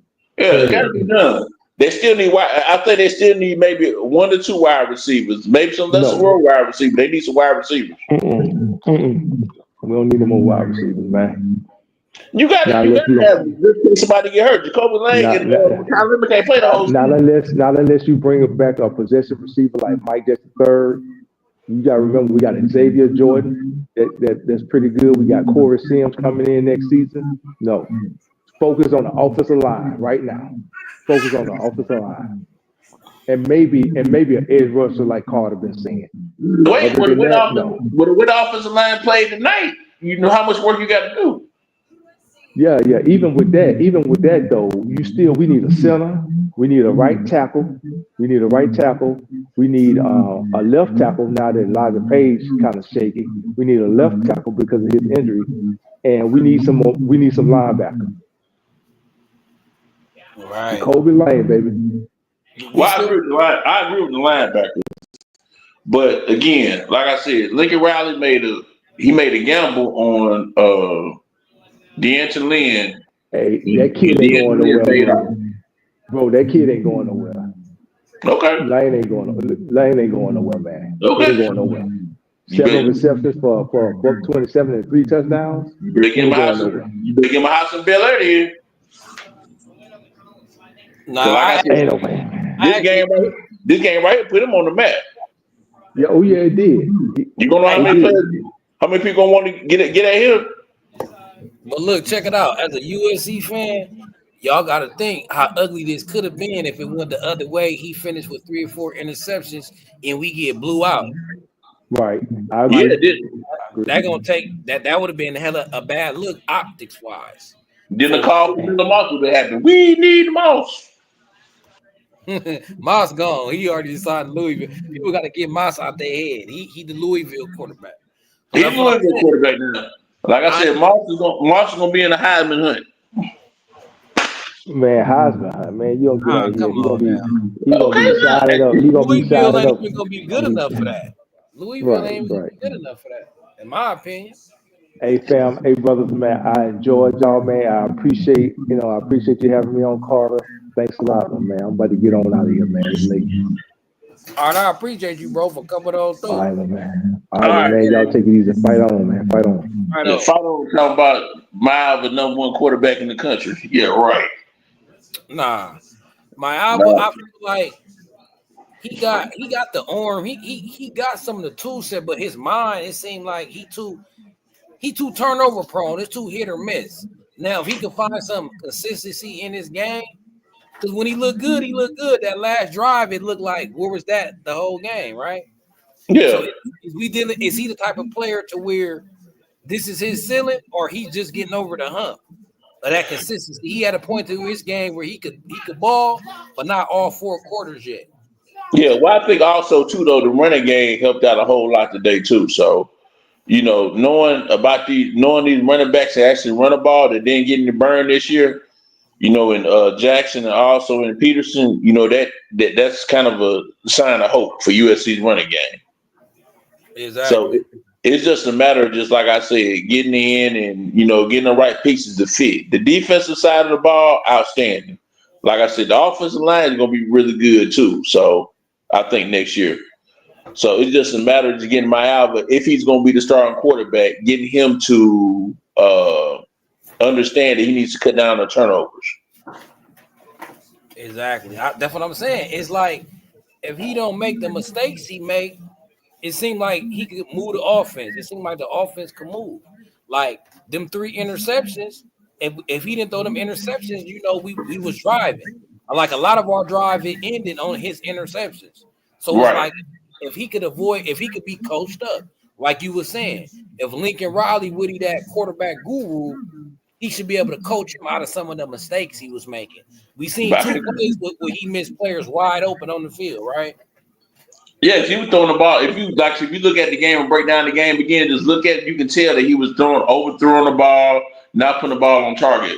Like I said, even some of the catches Lane and what's the name called? Lemon caught, they had to adjust their body and adjust their hands to get it. It wasn't on the money. Right. Yeah, so but like I've always said, USC has always had, they're always gonna get good wide receivers. No matter how you put it, they're all gonna get good wide receivers. It's gonna happen. Over the year, USC has had great wide receivers. At one time it was wide receiver U. So you're gonna get great wide receivers. But it's just the fact that the talent that's leaving California is what's making USC, like it is. Because a lot of those coaches, position coaches, aren't developing those players like they should be developed. Right. And you got 2 running backs from Texas, 2 of them, because both of them running backs are from Texas. Right. And I know it's better. I know it's some running backs in, like I said, California and stuff like that. So yeah, we got skill positions for sure out here. The running backs, receivers, DBs. We need that trench work. We got to get more physical in the trenches, and I don't care where they come from, right? Long as they can play. You know what I'm saying? So I feel like this, like I was saying about Lincoln Riley. I know you don't like Lincoln Riley, but I feel like if we tool this roster up, if we fix our holes in the trenches, I think Lincoln Riley offense could get back to that 40-point a game. If Lincoln Riley took a $3 million pay cut, I'd be fine with him. But you paying this man like almost $10 million, man, a year. That's ridiculous. Probably a little bit more than that. Right. But one thing we can't say about Lincoln Riley though is he learned from his mistakes the other year and got this new defensive staff. What's up, Raul? My boy Raul on this. What up, Carter? What's up, bro? Fight on, fellas. Fight on. What a fucking game. What way to fight on. Man, it was up and down. Hey, first the chat was like Mayava trash. Now they like Mayava him. You straight trash still. I was gonna say, like, people were being critical, including myself. Like, I didn't say he's not it. He definitely has a lot to grow, but you got to give him credit, for stepping up at the end when it really mattered the most. So, he's gonna put up a fight. Oh yeah, he did. He didn't lose his head. I would say he didn't lose his heart. He could have put his head down after he threw them 3 interceptions. That's what you got to give him credit for, my boy. Like, he still kept his head up. Most quarterbacks would have been defeated and not even being able to make that last possession drive. And remember, there was 2 drives back to back he scored on though. We was down 28-24. We went down, he scored. And then we scored again after Texas A&M scored. So he had the last 2 drives. He drove us down the field. Yeah. Well, I think the last set of plays that Lincoln Riley called made that happen because he called some really, really good plays. But again, Mekhi Lemon and Jacoby Lane made that happen. Oh, no doubt. They made that happen, man. Because like I said before, Mayava still has like issues on putting the ball like on the money and stuff like that, and that's gonna take time to do. You know what I mean? So this is the first year in the Lincoln Riley system.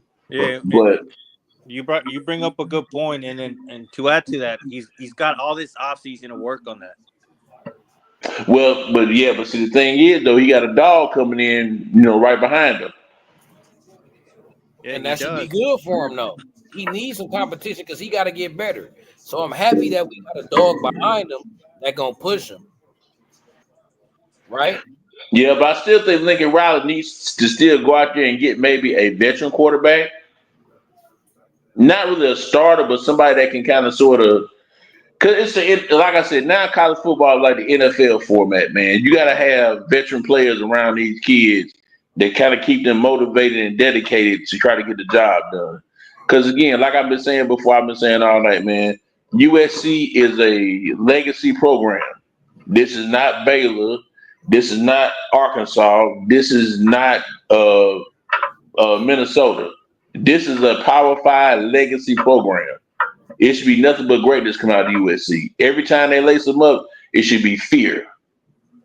Right. Hey, now it's not the fear. Hey, Raul, this whole live chat we was talking about, should we hop in the portal for a quarterback? Should we go at the mirror roll? What's your opinion on that? Would you still be looking for a quarterback? And if mirror roll hopped in there, you trying to get mirror roll? I mean, personally, myself, I don't know. That's a tough one. It's a tough one. I mean, I'm not getting paid 11 or 10 million, so I'm gonna leave that up to Lincoln Riley to decide on. But I'm gonna just say this: Mayava does need to grow a bit more, but he showed promise here at the end that he can potentially be that quarterback. Right? He's got a lot to learn, a lot to grow. Hopefully, he puts in the work this offseason. And if we do get a veteran quarterback or Milroe, may the best guy win, because I think Mayava has that dog in him in terms of fighting through adversity, and he's gonna do whatever it takes to try to get that spot. But see, but my thing is, if you get Miro, that means you're gonna lose Mayava. Yeah, not necessarily, because he still got that second window. I guess so. Who knows? Yeah, I think if we got Miro, I think Mayava he probably hop in the portal too. But then that'd be our answer then, because if you Mayava, you should feel like you could beat out Miro. Like that shouldn't scare you off. Yeah, but Miro has the gift of running physically. Exactly. I told you his passing to me is not that up to par. But you don't think Mayava passing up the par either though. So if both they passing is mid, I'm gonna take the dude that got better legs, and Miro he gonna really get up out of there. Yeah, that's a good point. But again, I don't know if Miro can play without that Alabama mystique or that Alabama offensive line. You know what I mean? Because really that's how Alabama dominated. Let's be real about this. When Nick Saban was there, it was the offensive line and the defensive line, them trenches. No matter what quarterback you put in there, Alabama's gonna win.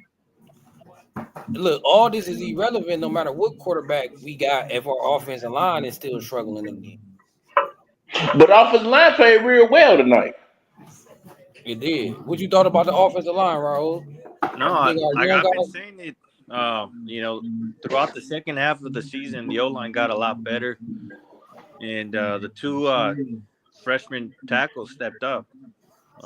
Tobias Raymond and then Justin Tuano, if I'm mispronouncing. I'm probably mispronouncing his last name, but they stepped up. I know A&M had, a few of their D-line out, but, they still have some dogs in there, and they put up they held their own. So, I'm happy with the O-line. I think Raymond proved that he can be the starting right tackle next year. I ain't gonna lie. I feel like Raymond should have started this year. When he came in at the Michigan game, I thought he should have started the rest of the season. But I blame that too on coaching, because you can evaluate during the springtime and stuff like that. Playing against your own players and stuff, but you have to get these players in the game to see what they can do. We seen our young linemen. I would have liked to see our young DBs get a little more snaps too, because our starting DBs was kind of getting ate up this game. Like Jacoby was getting beat, Nicholson was getting beat, Humphrey was getting beat. I wanted to see Braylon Conley and Marcellus Williams out there. That's the only thing I'm disappointed in. I wanted to see more of the young guys on the defensive side. What y'all think? Yeah, and I think Marcellus Williams, man, he's a dog. They were talking about him during spring this year. So they say he was, he's gonna be that one. But I would love to see some of the more younger players get in as well. And they was trying to win a game. I understand that. If it was a blowout, we probably could have seen more players. But they were really trying to, win that game. But you need to see what those young players have. You know what I mean? Especially in a game of that magnitude, you definitely want to see what you get. Because like I said, practice can tell you a whole lot, but don't tell you everything. Yeah, because some players is gamers. Oh yeah. Some players is gamers. You can't find out into the game. So, like I said, Humphrey gonna be gone next year. Jacoby was gonna be gone. I feel like them two should have been gave up some of them snaps to the young dudes because they wasn't doing that great out there anyway. So if this is your last game and you kind of getting eaten up, just like they say, Humphrey was getting torched by number 3. So I might as well put in the freshman, let him get some experience and let him get torched before I let you get torched walking out the door and shit. Is Humphreys? I thought Humphreys a senior. I believe so. Yeah, I think Humphrey's a senior. Yeah, Humphrey gone after this year. And Raul, ain't Jacoby up after this year too? Yeah, Covington is up, I think. Yep. So I wouldn't even be playing them like that.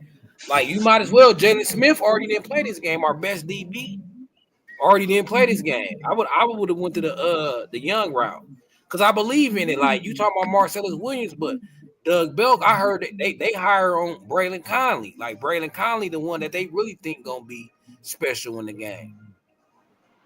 He could cover in. He very physical. Yeah, it would have been nice to see some of the guys on the secondary, get some playing time. That's the only thing that was left to be desired out of this game. But, I'm excited about this defense for next year, especially getting those nose tackle Silver and the other guy, is Jaw Jarrett, I think, from Georgia. Yeah, but like I said again, the offseason is going to tell the tale. If they can keep this defensive staff intact, I think we'll be fine. Like I said, this year, USC defense won a lot of games for them this year. Yeah. They really did, man. And, Lincoln Riley's best hire was DeAnton Lynn.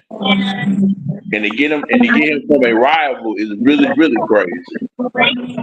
So, the staff that he brought in, because I'm quite sure that DeAnton Lynn made the hires on the defensive staff, except the defensive line coach, and I think that's it though, because he's the only one that stayed. But everybody else, man, was successful. So, sorry, y'all. Hey, where you at? Like you at a function, like you at a party or something. Yeah, I'm here with Leslie and Marlena.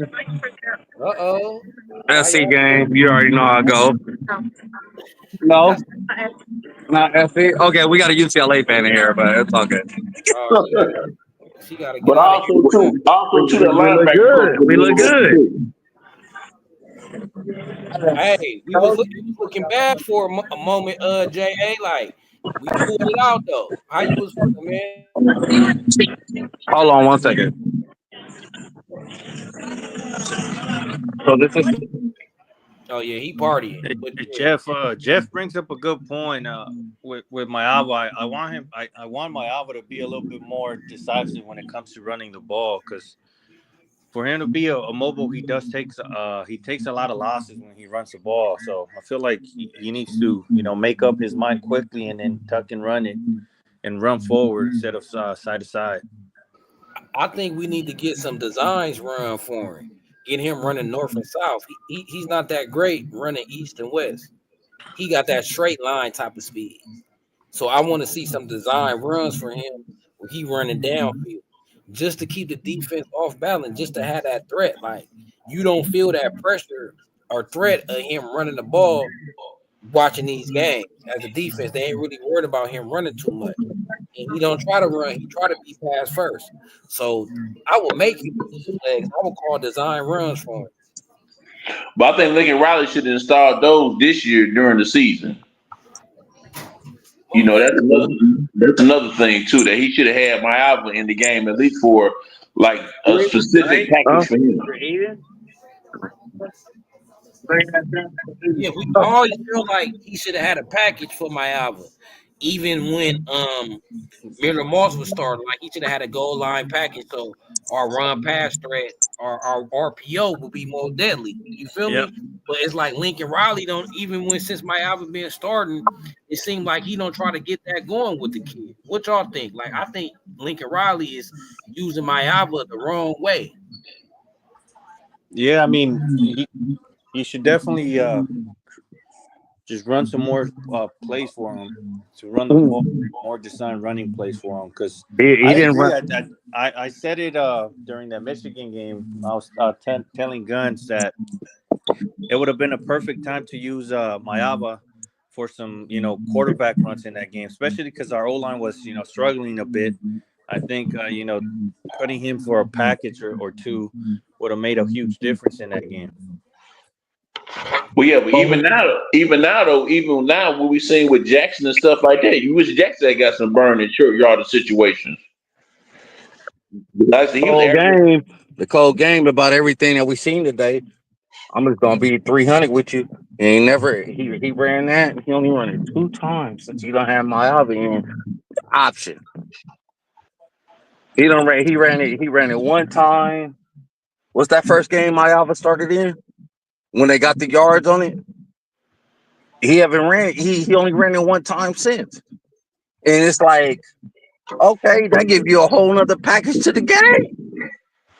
Well, that's what a lot of people were talking about. When they sat down Miller Moss, like, we need Miles because he's like mobile and stuff like that. But in tonight's game, though, to me, it seemed like he wanted to be more of a pocket passer. Now, I don't know if he can run or not. That's the thing about it. That still to be determined. Right. But it seemed like he wanted to be more of a pocket passer tonight.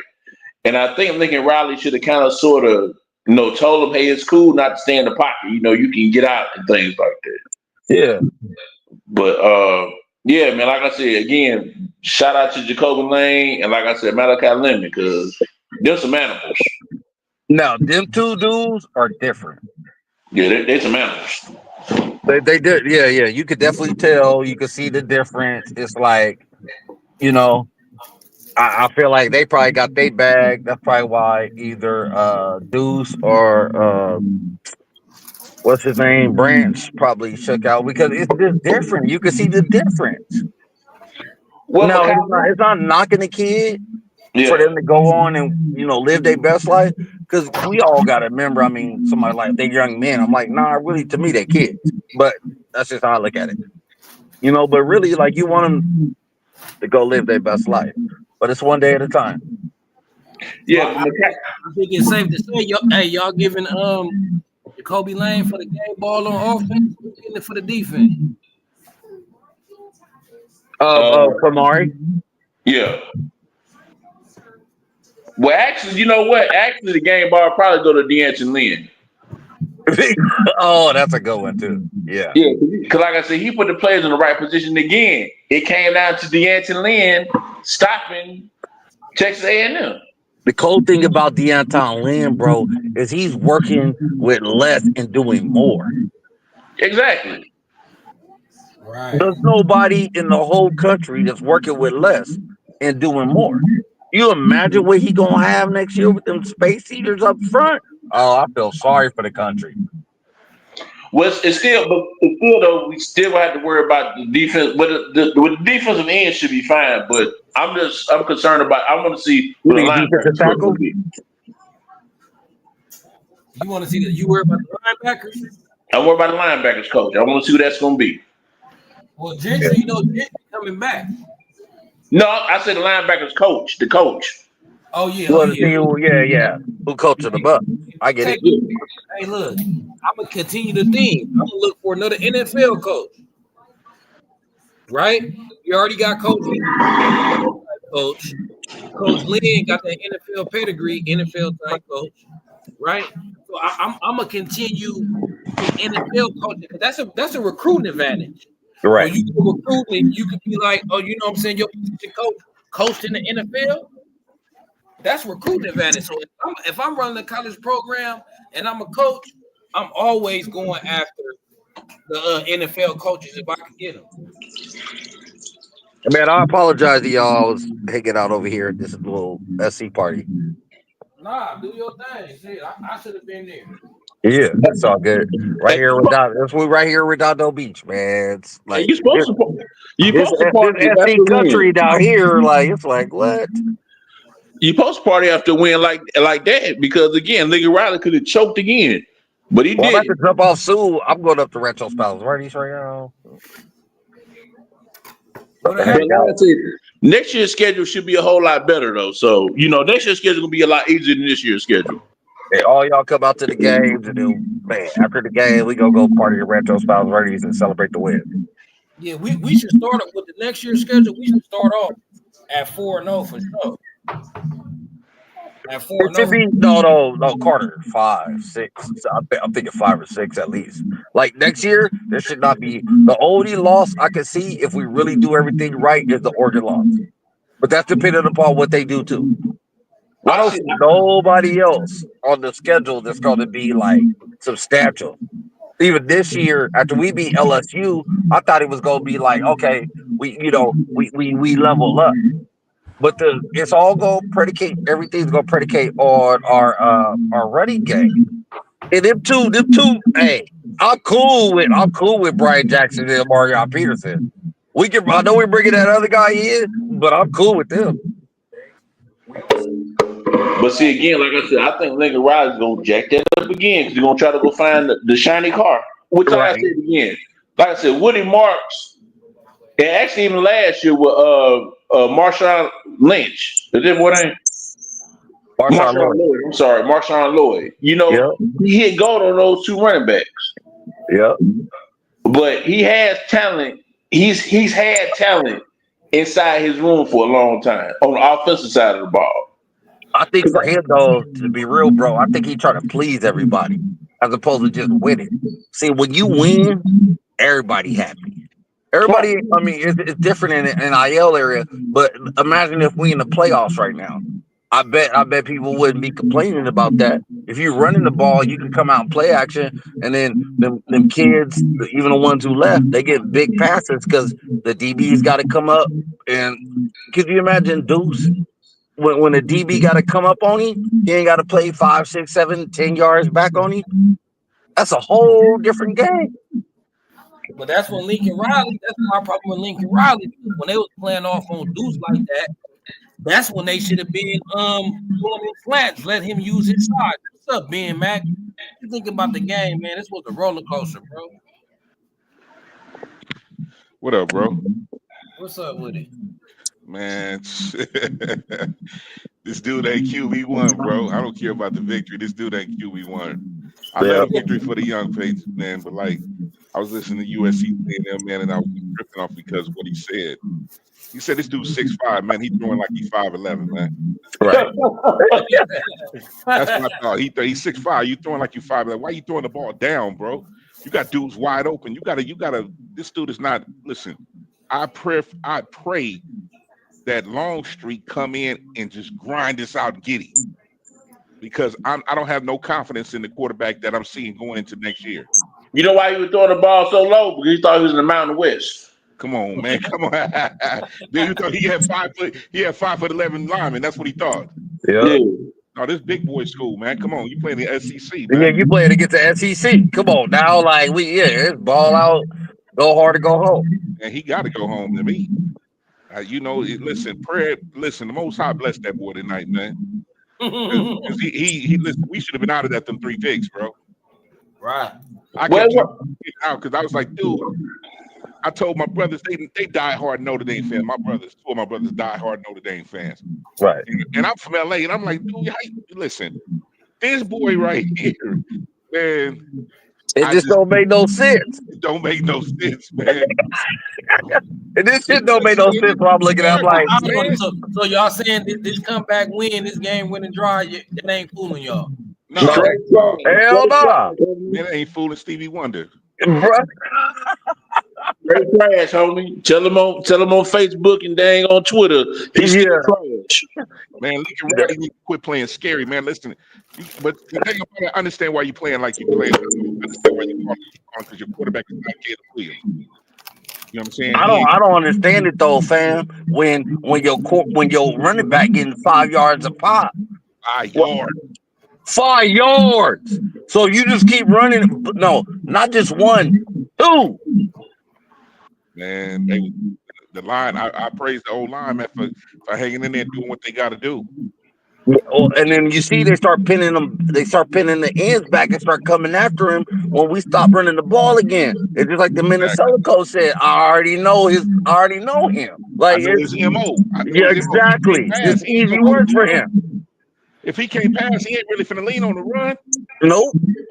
And I told some brothers this. I said, listen, man, this dude needs a veteran head coach, assistant head coach. He need Pete Carroll to come in there and be like, hey, listen, I'm gonna sit up there in the box and I'm gonna show you how to do this. It ain't gonna happen. Yeah, he too pride, bro. Cause you put Petey Guns up in that box, you already know it's gonna happen. Everybody in LA gonna be like, we want Pete. We want Pete. He ain't gonna be able to handle that. No, he talking about Lincoln Riley off the sideline and putting him in the press box so he could call the plays from up there. Yeah, put Pete on the floor. Put Pete ground level. No, we can't. We can't have take over, man. Need to take over. You said what? I think that Lincoln Riley actually, man, need to really hire another offense coordinator. To be honest with you, I agree with you. Get out this air raid junk, man. It ain't gonna work in the Big Ten. Hey, but the main thing he don't need to hire is his brother. Trash. No, what that dude Bubba Dub say? Trash. Trash. Oh yeah, like come on, it don't make no sense. Like it's just how are you at SC? SC is running back you. We even wide receiver you. I get it. We even quarterback you. I get it. Now we're punter you. Oh, because that kid's a monster too. But it's like, why not just run the ball, bro? Like it seemed like y'all ain't excited about next year. I'm not. I'm not, sir. I hate to say it. I don't know what that's gonna look like. I mean, I know what Deanton Lynn gonna do. But I'm talking about the dude. I'm talking about the OC. This dude needs an OC, bro. He needs to get in. Listen, if you're gonna be the quarterback guru, the quarterback whisperer, stick to that because your play calling dude is so suspect right now to me. I don't trust you. You know what I'm saying? You need to move the head coach off your title and go to OC. That was your problem. That was your problem when you were in Oklahoma. You're just an OC to me. Let's call it like it is, bro. For the last 3-4 years, this dude has been an OC. You can't coach now. You can't coach his head coach out his way out of a paper bag. And I've been a diehard for 40 years. This dude has scary tendencies. Right. And I'm gonna tell him, I'm like, hey, bro, do I need to get you one of my Pop Warner little niggas from the hood to help you? Show you what you gotta do with these players. Like, it's easy work, man. It's easy work. It's easy work if you make it easy work. Let me tell y'all some USC fans some information on Lincoln Riley. Right at the Washington game when we played up in Washington, right? Players said they seen Lincoln Riley. He was shaking. He had the play call in his hand, the play sheet in his hand, and he was shaking. He was that nervous against Washington. Wow. So that's the kind of leader we got. Like he lose his composure. Like how you sitting there on the sideline shaking, like you ain't even on the field. You call it play. Well, man, let's do it now. Yeah, it's a lot of pressure, coach, at USC, though, man. Like I said, that's not just an ordinary job. But you shaking on the sideline, though? I mean, this thing, if the head coach is the personality of the team, it's the heart and soul of the team. That's and how he's you gonna shaking. You know what that made me think? That's why we lost all them close fucking games.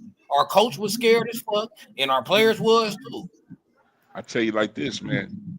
If you're going to cut ties, do it now. Because, like you said, this is USC, man. Pete Carroll showed every one of these head coaches that came after him, showed him the blueprint. Lane Kiffin the only one that stuck to the blueprint. No, Sark did too. He was just drunk. Sark till he just drunk. He got drunk his way up out of here. Yeah. Somebody just off his Sark and snitched, don't he? You know what I'm saying? So what I'm saying is Pete showed y'all the blueprint. Why haven't we? Helton didn't do it. None of these dudes did it, man. I'm just saying, and you got Pete Carroll on the campus in the building, and you won't take advantage of that mastermind right there. Hey, bro, I'll be in his office every single day. Hey man, what you think about this? I'll be like, hey Pete, hey bro, I'm about to go over here to South Central. You know, well, I'm in South Central, but okay, I'm about to go to the 60s. Pete, Oh can you man, go down here with me and give me the you go with me to do this recruiting visit? Yeah, Pete be like, all right, cool. Like, hey, man, I think I said it on your live, Carter. I was like, I wouldn't even throw Pete a little money out. He getting 10 million, $11 million a year. I'll throw Pete like, hey, bro, I'll throw you a bonus or whatever for what it is for you to be the professional on campus. Just roll down here with me in the hood because Pete got the pass. Pete can roll it anywhere in LA. anyway, calm man. He was over there in the Raymond's with my cousin and them. Right. And he don't Oh, even got to roll with no security. And no, everybody go be like, and you know, some of them areas, and I know a lot of y'all listening, but some of them areas a white boy can't go in. no, heck no. He go get robbed. But Pete can go in there. He going there by himself with his USC By jacket. himself with no security. Man, listen, Pete, listen. When USC was rolling, man, NFL, they had NFL teams in LA. Wasn't nobody worried about that. They was looking come to USC games. Right.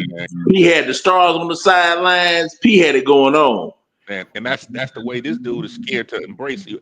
I think he's scared to embrace LA because how you didn't come in off the ground building a rapport with all the LA. all the LA, man, from Orange County on the back, from the IE all the way in.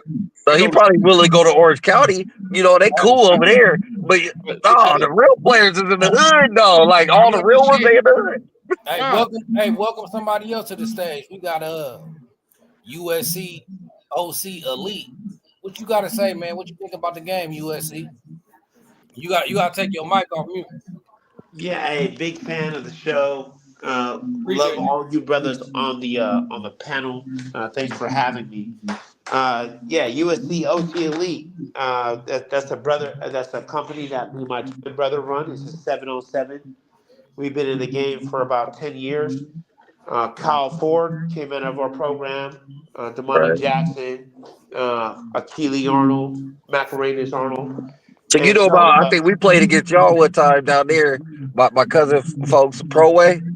Yeah, well, we love Pro Way, man. Love Pro Way. Yeah. And so with that being said, you know, with Dijon Jernigan. Say that again. You know Dijon Jernigan. Yeah, man. Hey, ask him if you know the twins, man. Yeah, the number one football twins in all of OC, man. Everyone knows them. Yeah. With that being said, you know, being that we're USC fans, man, and Carter, I love your channel, bro. Like day one, bro. And I'm the guy that's always in the comments. It's Carter Sports, cuh. You know that's well, it's like you know what the thing about it though is too. Like we all come from the same type of background, upbringing, and know what it is. You know what I'm saying? So it's like a different type of perspective when you get different type of I guess I'll call them sunshine pumpers or different people who get paid by the university and all that to get a whole different perspective from them. They don't know like where like these kids really coming from. They're not really like tapped into the kids like that to know what it is every single day. But then also that it's like, man, we give it from a real perspective of what the shit really is. 100%, 100%. And being that I've been around you know, for 10 years, I mean, every kid that we're talking about that goes out of state to all these other schools, you know, I either coach against them or even if I'm not coaching against them, you know, I love what you do, Carter. Your recruiting videos are the best. Right. No one touches your fucking recruiting videos, bro. Because you will go put film on each and every kid, and then you'll tell people if they're ranked on Rival, ESPN, On3, 24/7. You put all that data out there, bro. No one does it like you do, bro. Period. I appreciate you. With that being said, I've been to the spring practices. I call myself like a C-level insider. You know what I'm saying? I'm a C-level insider, right? Mm-hmm. And so people say they've been around the program, and I say, well, hey, if you ain't in, then you know what you talking about. I don't think Lincoln Riley is the problem. And you look at my my profile picture, it's me and Link. Okay, took that picture at spring practice. You know what I'm saying? It's me and Link. And I think he called plenty of plays for Jaden today. There were option plays. Jaden could have either kept the ball or he could have handed it off.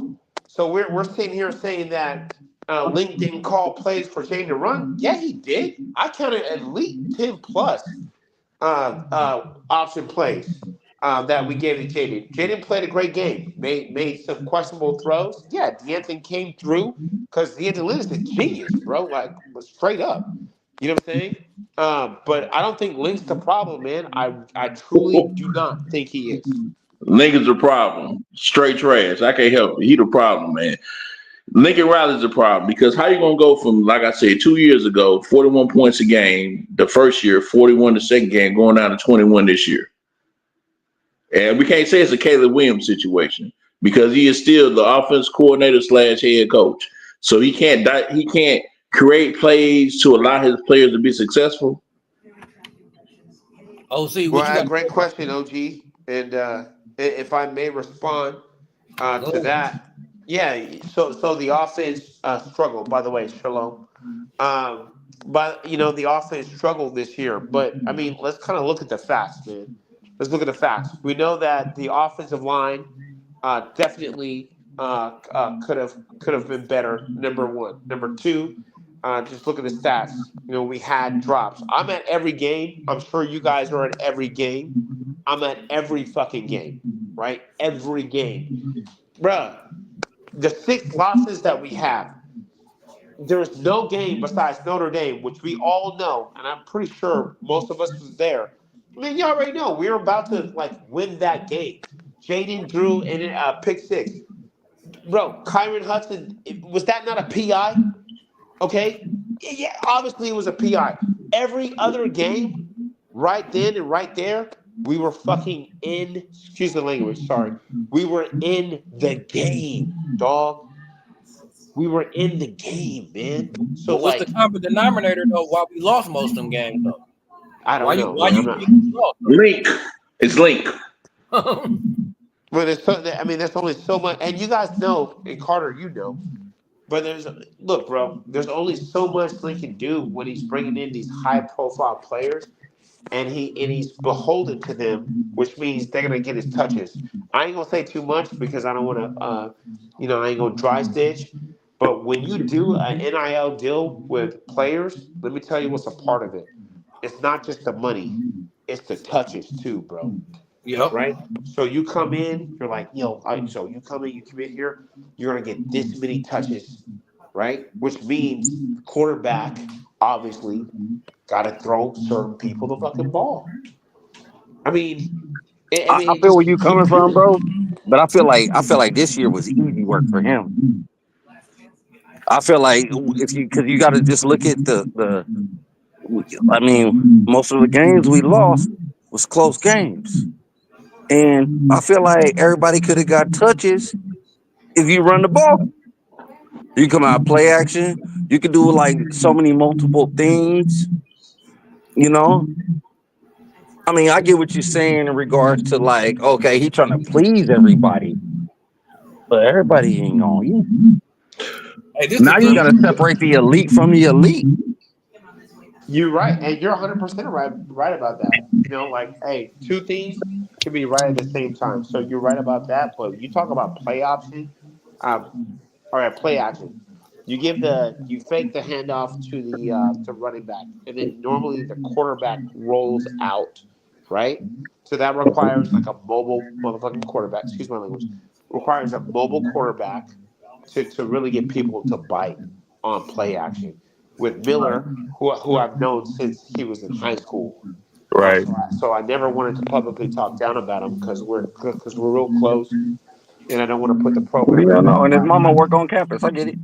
Right, but Miller play action, Miller, and rolling out with our right tackle. Love you, Mason. You going on to Auburn, but come on, dog. But that's a boss dude gonna make boss move.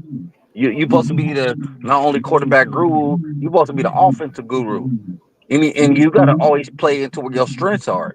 So we seen even today. We seen it today. I'm watching the game today. I'm gonna tell y'all my number one take from today, and I won't even say nothing after this. I see my number one take today. I seen 2 running backs going for 5 yards a carry. And this motherfucker want to throw the ball. Excuse my language. But I'm seeing 2 running backs, a freshman and a sophomore, go for 5 yards. So it's like, I'm just going to keep rolling with that. What was the run pass split? What was the what? The run pass split. How many times we ran? How many times we threw the ball? Let me see. I'm finna look it up. Yeah, look at the number. Maava threw the ball 39 times. That ain't that bad. Okay. We didn't do 50. We didn't do 50. Okay. 50. Right? So the thing about Riley, I'm with both sides. Look, if you like Riley, if you want to give him another year, I can see why you want to do that. If you want to can him, I can see that too. But one thing I can say about Riley, he's slow to change. And when he do change it. So how many times do you run the ball today, Carter? I'm finna bring it up right now. He probably ran the ball more today than he has this whole season. Let me see. And that dude act like he is. You guys gotta take into account. You guys gotta take into account that he act like he's scared to run around. Hey, Miller Moss. We had 31 rushing. Okay, so he was almost at 50%. Now, I would rather have him run the ball more than pass the ball more. So it should be it's lopsided. I'd rather have 39 rushes and 31 passing attempts. Hey, but like my boy said, it could have been that, but Jaden Maava wasn't tucking in and running it on all the RPOs. So why we gotta do? But why do you have to depend on Jaden Maava when you got a tailbacks running for 5.7 yards a carry? That means every 2 yards you run. You want to mix it up. You don't want to keep doing the same thing. If you got a so-called mobile quarterback, get your scary butt out there and run, man.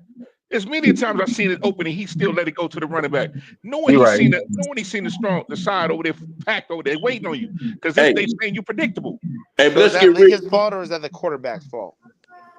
Is it what? Is that Lincoln's fault or is that? No, I don't say it's Lincoln's fault on that. It's certain things that when he called, you could see the scary tendencies. With that quarterback right there, he has no confidence in himself. Let's be real. Look at the RPOs that Miller was called. There was a lot of RPOs for nothing, man. Miller never, ever, rarely, Miller hand the ball off. On the RPO plays that Lincoln called for Miller, he would put it in the running back's stomach, pull back, and pass the ball. I'm telling you, bro. I watch all the film, bro. And so everyone's talking about we don't run the ball enough. Well, shit. RPO's called. But let me ask you a question though. What is Lincoln Riley known for? Is Lincoln Riley known for getting the Heisman Trophy quarterbacks or Heisman Trophy running backs? Facts. You got it. There it is. Quarterbacks. Exactly. So guess what? He gonna throw the ball more because he wants those quarterbacks. Exactly. But Caleb ran a lot, bro. Look at Caleb's Heisman stats, bro.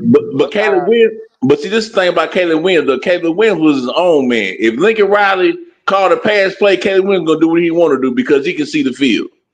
And I'm gonna tell y'all, I'm a diehard USC fan. I'm a diehard USC fan. I don't give a fuck how we pass or we run. I want to win. Look, so I'm gonna do what's gonna get the W. Caleb Williams, and we got that tonight. Caleb Williams, yeah, but it wasn't. I mean, okay, Penn State. It wasn't a clean W.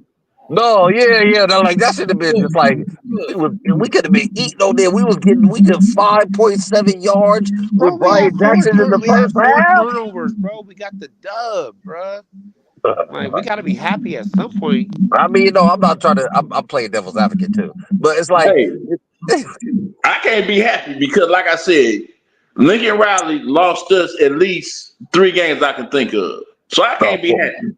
We should we could go through the season. We could go through the season. The Michigan game should have ran that shit. We start running the ball. The Minnesota game. The Minnesota game, we was killing it on the run. The Maryland game. Penn State, Maryland. That's what I'm saying. When the schedule first came out this year, as USC fans, did y'all look at the schedule and say, "Hey, this is gonna be a decent season for us. We're gonna have at least double-digit wins"? I saw 12-0, bro. I thought I ain't see 12-0 there because you got to play Notre Dame, and I thought we was gonna get 10 at least, but it's like, damn.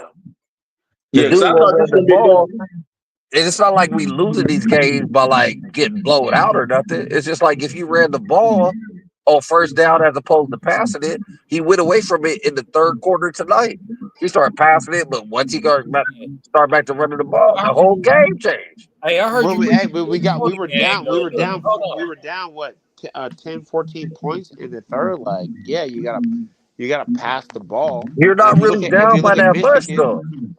if you look at Michigan, what changed the game? Will Johnson pick six. All right, that changed the game. We're about to go in. Minnesota, right? The next loss. What changed the game? Fucking pick, right? There was two receivers open, right? I mean, the play call was a good play call. Okay. Okay, so we go to Michigan. Let's go to Michigan, No, we right? went to Michigan. Hey, hold No, on, no, hold no. Well, on, let's start at Michigan. hold on, y'all. I just want to say one thing, and I'm gonna let y'all cook. That Minnesota game, the referees wasn't letting us out that game. We wasn't gonna win that game for shit. That was a Vegas loss. I watched that shit. Like they reversed the call without no video evidence. You do not see the ball go across the plane, and then when you do see the ball, it's getting fumbled out. They overturned the call without undisputable evidence. You only can overturn it without undisputable. Facts. Coach on the sideline, high-fiving the referee, telling them, "Oh, y'all gonna do me like this again?" Because Minnesota had got shafted the week before that against Ohio State or something. Right. Yeah. Facts. So we was never getting out of Minnesota. So I don't even talk about that game. But see, this is the thing though. As a USC team, you supposed to go dominate. When you go to somebody else's home, you take the crowd up. You go dominate. Michigan could have won that game in Michigan. They got the ball back, and also in the Minnesota game too, they could have won the game as well. Now, like I said before, a lot of people don't like Miller Moss. Miller Moss is a stand-up guy, but my thing is that USC still had an opportunity to win because you got to remember something too. It's offense and defense. Your defense cannot be on the field as long as your offense. And that defense, I guarantee you, if you look at the stats through the whole season, there were more defensive plays than offensive plays. There were more 3 and outs this year at USC that I've seen in a while. Yep. Great but point. You know what that comes from though? Throwing on first down. And then now you're throwing on second down. And then now you're throwing on third down. And it's like, okay, let's say you run it on first. Like a proven, and I don't know what your name is, you just came on, but it's like the proven commodity that you could look at is what Michigan did to us. And Minnesota did the same shit to us. They did. They did the same thing. They're like, oh no, we'll just run it. And then they was actually throwing to the tailbacks, which we have a tailback we can throw to who's probably the best catching tailback in the whole nation. His name is Woody. So it's like, like I'm looking at this, I'm like, oh, this should be easy work. So sometimes I'm like, man, Lincoln. I'm saying though, this is what I'm hoping though. Since he had changed the defense, since he finally changed the quarterback, it seemed like Lincoln learned the hard way. So hopefully this season is a lesson for Lincoln that, hey, I gotta run the ball. And he's not totally foreign in that. When you look at him at Oklahoma, he ran the ball more than Samir Pirite, he had Joe Mixon. Yeah, some of y'all don't even know that he ran the ball more than he passed at Oklahoma. Yeah, here at USC, we passed I think 52% of the time and ran 48. So he came here on some 50-50 shit.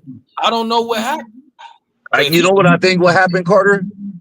He got so enamored with Caleb Williams being who he is. Yeah, I think Caleb Williams fucked Lincoln Riley up. I said that earlier. I think Caleb Williams fucked Lincoln Riley up to the point no matter what Lincoln Riley called, Caleb was gonna make that shit work. Yeah, because like I said, Caleb will go in there, man, and make nothing out of something. Exactly. Right. Yeah. So he was spoiled. Like I said, when Lincoln Riley first came to USC, everybody knew in the world that Caleb Williams was coming. Now I didn't know the boy that daggone good. I did not know. I didn't know he was that good either. I was like, oh shit, he's different. But the team around Caleb Williams, like I was saying earlier to somebody about Woody Marks being a better running back than Travis Dye. Travis Dye was a beast. Yeah, he was a Travis beast. Who pass block better, Woody Marks or Travis Dye? Travis Travis Dye. Dye. Travis Dye. I like Right. both of them though. Like I ain't gonna complain about neither one. Woody Marsh got heart though. That's the thing I like about him because even in the play against LSU, where I think Oh, when he snatched that ball out of the yeah, Miller Moss threw the interception, he snatched the ball and got possession back. That's why right. I knew then that the boy had heart. So Woody Marsh made a great decision by leaving Mississippi State coming to USC because it's gonna put him at least in the second round of the draft Hey, because he's I good. wanted to ask a question though, because I hear us say on this show. That's why I had to call in this time because I've been listening to you all for weeks. I love this show. I love every contributor on stage right now. I look forward to like hearing you guys. Like I love you guys, but I hear a lot of like, oh, Lincoln should have did this and should have said this or told him this. You don't think fucking Lincoln? Excuse my language. You don't think freaking Lincoln Riley is telling the quarterback to to look at the same. You guys don't think that Lincoln's telling the players this? Do you guys really think that from our observations, a guy that whose whole sole purpose in life is to be the head football coach at USC doesn't think about these things? And when I talk to Lincoln, and for anyone out there that's skeptical that says you never talk to Lincoln, just look at my picture right there. You see it face to face. You think I got face to face with the dude and didn't talk to him? Um, you guys don't think that he actually says these things to the players? Are you talking to Lincoln? I What you respond. do? What, no, no, I no. talked to him one Yeah, time, no, Carter. it's good. It's all good. Admittedly, one time I talked to him one time. But I think the play. Well, like I'm going to Lincoln. Hey, I'm hold on, telling. John. Hold on, John. Let me get that. Let me get that. All right. This is the thing. Like I think Lincoln Riley is telling them that, but you got to come to a point to where if they can't do what you're telling them, then you got to do some other shit. You gotta play to their weakness. Maybe they can't do what you're telling them. They ain't ready to do that. They ain't advanced at that level. So you got to dumb it down and make it more simpler. I think Miller Moss would have had a better season if we ran 12 personnel, 2 tight ends, ran the ball 40 times a game, and only let Miller pass it 25, 30 times. Right. Right? I feel like it comes to a point if you keep telling them to do shit and they can't do it, now you got to tell them to do something else. It's like if you playing basketball and you run an offense, you want to shoot a lot of threes, but you got somebody on your team that can't shoot threes, so now you got to tell them to do some other shit. You can't shoot threes, you gonna set the pick, then you set the pick, roll to the basket, get Right. niggas open, rebound or something else. So that's my problem with Lincoln Riley, him not Carter. adjusting to the players he had. He's So not Carter, let me ask you a adapting to what question. it is. When we benched Miller Moss for Jaden, and then Jacoby, who I know his family well, so I'm gonna be careful with the words I use. But your videos, which are some of the best videos ever. By the way, you should get a press pass, Carter, and actually be on the field, Nah, like they don't these want other me to ask. podcasters. Yeah, because like No, he's no, like, no, don't run no, the no. There's ball. no reason why you and USCJ don't have press passes. There's no people of color companies that are on the field covering USC games. That there's not one. I'm So gonna get there's time. It's about time. Okay, yeah. but either way, um, uh, you don't think that when Jacoby came out, it's like, oh, I'm cooked, right? And I love your content on this, Carter, because you covered all the posts he made. When he said that, when Jacoby was like, we all thought that he was going to be one of the people that transfer out, I right? still think you're transferring out. No, he's not. I can 1,000% tell you that he ain't going nowhere No, he's not going nowhere. Him or Makai not based off going the nowhere. bag he got, bro. Like They got they I bagged can him. 1,000%. So Okay. either way, why did he say No, that? he's not going nowhere. I know that too. Why My Jacoby brother say works it. that though? Yeah. Jacoby said that because he knew that, hey, you say stack the box, 12 personnel, let Miller run the ball more. Bro, we had a 5-star Deuce Robinson, a 5-star in Zach, a fucking high 4-star should have been 5-star in Lemon. Jacoby blew up on the 7-on-7 field. Like he was killing in 7-on-7 his junior year. Like no one could guard him. Took his team Tucson turf. They were one of the best 7-on-7 teams in the country just because of him. right?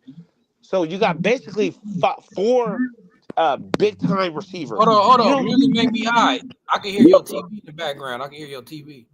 No, my TV ain't on, bro. I can hear somebody background. Let me see.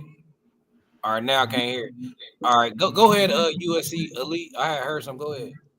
Yeah, and OC Elite. If this is one of the Hawkins brothers that I know it is, that run Ground Zero. What's up, Coach Hawkins? Much love and respect. Um, well, that comment in the chat, but either way, you don't think that these guys were guaranteed touches? I mean, that's probably Lincoln's mistake, is that he could not go to 12 personnel because all these kids were expecting four big time wide receivers, expecting to get the ball. Last thing I'll say, I know a couple transfer portal receivers that came through. They got paid, bro. They got paid. I'm not saying buku bucks, but nicely. Some of them, Charles Rogers, bro, from San Jose State, right? Not gonna talk about what he got. We never seen him in a game, right? Lincoln, we made promises to him, like, yeah, if you ball out of practice, you'll get this or that. From what I hear, he balled out of practice. Only one game that was he like put in more than 3 plays. Why? Because Lincoln he had he had to commit to these receivers. We could not go to 12 personnel because of this new era of football where if you don't give a kid what you tell them you're going to get, they're bouncing. I'm telling you, man, it's way So, more intricate than what you guys are thinking. Yeah, but so they Lincoln bounced Riley, anyway.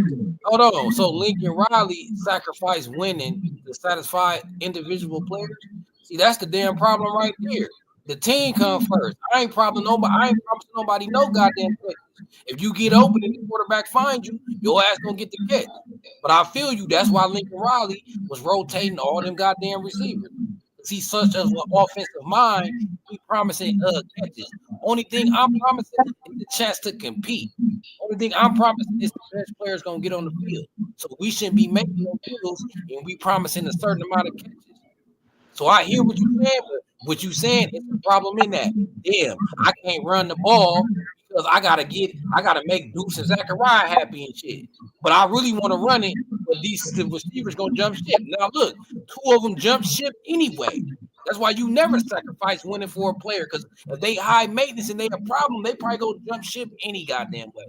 But see, at the end of the Right? day, too, You're right. You're right, Carter. You're right. you got to remember something else too. At the end of the day, you saying that USC, Lincoln Riley's telling these kids, do this and do that. But if you're not winning, they gonna tune them out. Right. It's all about W's.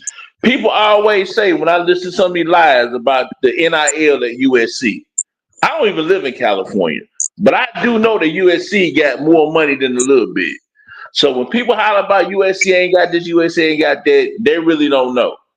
USC got the NIL is probably tight to death. You know what I mean? Because you paid Barry Alexander all this money, and what did he do? Nothing. That's a wasted investment. That was Lincoln Riley's first wasted investment. Look, USC got money, but our NIL is not spending money like that. We ain't dropping the bag like Exactly. that, Thank bro. you, Carter. Because you have to win. You got to win. Nah, it's been a situation. We were just clearly Hey, was outbid. Oregon? Hey, was Oregon winning? Was Texas A&M winning? Exactly.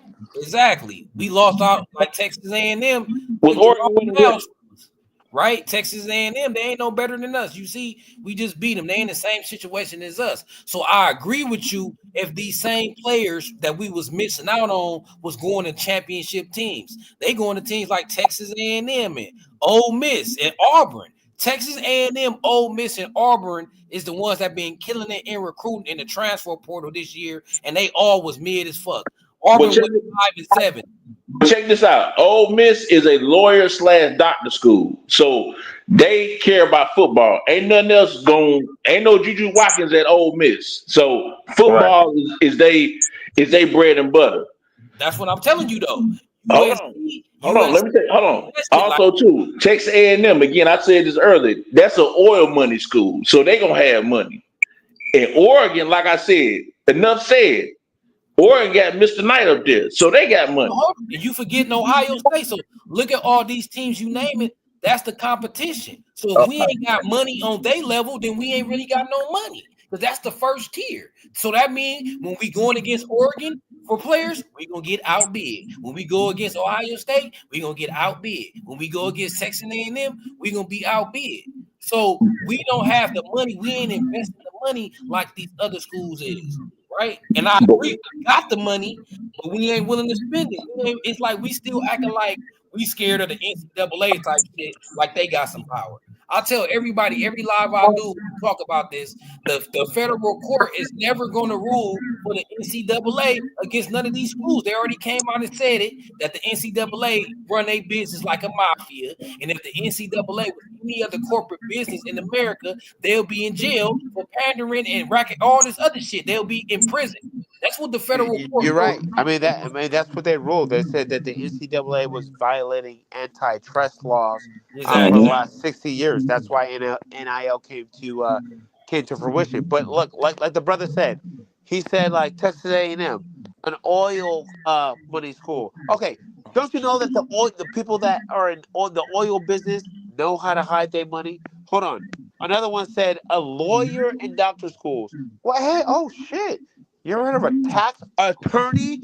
Don't you think that they know how to hide their money?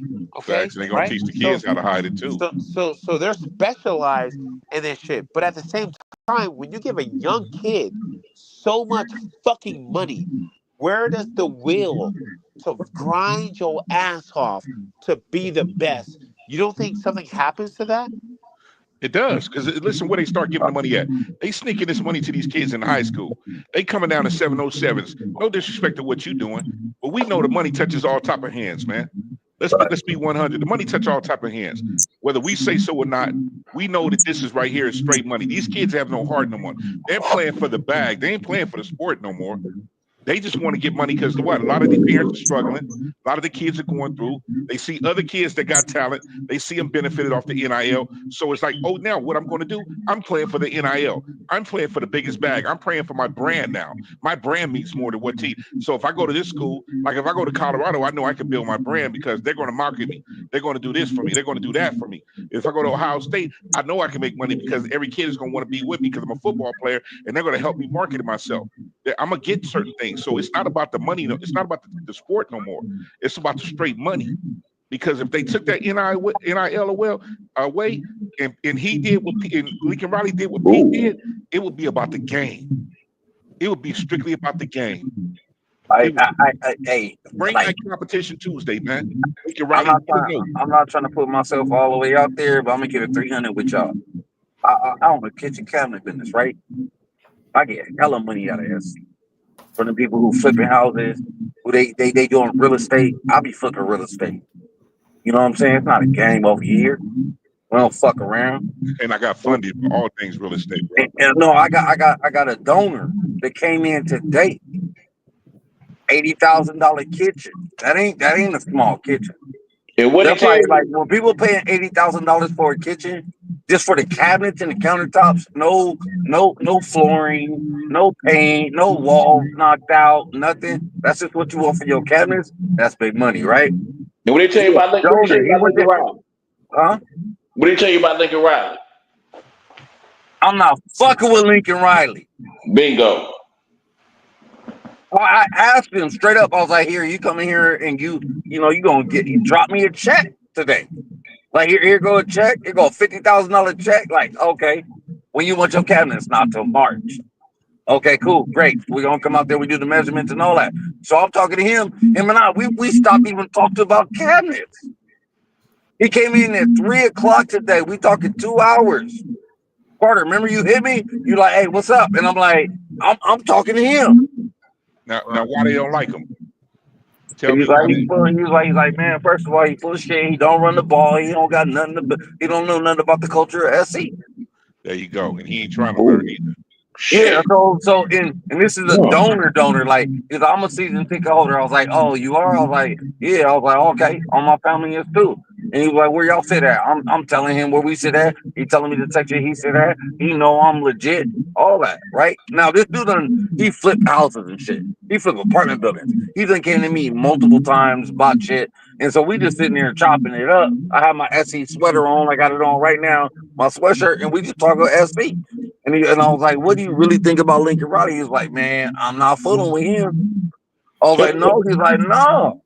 He was like, bro, I ain't been to a game since he became the coach. He was like, I already knew. He was like, it just don't go like that. Yeah, he ain't got full support of all the boosters. Nope. He not in there. And remember, Cord, I was telling you, I told you a couple lives ago, I was like, bro, I know a lot of people that's plugged into that university like heavy. And it's just like they're just like, no. But look, I already broke down the business model around that shit. Now SC, they already own all kind of property. They own damn near they own all of South Central, damn near. They own everything around there. They own downtown. Who you talking about? Look, USC, the university. They own everything downtown is theirs. All right, so look. He told me today. I was like, what the money look like? He's like, ain't no problem with the money. Even buy Lincoln Riley out. I was like, Free was like, ain't no problem with no money at SC. So look, so that's what I was saying. So look, this what Lincoln Riley supposed to be doing, bro. USC own all these businesses. So to get that $1 billion, USC gets $7 billion in endowment money. They get just like $1 billion just on like science research and shit. USC got billions of dollars and they own a lot of private companies and equities. All they got to do is funnel that money through the NIL. All NIL is name, image, and likeness. So they could take one of their real estate businesses and take one of the players and be like, this player, we giving him an endorsement deal. Well, right? Do you think they're going to do that with him? Well, no. The thing about it, they've done it already. They've done it already. You think who you think put Bear in that penthouse suite? Who do you think that did that? Who do you think puts like these kids up in these places? These businesses. Exactly. But this is what I'm saying. Look, this is why we should be able to compete with the Oregon, especially now that revenue sharing coming in, right? Yeah, Hollywood. But besides that, look, this NIL money, look, none of this shit is real NIL money. Let's get it fact. That quarterback that went to Michigan for $12 million, that's fucking collective money. That ain't named Underwood. No. That's not collective money. That came from that billionaire who now that I told you that woman. That woman alumni you said last week. Yeah. That woman, she's an alumni. She married him. He's a billionaire. He's the one who gave that kid that money. Okay, but listen what you saying, bro.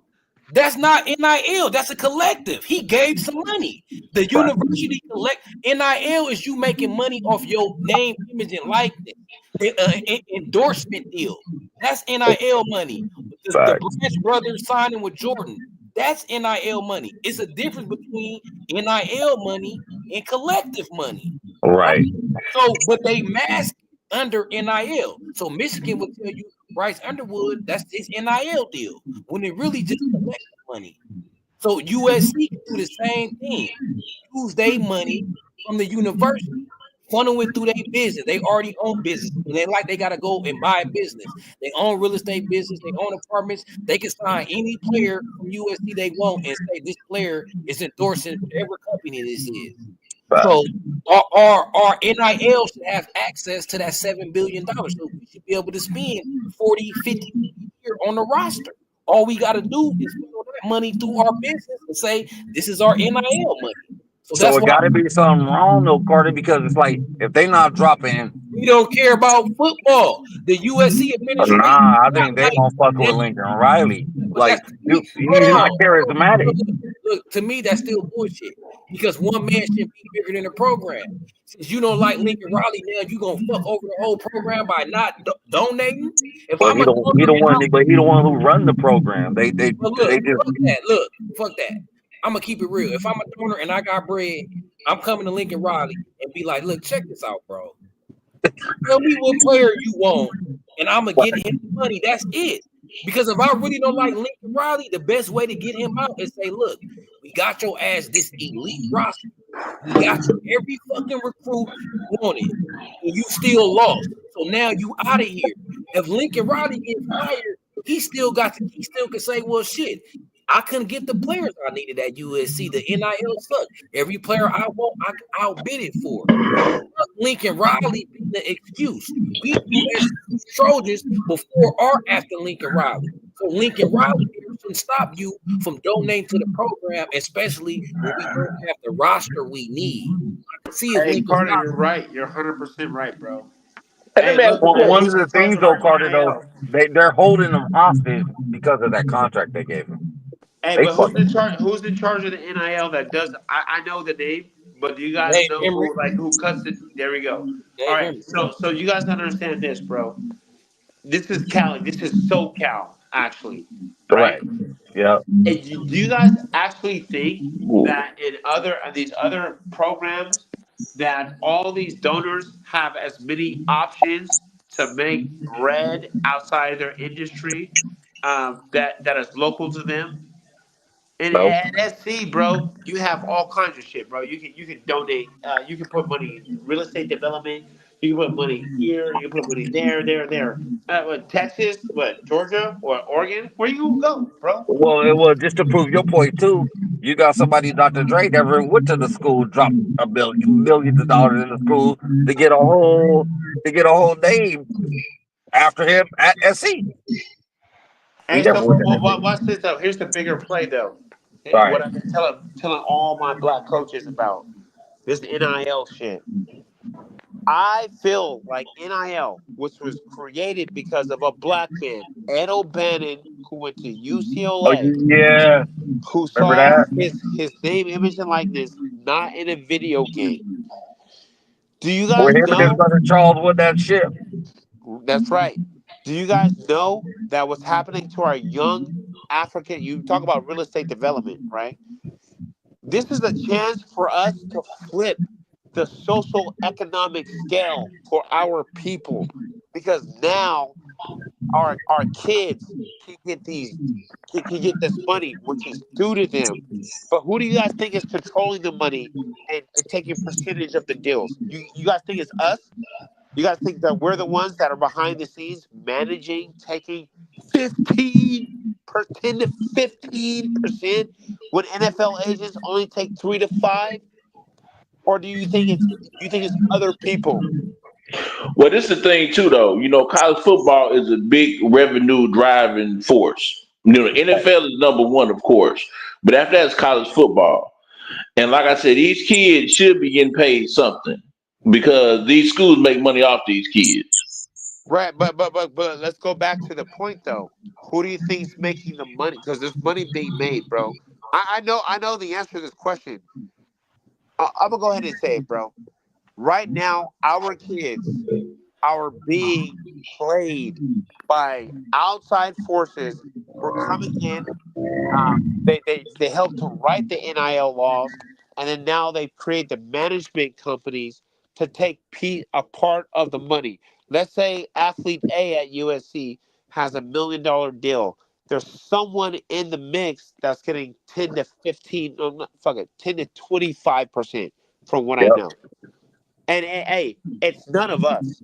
That money ain't trickling back into any of our communities. Why? We're the coaches that get these kids to the level. We're So the let me ask coaches. you, I'm sorry, let me pause you real quick. So Yeah. what is the problem with that? Why are the parents? Let me ask you this. I'm gonna be blunt with it.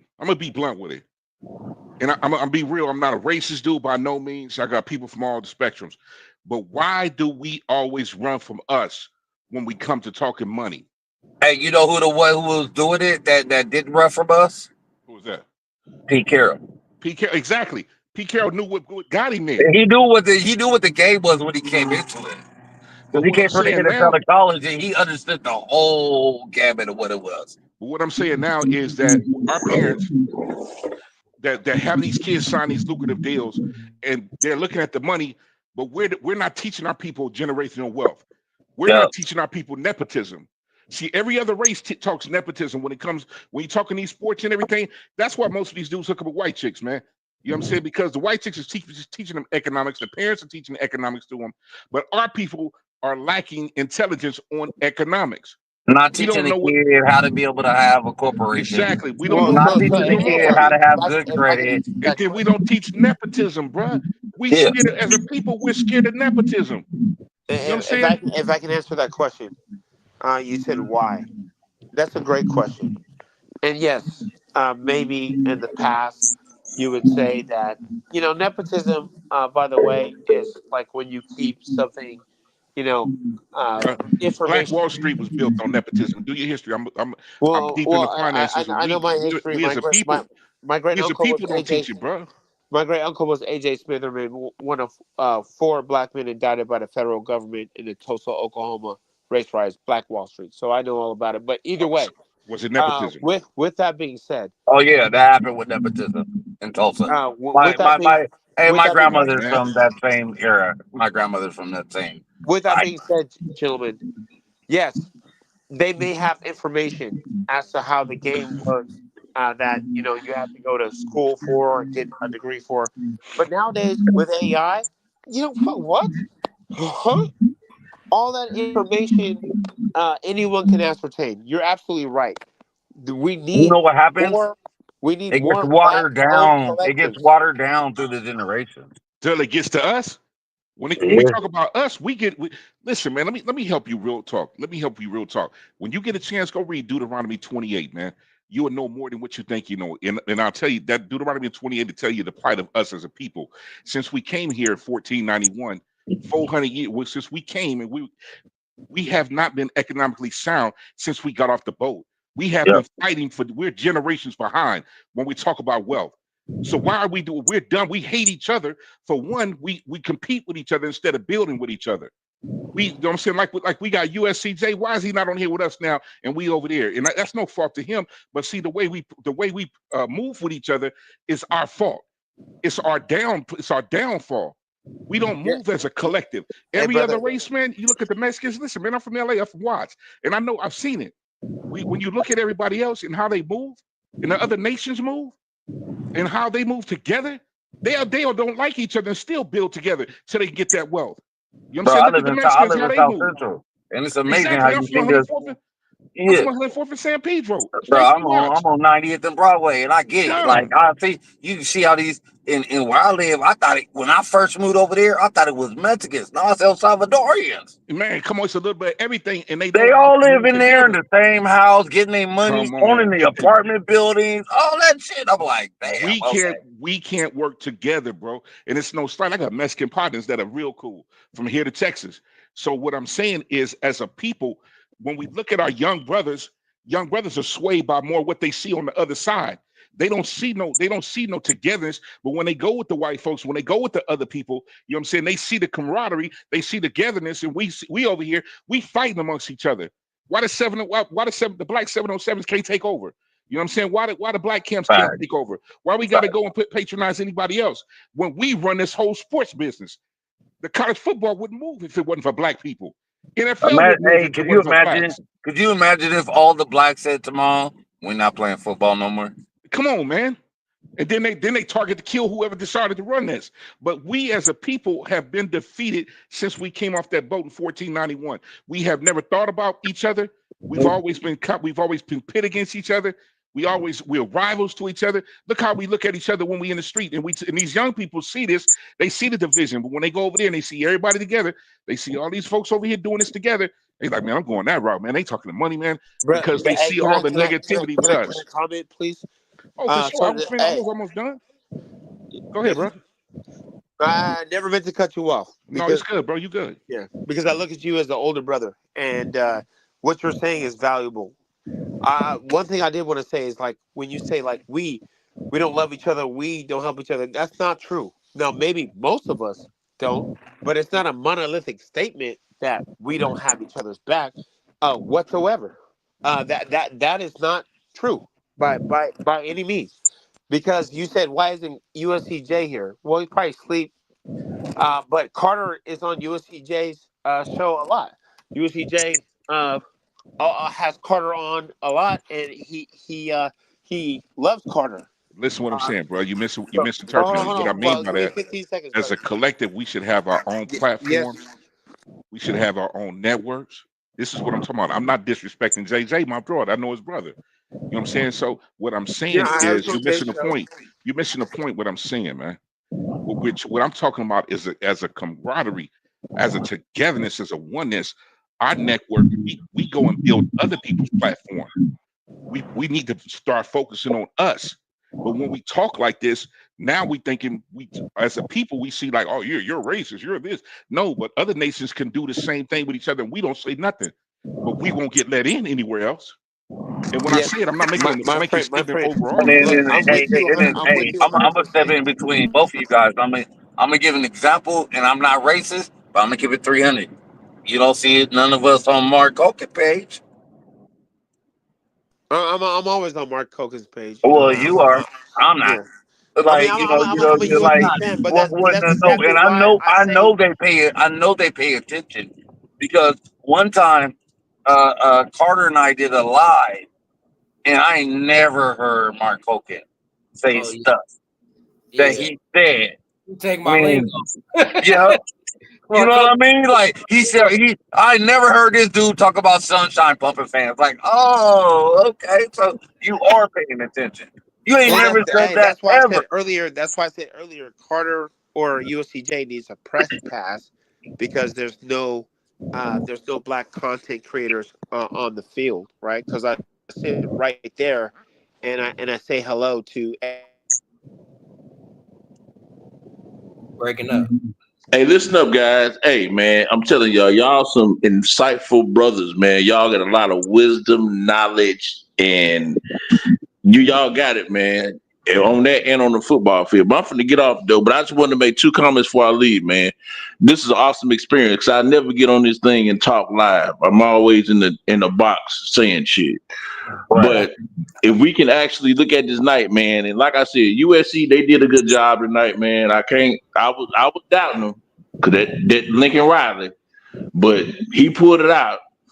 But really, man, at the end of this night, if you look at the game, man, Kyle Ford catching that touchdown, man, really sealed the deal. From a guy who was recruited by USC, went to USC, left, went to UCLA, and came back, man. That was an awesome experience, man. So I actually enjoyed that more than anything else. Yeah, that was. I'm happy we did win, man. Yeah, but y'all keep up the good content, man. I'll be listening from afar unless somebody want to talk about Lincoln Riley that he's trash or Jay Alba is garbage. I'll be glad to come in. But Keep coming in with me. yeah, man. Yeah, I appreciate it, man. Like I said, man, just keep on doing what you're doing, man. And hopefully, man, you get an off season, do some off season stuff, and talk about some of these transfers. And like I said, you still got the last part of signing day coming up in February. So I'll definitely keep tapped in, man. I appreciate you guys' time, man, and effort, man. But yeah, again, Riley is still trash, and my Alva just need to relax. So on that note, man, Audi 5,000. Fight on, bro. All right. Fight on. What's up, Jay? Any last words? We've been on this thing 5 hours. We did the whole game and the post game. You know how I feel about everything. I'm just like, hey, I've been saying it since the dribble. Running the ball, you give your offensive line confidence. You give the running backs confidence.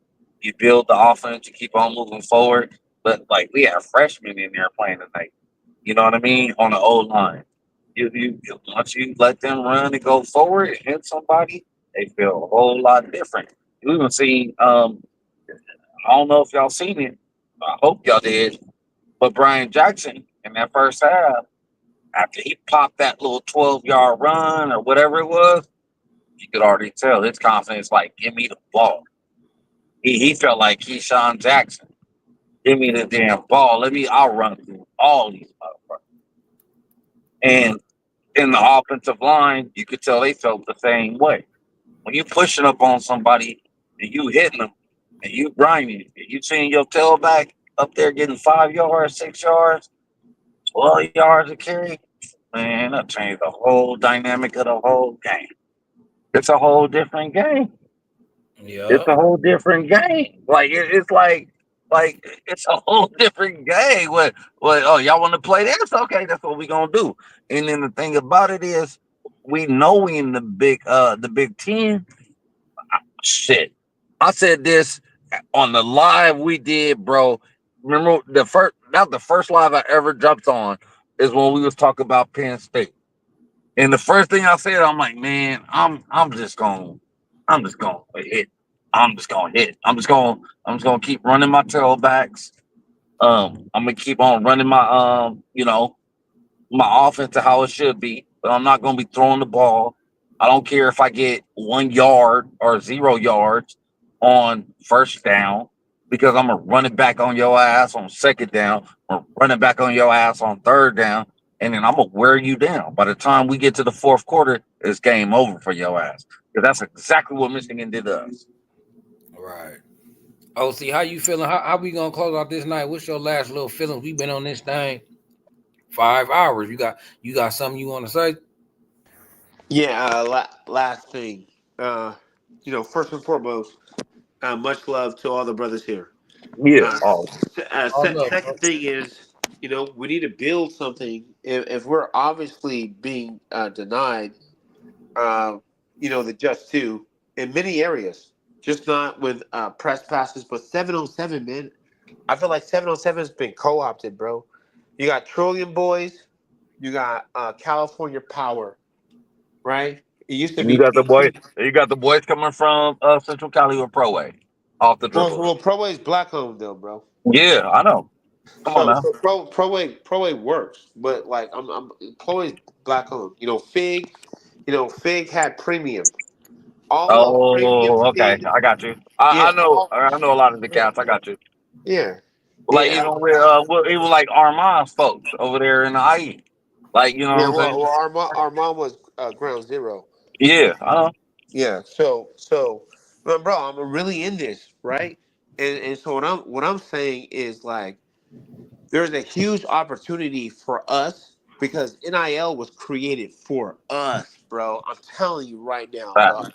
Like we are the reason why athletes are getting paid. Period. Our culture, right here, right now, is a huge opportunity. And yeah, I feel like great minds need to get together, do a mastermind, group, and talk about how we can make sure that we have not only the best interest of the kids, but we can also make sure that our communities prosper. From what is here.